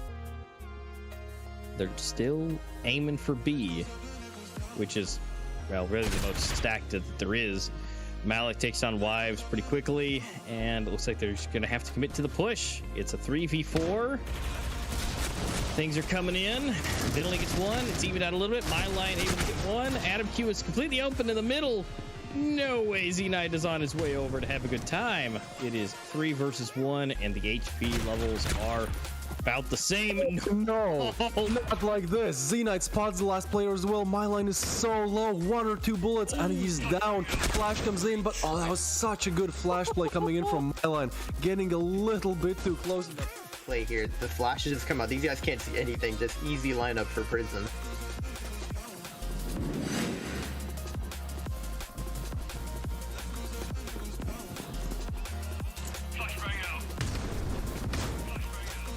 Round number 9 is underway. Not good if you're flawless here on the coalition side. You want more maps than this? Well, now I think they're ready to turn it up.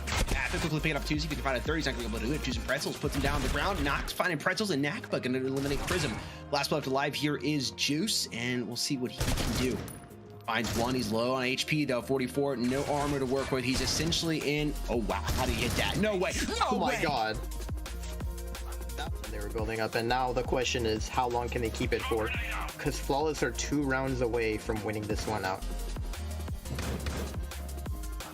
Yeah, Dynamic Gaming definitely still in this, but they need to at least tie it up before they get match point. It's 9-12. So, oh my gosh. Pretzels had an opportunity to hit the quad feed. He's able to do good damage though and drops 2 players. Caught Flawless off guard. They weren't expecting that. Tomato moved around behind here, but he's gonna get found out. I don't think they realize Juice is back here. Can also see Afro in the smoke, so that clears. Oh man, great teamwork. Knock is enough of juice down on the ground, but Kid Prism should have him. Blast some shots. I don't even know if they're going to be able to pull this one off. Juice going for the dualies with the helmet. And a couple revolvers as well. Maybe, I want to say just looking at this buy that it's going to be the B site that they choose to hit. I can't see any other way. No, Juice is actually going to contest mid there.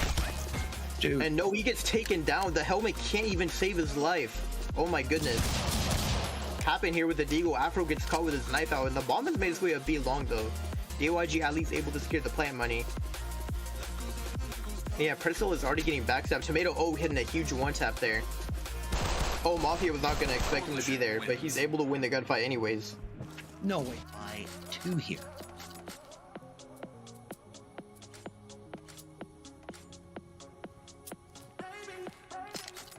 No sniper here for Merc this round. Again, maybe the sniper... I think Nate's gotten like 1 or 2 picks with it so far. It's hard to use that sniper on the breach side, and he hasn't been 2 successful with it so far. Maybe economy-wise is better off to just stick with... I mean, if you need a scope weapon, go with the Scar, but like maybe not the Eurasia. And now as Zeke is posted up here towards Wagon, double smokes here over towards the store to try and deny any pushing out. But oh my goodness, insane! That was an insane frag grenade this man just threw. What is going on right now?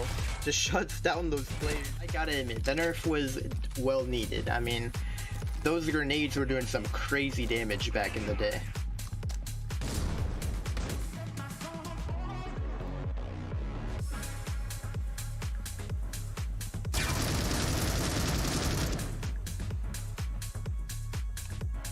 Oh, Nate, that's an interesting angle. I really want him to peek that again. Please do it. Oh, I don't think he knows he's pushed up. No, he doesn't know he's there. But Hoodie doesn't realize Nate's there. You gotta see him. Oh my gosh. Yeah, his peripheral vision had to come in there. He doubles up on Audible. He's got his knife out. It's a bad move from him, but oh my gosh. Clutches it up. No way. 24 HP to the man's name. No way he gets this too. The frag? I'm not 100% sure. Max has just run all the way back to spawn. I'm not 100% sure why.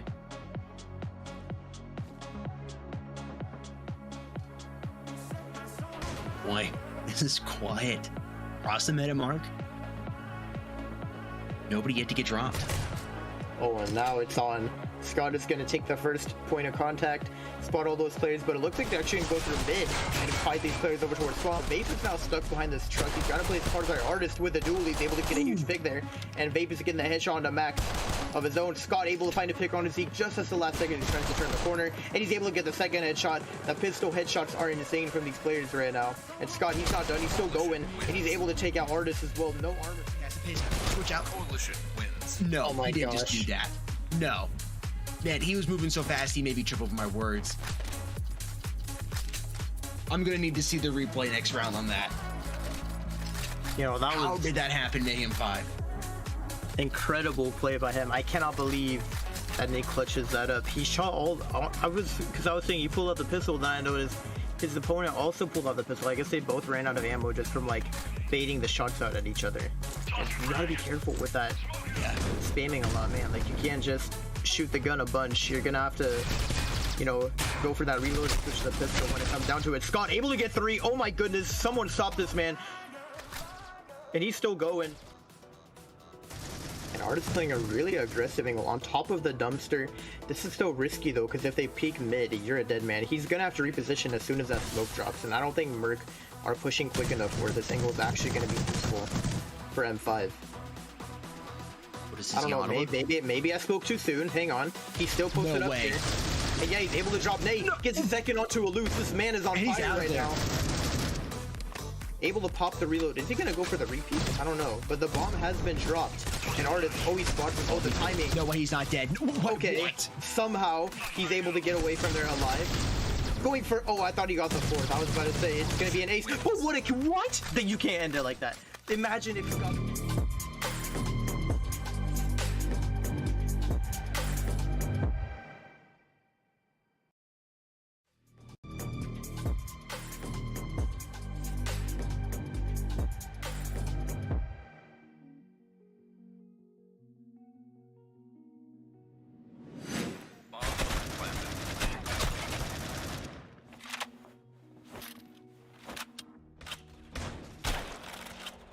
top of the corner. Once that flashbang goes off, he's tagged, finds the wall bang, trying to go for the 2K. He's able to pick it up. He's got one more player to get him doing great up in front of sight. And he's Oh, you don't have any other strategy right now. Going to defense now. Is he gonna have time for this? Is he gonna have time for this? Is he gonna do it? Oh my God! He does it. The ninja defuse.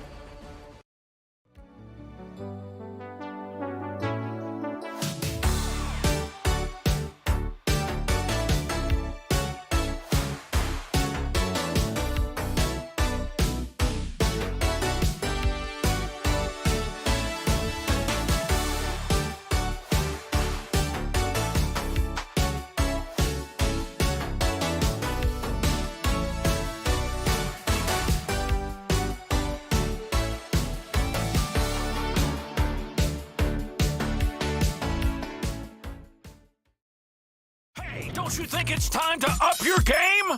Get to the next level with G Fuel Energy. Item selection. Zero sugar, antioxidants, vitamins. Character creation. Wow, wow, looking good. Gamer words. DLC. XP. Side quest. Look out, sweats. Build mode. Flag. Noob. Squad up.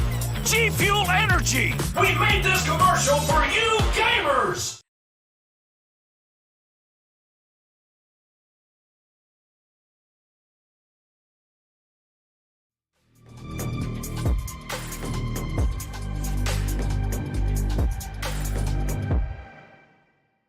All righty, welcome back, guys. We are here.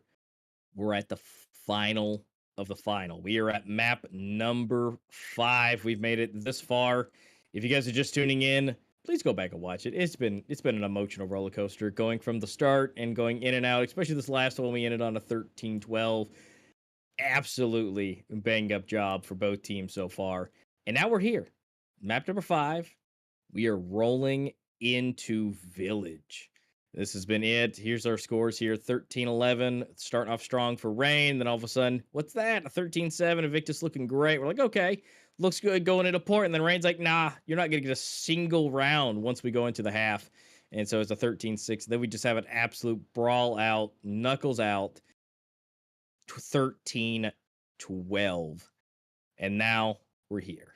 It's Village. It's the last. It's the decider. I think we're ready for it. I am so ready. Another thing about these maps is that if you look at the round balance, like it is as close as it can get, right? Like it's close in terms of the maps, it's 2 for 2, but also in the round balance, Rain are currently rocking a absolutely insane +2 round balance. So out of the 4 maps, it's like these teams just cannot get separated. It's a bit weird that like Soar and then also Plaza were so close, but then on Canals and Port, like whichever team picked it just got absolutely shut out. So that makes it even more interesting. Like I mean honestly, I did not expect INVICTUS to actually win on Plaza.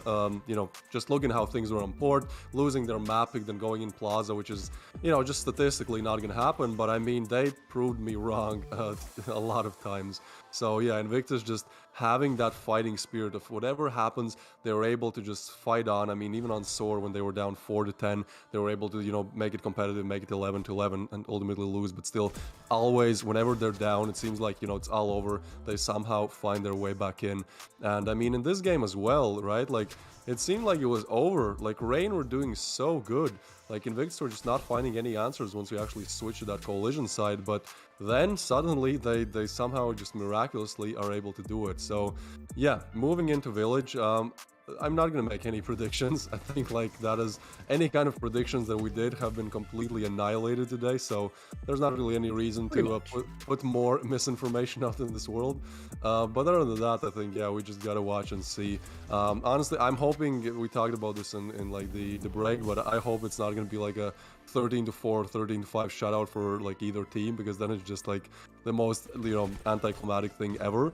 I'm hoping double digits for both. Again, I think on Village, where these teams just haven't played it that much, it could really go either direction, where just one team has that winning strategy or that winning coalition, lineup, whatever.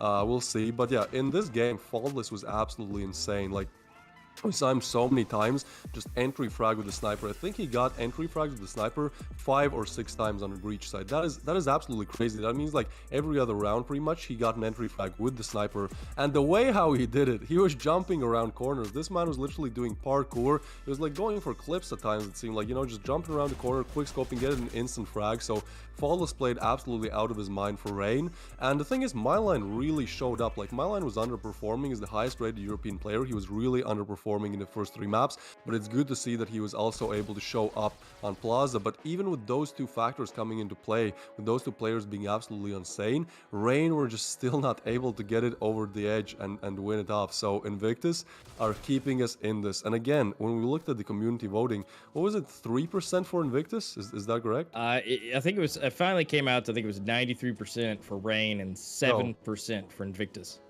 Yeah, so like with odds like that, again, like when you cast your points, you kind of go for the favorite.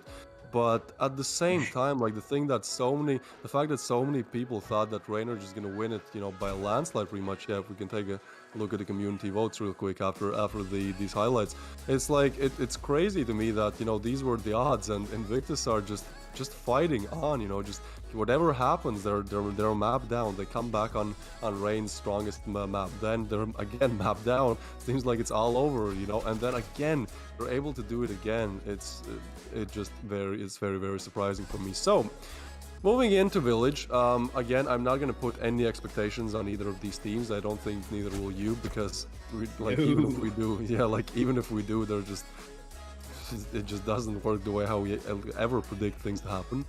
So yeah, I think we're just gonna enjoy our time. We're gonna hope for a close game, and enjoy it with the chat, I guess. Yeah, I think so too. Village is, I personally love it out of the 2 as far as the newer maps. You got Soar and you got Village. As far as in the competitive roster for maps to be played, so I think it's gonna be more fun, and I definitely, whoever has the most aggression, I think. I'm gonna put that out into the board. Whoever's the most aggression, should be able to take it, because especially when you're on the breach side and you're able to just bum rush into the A side, I think really has a good chance. If you're able to rush in and get those kills, can really set yourself apart and give you a good couple bits of rounds up front before the other team starts kind of figuring that part out. And then you can start kind of dwindling back and forth, going to maybe through mid, and then maybe sliding up through the B long area. I think that should be able to help out. And so whoever's going to be the best at that aggression, I think should be able to get them a good advantage at the front end.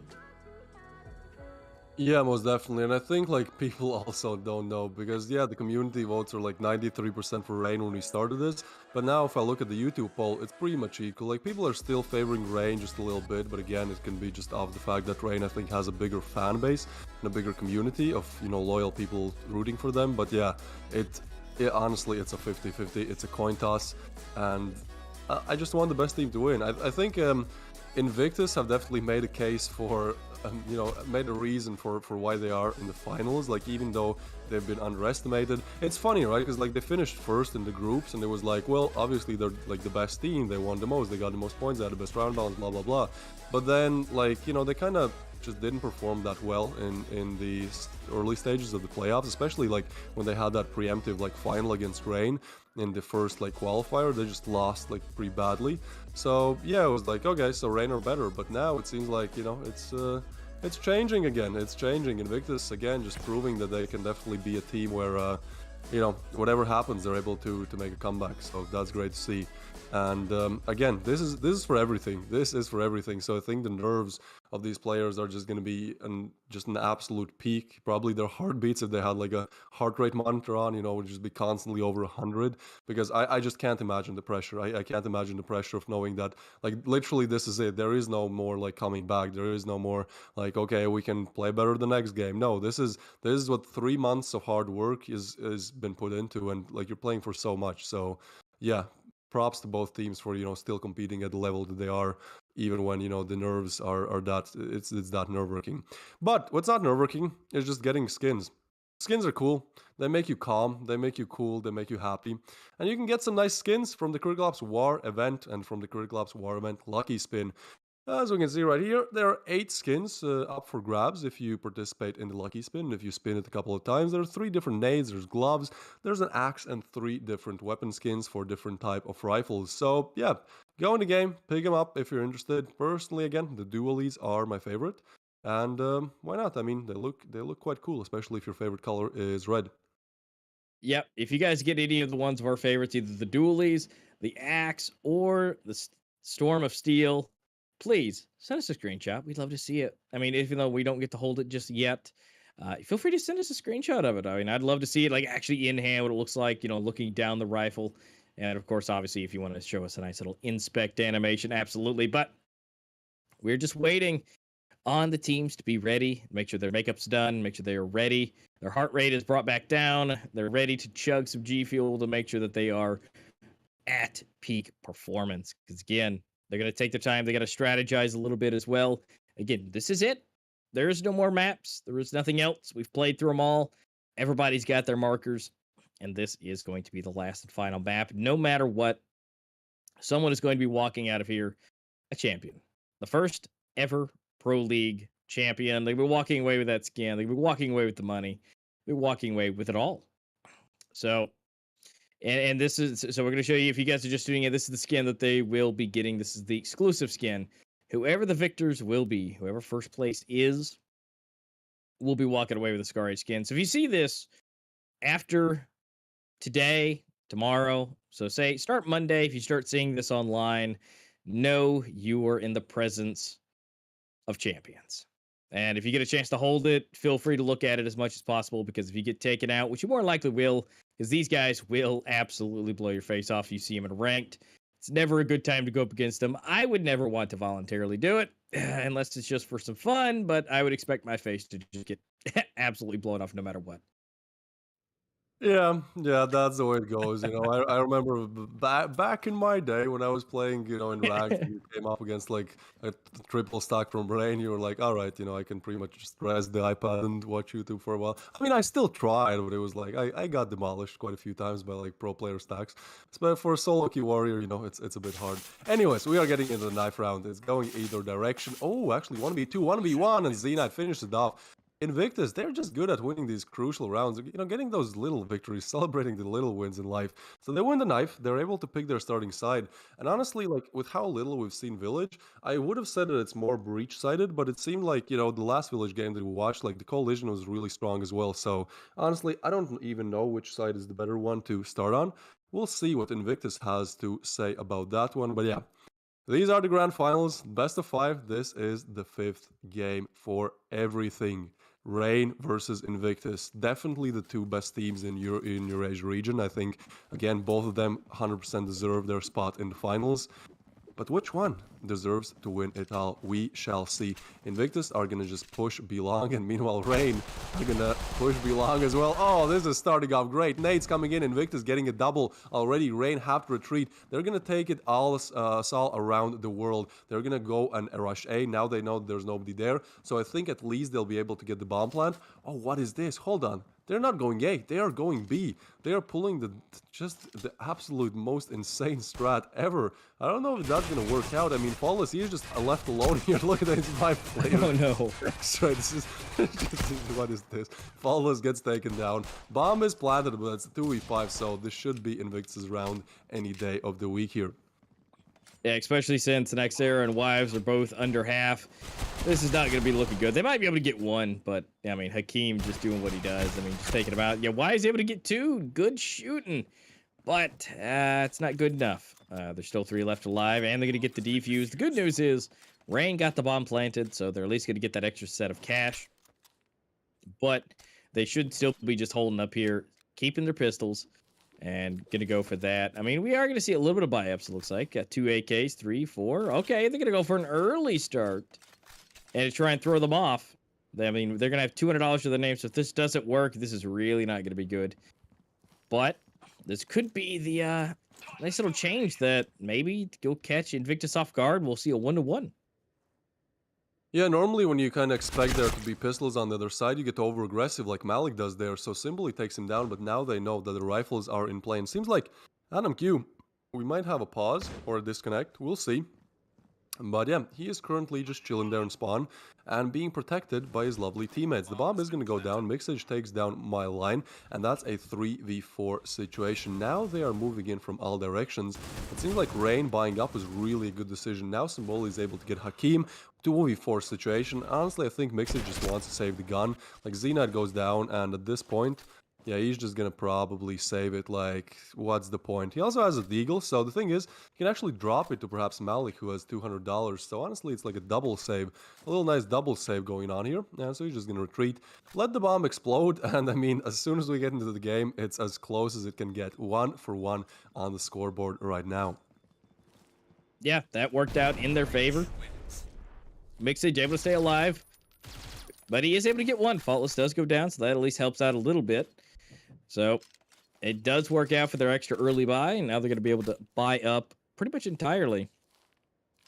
Unless you want to maybe go a little bit slower, but they're probably not. They're just going to buy up now. And so now we're going to see 2 weapons rolling out for the side of INVICTUS. They're going to see what they can do. Pistols and 2 M4s. But look at that. They're going to go for that hard push to B, which is crazy because, you know, you fully expect to see everybody rush into A. But Rain says, no, we're going to go for this long push for B. And look at that. Not a soul to contest. I mean, you do see Mixage, but, I mean, he's getting bombarded with mortars from the sky. And so now, we might see some altercations. I mean, coming up from the rear here, Malik getting a little bit of damage taken. Mixage to take him out. Now that's kind of opened up a little bit. Faultless able to get Adam Q. So now we're two pistols and a rifle. Never mind. Next year we're going to get a 2-piece there. And so Mixage, yet again, more than likely just going to chill and save that weapon for another time. There's no point in throwing that into the ether. They're already not going to get this round at this point because of 1v5 and Mixage with like 5 HP it's probably not going to work out too well. No, he actually does get one. I think well. He needs to check his weaponry because he didn't drop that to anyone. Yeah, that spot is nasty. That's actually very interesting. So he's just gonna save once again. I pray that he drops that deagle. Like, he has a free deagle. Please, Mixage, check your inventory. See that he can drop it. Yeah, here we can see Naxera getting that double, and that pretty much ends the round right there. I would be quite interested, like, if there was a stat, like, obviously it's hard to get, but, like, how many kilometers on average, like, players run on different maps? Because I think on Village, the number would be astronomical on the Coalition side, because it's a map where, yeah, you send, like, 4 players towards A, and if it's not an immediate A push, then you kind of send them back to B, because you have to, like, respond there. But, like, just because how easy A is to take, if there's, like, if there's less than 3 players defending it, it's like you just have to constantly rotate over on the Coalition side. It's really a map where, you know, you have to rotate so much, and it's just hard to do a lot of the times. A lot of the players are not really used to that type of playstyle on the Coalition side of things. But nevertheless, Malik is able to find one. So Rain pushing that B site might work out in their favor as Mylan gets Malik as well. Oh, this is big. They are getting those openers. Adam Q is going to push up, find Faultless, completely clueless. So he's going to go down. What is this? Just see, this is what I mean by Village being stuff like this normally doesn't happen like on other maps, but here it's like, you know, sometimes these moments happen just because your game sense is not that trained on this map, so you can't predict that well exactly what's going to happen. What is going to happen is Adam Q trying to clutch this 1v2 or at least go for it, but Naxera, very good positioning. They're going to take him down. And so Rain, I think they've gotten 3 rounds just going to the B bomb side of things, so probably INVICTUS is going to adjust their lineups and their Coalition positions a little bit to kind of suit their needs here. Yeah, but you know, the moment they do that, there's going to be a hard push to A, and in which case it's not going to work out too well. I mean, honestly, they're doing a great job with this B push. I mean, usually there's a little bit more contest to that. And watch this. Now that there's 2 on B, here we go for that A split. And we're going to see Malik get a lot of stuff coming his way. And that's going to be Naxera taking him down. And now they're going to be into the bomb site. Myline for another one. Trying to get some of those deagle taps, but we all know those deagle taps are for Rain to do. They always do a little bit better on that. Wives, they take it down Adam Q. And now it's up to Mixage with the U-ratio. And Z-Knight with a pistol. I mean, so far, there's not been a whole lot of contestment at all. There's been some damage dealt to Rain, but I mean, they really need to save this U-ratio. That is an end-all, be-all right now. And Z-Knight is just trying to give him some space. Give him some room to stay alive as long as possible and to not make his position known. Yeah, Rain is just winning in the mind games department right now. Like, they're so good at guessing which side Invictus are gonna stack on Collision, because you kind of have to do that, as we discussed before, on Collision on Village, and then they just go the opposite one. So yeah, they're looking good, they're looking solid. Honestly, I think as Mixage now has the ratio, they should just send Mixage towards that B-long area, because you get so much info. You can look down B-long pretty much to that, you know, that cutoff point, that 90-degree angle that you get to coming from Breach spawn, and then he gets so much info, you can leave 3 on A and then 1 mid. I think that's the kind of the usual Collision side setup that you see. So it'll be interesting to see if that comes into action. Yeah, seems like Malik is actually going to be the one rocking the ratio. Then we have 2 in mid actually and 2 on A. Oh, and Adam Q, that's big. Gets 1. Wives refrags on him, so that's a 4v4 now. But Malik, very nice frag. Symbolic quick on refrag, though. Mixage not getting checked, not getting spotted. Wives going to go down as well. 1v3 now. My line, only one left live. Now, he was really on the line. He was really alive in that last game on Plaza, but we'll see if he's able to do much here. I mean, 1v3s are very hard to clutch, but I think he probably will be able to at least pick off one of these players, unless he just gets caught off guard, which he does by Mixage. Great aggressive plays. Like, this is the thing about Mixage, right? Like, we talked about how Jimmy used to IGL, but now Mixage is IGLing, and that allows him to push up more, because he can kind of call strats, which allow him to kind of, you know, elaborate on his natural talents, which is just pushing and over and just surprising your players and without getting kills. And that's a great play from Mixage there. Like, yeah, over aggressing can be bad, but I think Mixage plays a very fine line of doing it just right, where he's aggressive but not aggressive enough, and when he's aggressive they don't expect him. So Invictus move up to 2 rounds on the scoreboard, and seems like Rain have kind of slowed down their advances. Oh, and Mixage, yeah, that B-long area with the Eurasia is so good. Naxera somehow finds a headshot in the longest of ranges. I think that might be the longest range gun duel there is on all maps combined. But still, Rain are going to push B, and now help is arriving from the side of Invictus. Yeah, they're making the way up. They're going to try B again and see. I mean, it's worked in the past, and they haven't really had a whole lot of luck so far. At least with A going for the splits. They're going to try it again. Didn't work out for them, so go with Old Faithful. Naxera able to get up for another one. Now it's a 3-4. Bomb is going down, so extra cash will be in their pocket. So now they've got to wait for they can push all together. Myline, though, has the ratio, but not going to be able to use it. Malik takes him down, making it a little bit easier. 3 versus 3. Taking their time, making sure all corners are checked. And now they're going to go for the push. Adam Q for 1, Naxera for another, and then here we go, Z, Knight, and Malik for 1 each. Now they're going to get the bomb defused. They've got all the goodies they can have. And now they've got another point onto the board for their rounds. 3-4. Invictus 1 away from tying it. But looks like Rain, they got plenty of cash. So they're going to just continue to buy up at this point. So if they could do that again, they should be able to tie it and then take it on to a lead. But it will hinge on this round. Yeah, again, chunks. Chunks is the keyword here. Both teams getting like 3 or 4 rounds, and then suddenly the other team becomes alive. And Rain are going for a fast A execute. Z-Knight, he's stuck. What is happening? He's just like... What is happening? He's swarming out. He does find one, but gets taken down by Naxera. 2v2 situation. Now, somehow that kind of works out in his favor. Oh, and that's a big frag coming in from Adam. 1v1. Can Adam do it? He's making a lot of noise. I think they both know where each other is, so now it's just down to aim. Wives, he looks around at the last possible second, and Adam is able to find the frag on Wives, making it all equal, retrieves the SG as well. So that's a big one for Invictus, as close as it can get. They were circling him. It was like watching a fish in water just being surrounded by sharks. But ultimately, I mean, he was at least able to get that information, say, oh, hey, there's 3 here. And then Adam Q was able to come in and help out, at least able to get 1. So that's at least a positive for him. But rolling it up, they've now tied it And here we go. Rain fully bought up yet again, or at least most of the way bought up. They've at least all got rifles at this point, but they've got to do something. Like, Symboli's at $0. My line's at 100. And Z-Knight going crazy, getting himself 2. My line takes him out. So now it's all up to Symboli. Nanaxera, because my line gets taken down. So it's a 3 versus 2. The bomb is in center. Pretty sure they know that. And so now it's all up to Rain to retrieve that bomb. But, I mean, Adam Q's in such a good spot here. I mean, it'll be hard. They've got to come all the way around to be able to do that, which might be happening. Nexera's kind of looking like maybe can take it. But this is hard. I mean, we got 50 seconds left at this point. They've got to either be able to take him out or get the bomb. They now know where Mixage is, so absolutely do not want to go up there through the middle. Well, there's only so much they could do. Yeah, with that bomb being down, it's kind of hard, especially Mixage's positioning is so good. Like, there's so many different angles he can peek from, but actually, Symboli just finishes him clean off. So Adam Q next in the line, he peeks, gets taken down by Nexera, and Malik falls as well. So suddenly, that 2v3 turned into a 2v0. Rain in the lead again. It's time for their chunk. Yeah. And I mean, right now, Invictus has a 100% win rate here on Village, and Rain has a 67%, same amount of maps played, 3.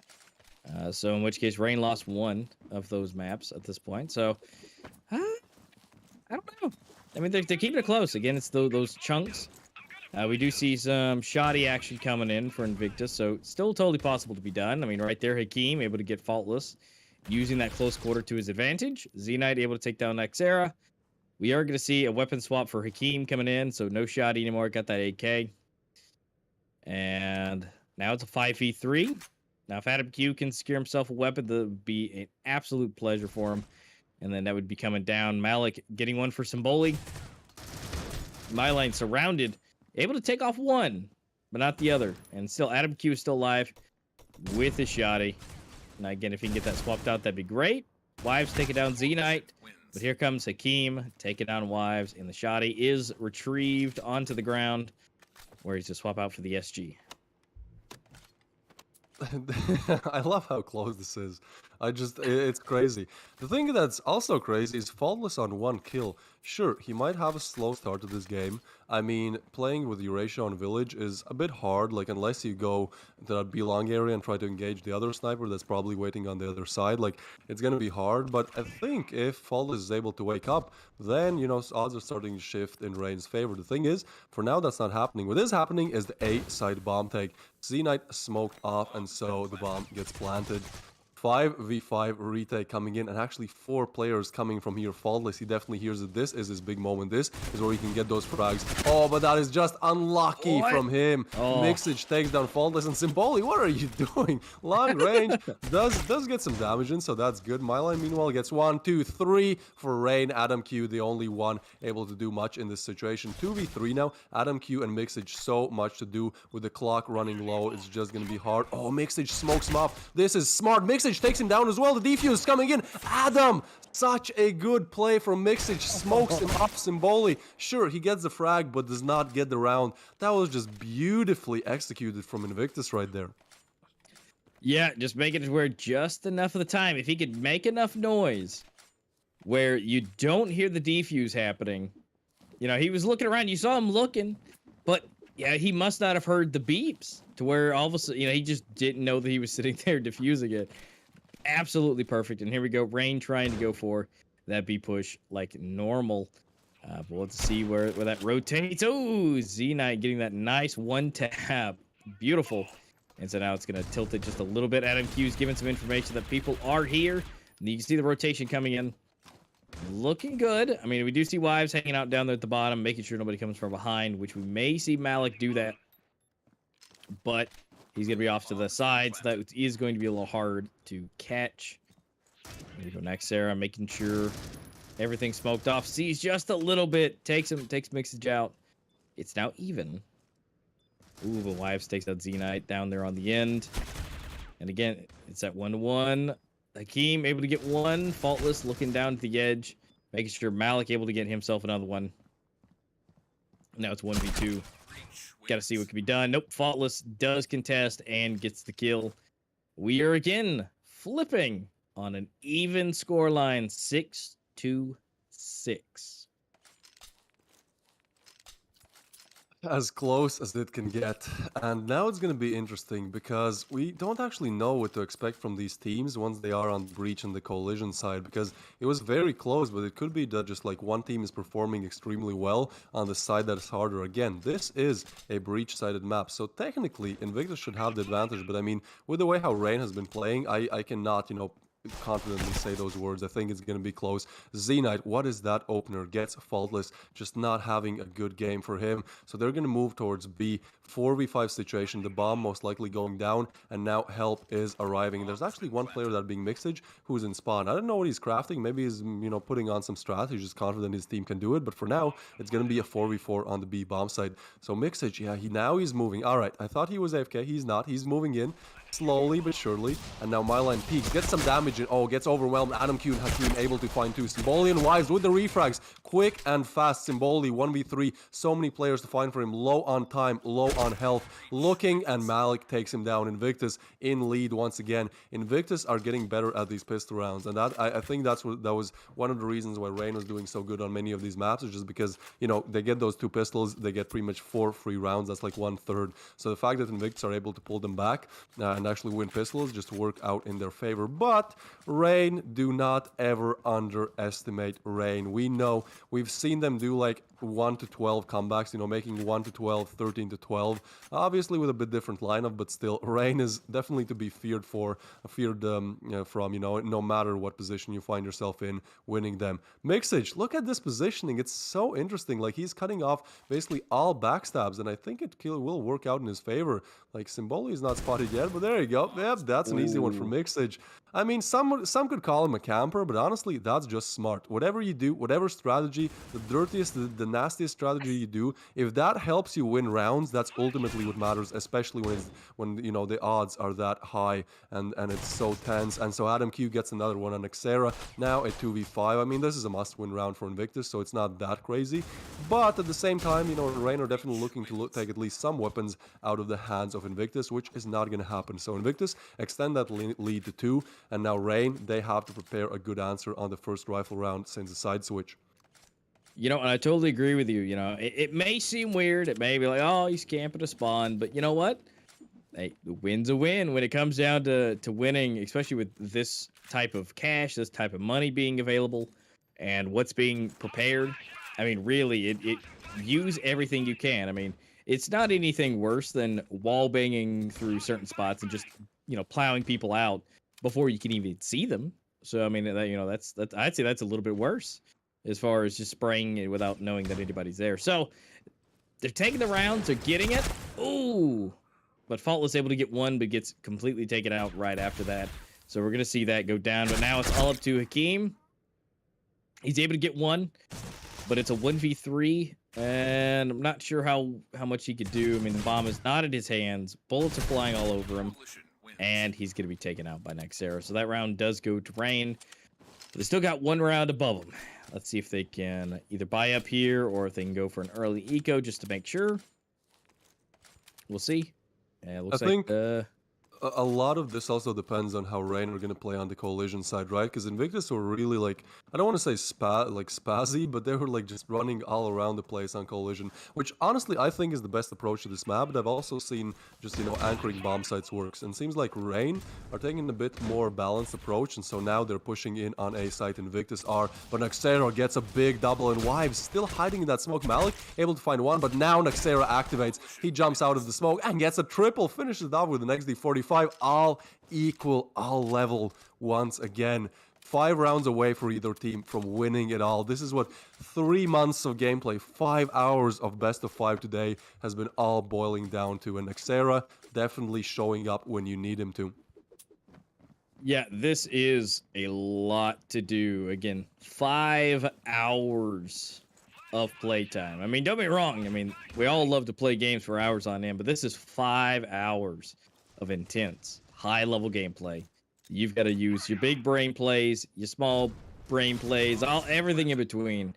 And there's a lot of fatigue that can happen from that. And so it really determines who can outlast who. And as of this point, it's all about, again, those plays, what they can do. And we're going to see Wives, Adam Q, Hakeem, Naxera. Adam has 2 of those out of that, and then Malik for 2 himself. Invictus quickly rolling it back into the lead with 9. Again, they need to do that. I don't know. They should be able to at least do that at least one more time to get them off Q, but we'll have to see what's possible. It's their choices, obviously. It's Mixage's ideas. And again, it's the crazy aggression that seems to be helping them out. So let's see if they're going to do a crazy aggression to the B site, or if they're going to do a crazy aggression to A. They might be able to try and fake it out for B and then quickly run over to A, which would be absolutely nuts if they can make that play happen.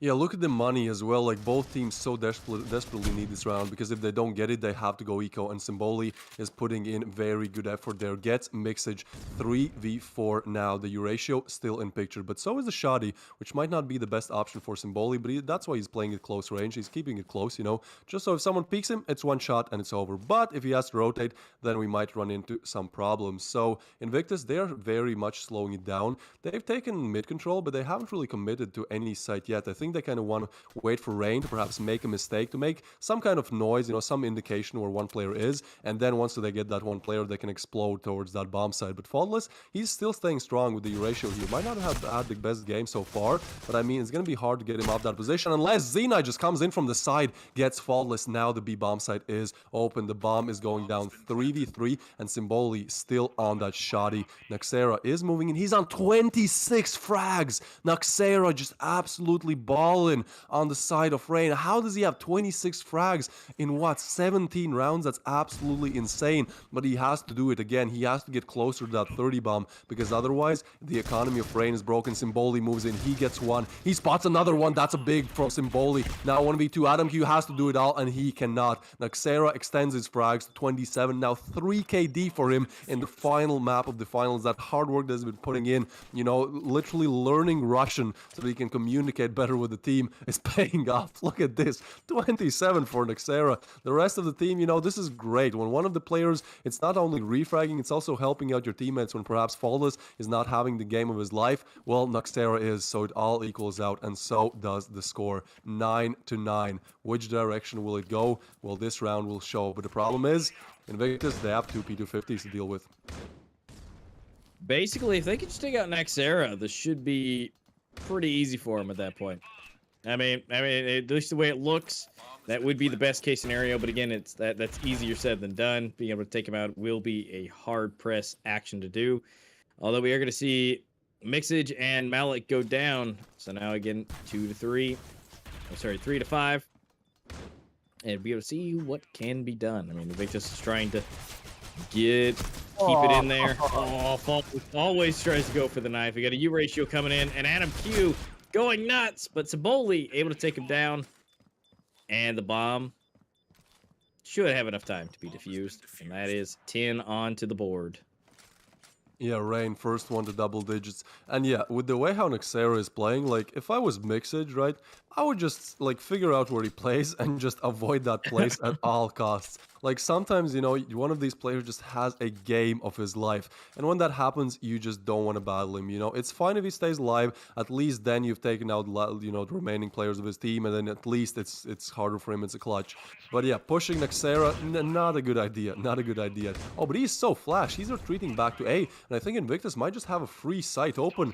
Ah, this is again just going back and forth. So the bomb is probably going to go down. And from there, Rain have to figure out how to approach this 5v5 retake. It's not often that you have these unicorn rounds where, you know, it's a 5v5 with the bomb being planted. But, I mean, as crazy as the final is, it keeps delivering. So a 5v5 retake. Look how close these players are. Oh, and Faultless takes down one Mixage with the quick refrag. Symboli gets Mixage as well. Now a 3v4. Now they're pushing in. And all players of Invictus are on site except for one. That is Hakeem. And he peeks at the right time. Takes down Faultless. 3v2 situation now. Looking good for Invictus. But Hakeem finds another one. 1v2. And they eliminate 1v2. 1v1. Okay.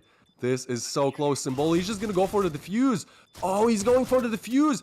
What is happening? And it explodes. The bomb explodes. I thought Malik, I don't know why Malik was not shooting there. I think he was going for a knife, but either way, it does work out for Invictus. Just too slow on that retake there from Rain. And so again, we're all tied up. We are at 10-10. Ooh, yeah, that was almost terrible, but works out in the favor, at least for the round. I probably would have loved to not have Malik die, but again, that's totally fine. So now we're going to keep pushing again.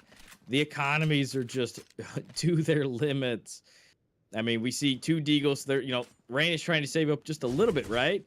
They're not buying two weapons, so they're looking a lot better, but I mean, it is just neck and neck. What is that? My line gets 3 right in a row, just lined up perfectly. So now it's all up to Z-Knight. Can he do it? Z-Knight, Hakeem get 1, so they balance it out a little bit better. Can they do it again? No, that's going to be my line to get 2 again. He just aced that.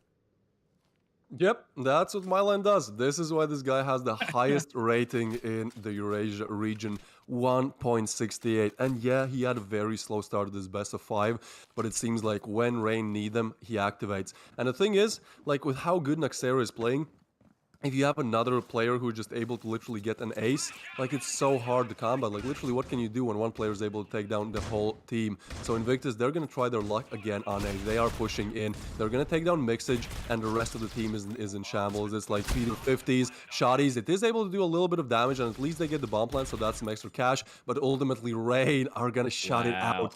Is this it? Are Rain going to win the next round? Is this really how it ends? Or are Invictus able to again pull that crazy comeback that they've done so many times? They pulled the comeback. They won on the least odds they had on Plaza. They did it on Canals as well.